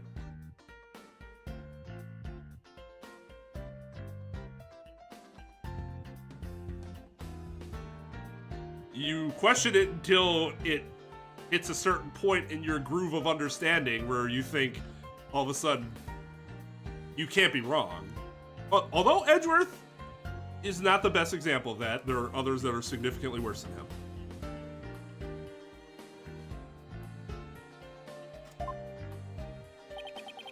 We lawyers believe in and defend our clients to the end. Both sides go all out against each other, that's when we discover the truth. Precisely, and when the battle is over, we will understand the true meaning of trust. Trust is on trial here! Good lord. That's exactly what trials are about, wouldn't you agree? Yes. I couldn't ignore the seed of doubt that was growing inside me. So I decided I needed to face it head on. No matter what the truth is that's waiting ahead, I won't be afraid.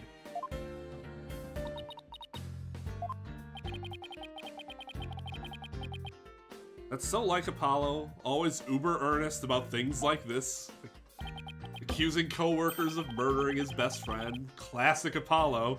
Mr. Justice, I vow to dispel every last bit of doubt in your heart. Good, because I want to believe in Miss Sykes again. You're really hoping there was an alternative route, aren't you, Apollo? But if I use the process of elimination, there really aren't that many possibilities.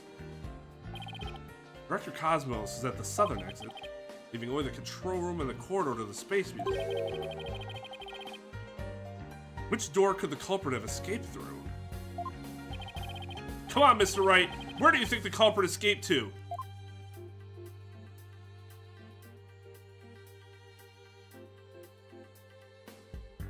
The problem...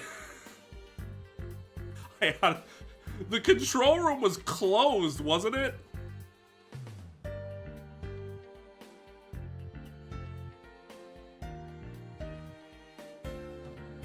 God damn it. I have no fucking idea.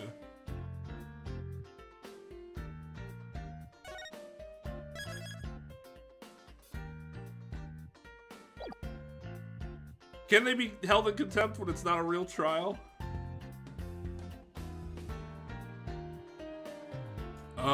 Okay. So We're assuming they had to be in boarding lounge 1.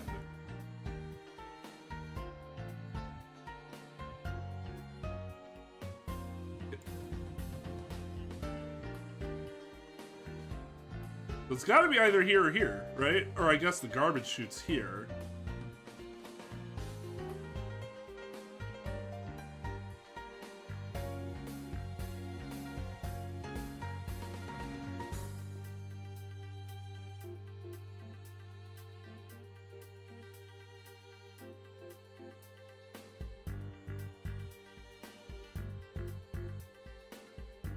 Take that!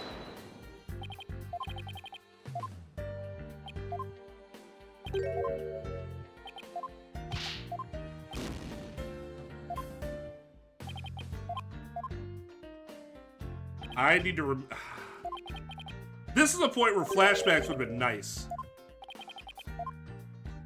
Because I really don't remember. Take that! They really only could have escaped to the corridor to the Space Museum. All they had to do was use the unconscious Mr. Starbucks Prince to get through the door. Objection! It appears that all you're trying to establish is Miss Sykes' guilt. The culprit used that route. The only exit would have been into boarding lounge 2. The logical conclusion of your argument is that the killer is none other than the defendant. I knew it. That's the only way it could be, huh? The culprit escaped into the corridor that leads to the Space Museum. And I guess it's true. The only exit would have been into boarding lounge 2. Miss Sykes was the only person captured by the boarding lounge 2 security camera. I investigated the crime scene thoroughly, but the only place the culprit could have escaped was to the Space Museum corridor. There weren't any other secret corridors or anything. So that leaves us with no other conclusion to draw but that Athena Sykes was the culprit. The answer would be, there's really no other escape route? But hold on a second, what if...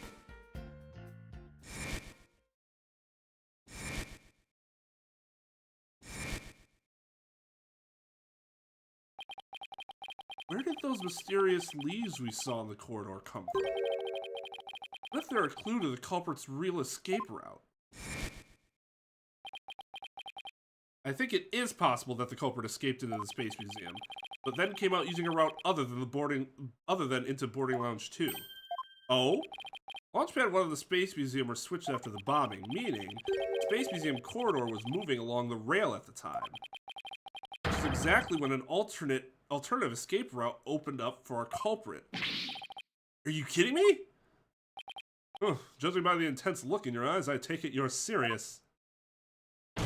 Very well then, Mr. Wright, do tell. Where could the culprit have gone from the museum corridor besides boarding lounge 2? Motherfucker. What do they want me to point to? It's outside, but like where? Here? Take that! We found something odd while investigating the museum corridor this afternoon. Namely, a few dead leaves on the floor. Considering where dead leaves come from, not inside, they point us to exactly where the culprit escaped to. Yes, I remember seeing some leaves myself. Do you mean... Yep, while the Space Museum was in motion, just beyond the corridor safety door, was an alternative place that the culprit could use to escape. In other words, the culprit's real escape route was... the area outside the Space Center. You're freaking insane! That was good. Objection! That was good. Do you know how impossible that would be? That corridor is level with the 3rd floor. Even if the culprit tried to leap to the outside of the outside wall of the Space Center building, they'd fall to their death. Objection! Ordinarily, yes. But after the bombing incident, the culprit could make use of a certain item. And what item was it exactly, Mr. Wright? Alright, this is what the culprit used to leap to the outside wall of the main building.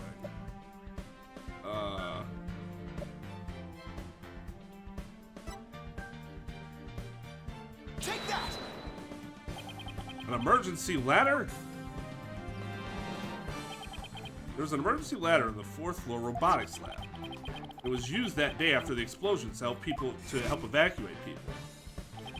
Miss Blackwell herself used that ladder to escape down to ground level. Recall that the launch pads were switched after the ladder was lowered.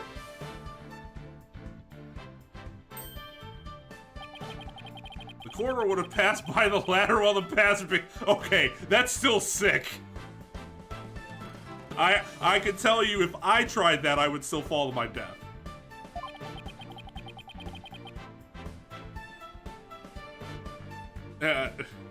That's when the culprit literally sprang into action. Oh dear. Yeah, that's possible. But that's still... And leapt onto the ladder. What? Who would have imagined?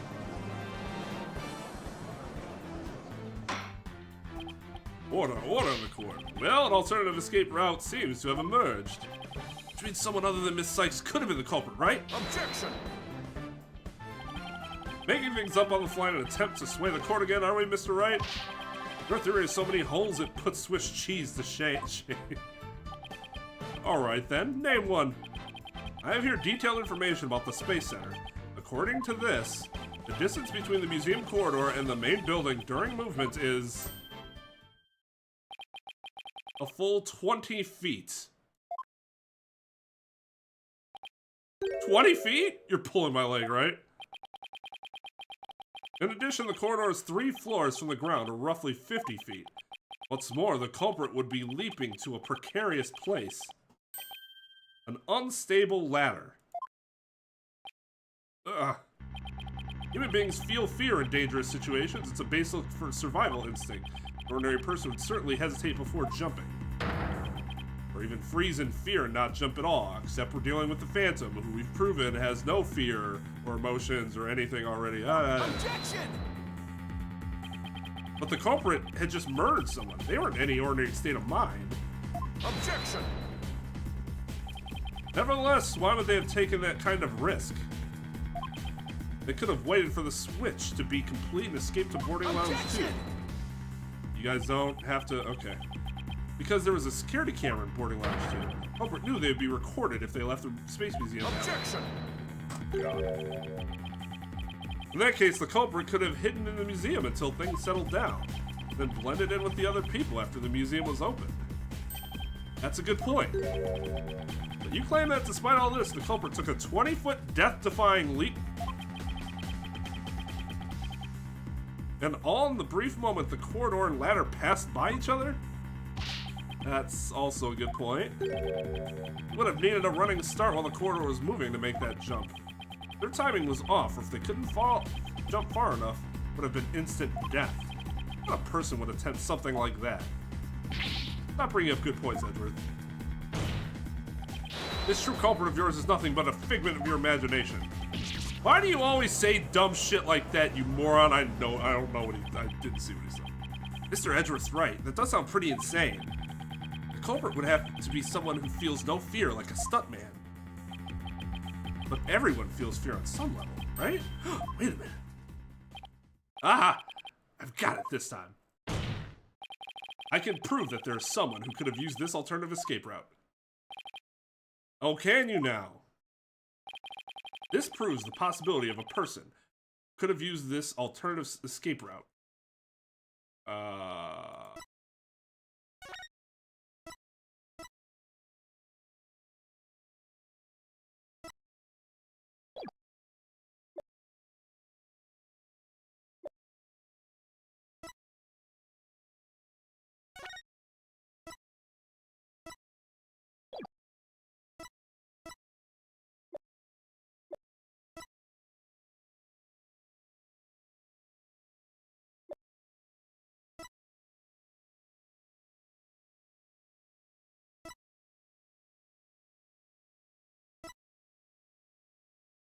Take that! What's that, Mr. Wright? This is a certain person's very interesting psych profile. Subject doesn't experience feelings like normal people do. In other words, this person doesn't feel happiness, sadness, or fear. Doesn't feel fear? Right! You can't be serious. Without the constraint of fear, he could easily do what an ordinary person wouldn't dare. Just as you or I could do a broad jump on the ground without the slightest fear. This subject could make a 20-foot leap 50 feet up in the air. He could choose this extreme way of escaping without hesitation. You're saying that to a person without fear, the alternative route would be quicker and eliminate the chance that they'd be spotted. It's definitely pretty extreme, Mr. Wright. But was there such a person there at the scene? Yes, the Phantom, that mysterious, shadowy figure who keeps popping up. Oh dear. The Phantom. Again? I knew the Phantom was there behind the scenes of the Space Center bombing. I wasn't sure if he was connected to the murder of Clay Terran as well. However, now it's all clear. The Phantom is the one who not only bombed the Space Center, but also killed Mr. Terran. What? What?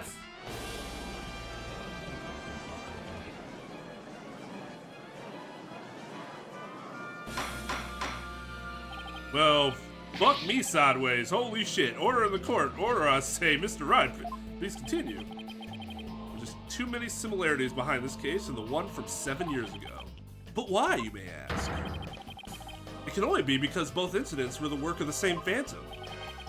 So then this Phantom is the one who killed Clay? But who is he? This Phantom has been haunting this case, pulling the strings in the background.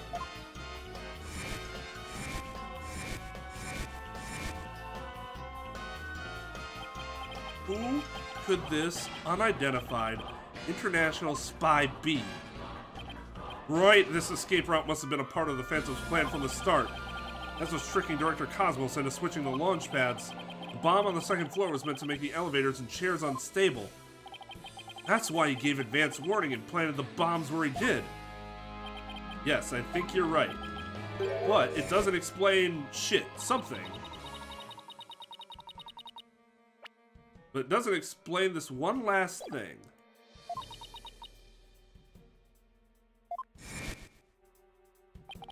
The robotics lab wasn't the only room with an emergency ladder, but he couldn't have made that leap unless he was certain which one it would be. So you mean Phantom must be someone who knew that particular ladder was going to be used? That's right. Who could it be? Wait a minute.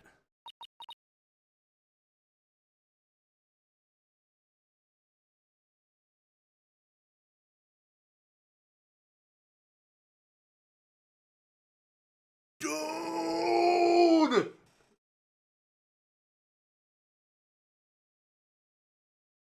No way!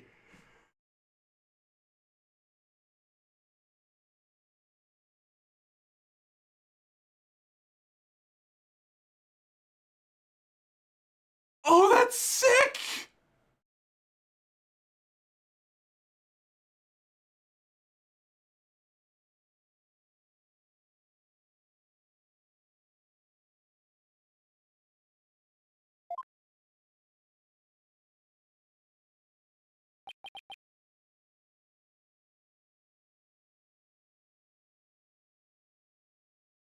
Oh, that's sick. Oh, I like that. I like that a lot because I never would have expected that. Never, never, never, never. They presented him so well so that he would never have been somebody that you would have expected. Oh my God. So good. That's so good.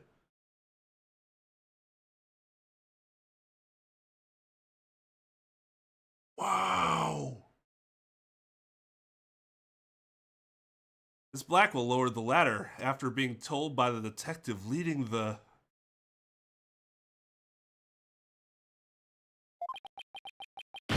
Ah!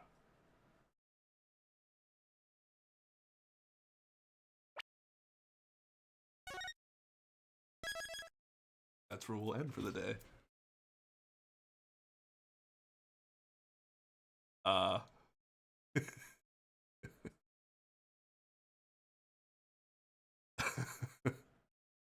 No, it was legit. That was legit great. Like, Mike's sitting here like, I don't know. Can somebody enlighten me?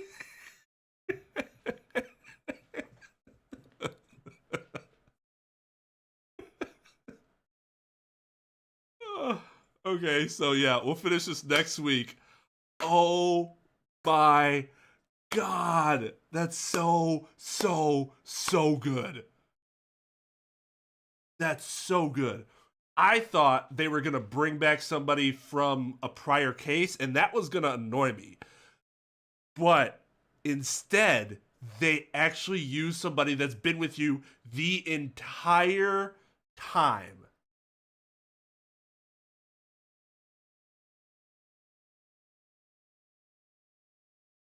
Oh.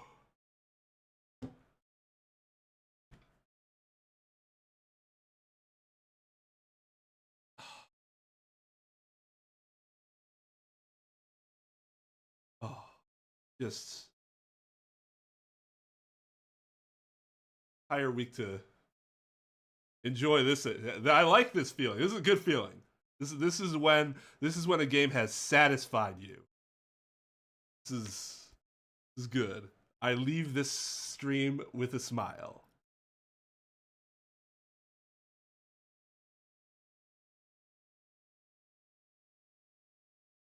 Which sucks because now I'm not going to be able to sleep for a while. Like, that literally got my, like, adrenaline going. Oh, wow. Okay, so we'll finish this up next week then. So we'll have, because it shouldn't take all stream, we should have time to discuss and talk after. So if you're interested in discussing, reflecting upon a game, that is something that we will do next week. And then we'll play Undertale. Yeah, so assume that we're gonna start Undertale on the weekend of the 9th. I don't know exactly how I plan on doing this yet with Undertale because Undertale is a shorter game. I might break them up into smaller streams, but do them like a 2-hour stream Friday and a 2-hour stream Saturday. I'm not exactly sure yet. But I'll ponder that. I'll ponder that. Figure it out. Yeah. All right, everyone. I appreciate you guys. Thank you to Rosie for the raid. Thank you to Yang for the Australian dollars. Thank you to Mike for being absolutely clueless and hilarious, but clueless in a very rational way, which made it even better. Thank you to Dual Destinies for this amazing twist. Very A+. A+. This is an S tier twist. Let's get it! Let's get it! Let's get it! Let's go! To Light for being getting his 3-year badge, our new 3-year badge. Also, thank you to Mods for your tireless efforts. These streams aren't easy. But yeah, I'll see you guys next week. Thanks for hanging. Let's get it! Let's get it! Let's get it! Let's get it! Let's go! Trep 2, 29 months. Yeah, well, just 7 more months so you get your new badge. All right, everyone. Take it easy. Have a good one. Stream's adjourned. I'll see you next time. That might be good enough.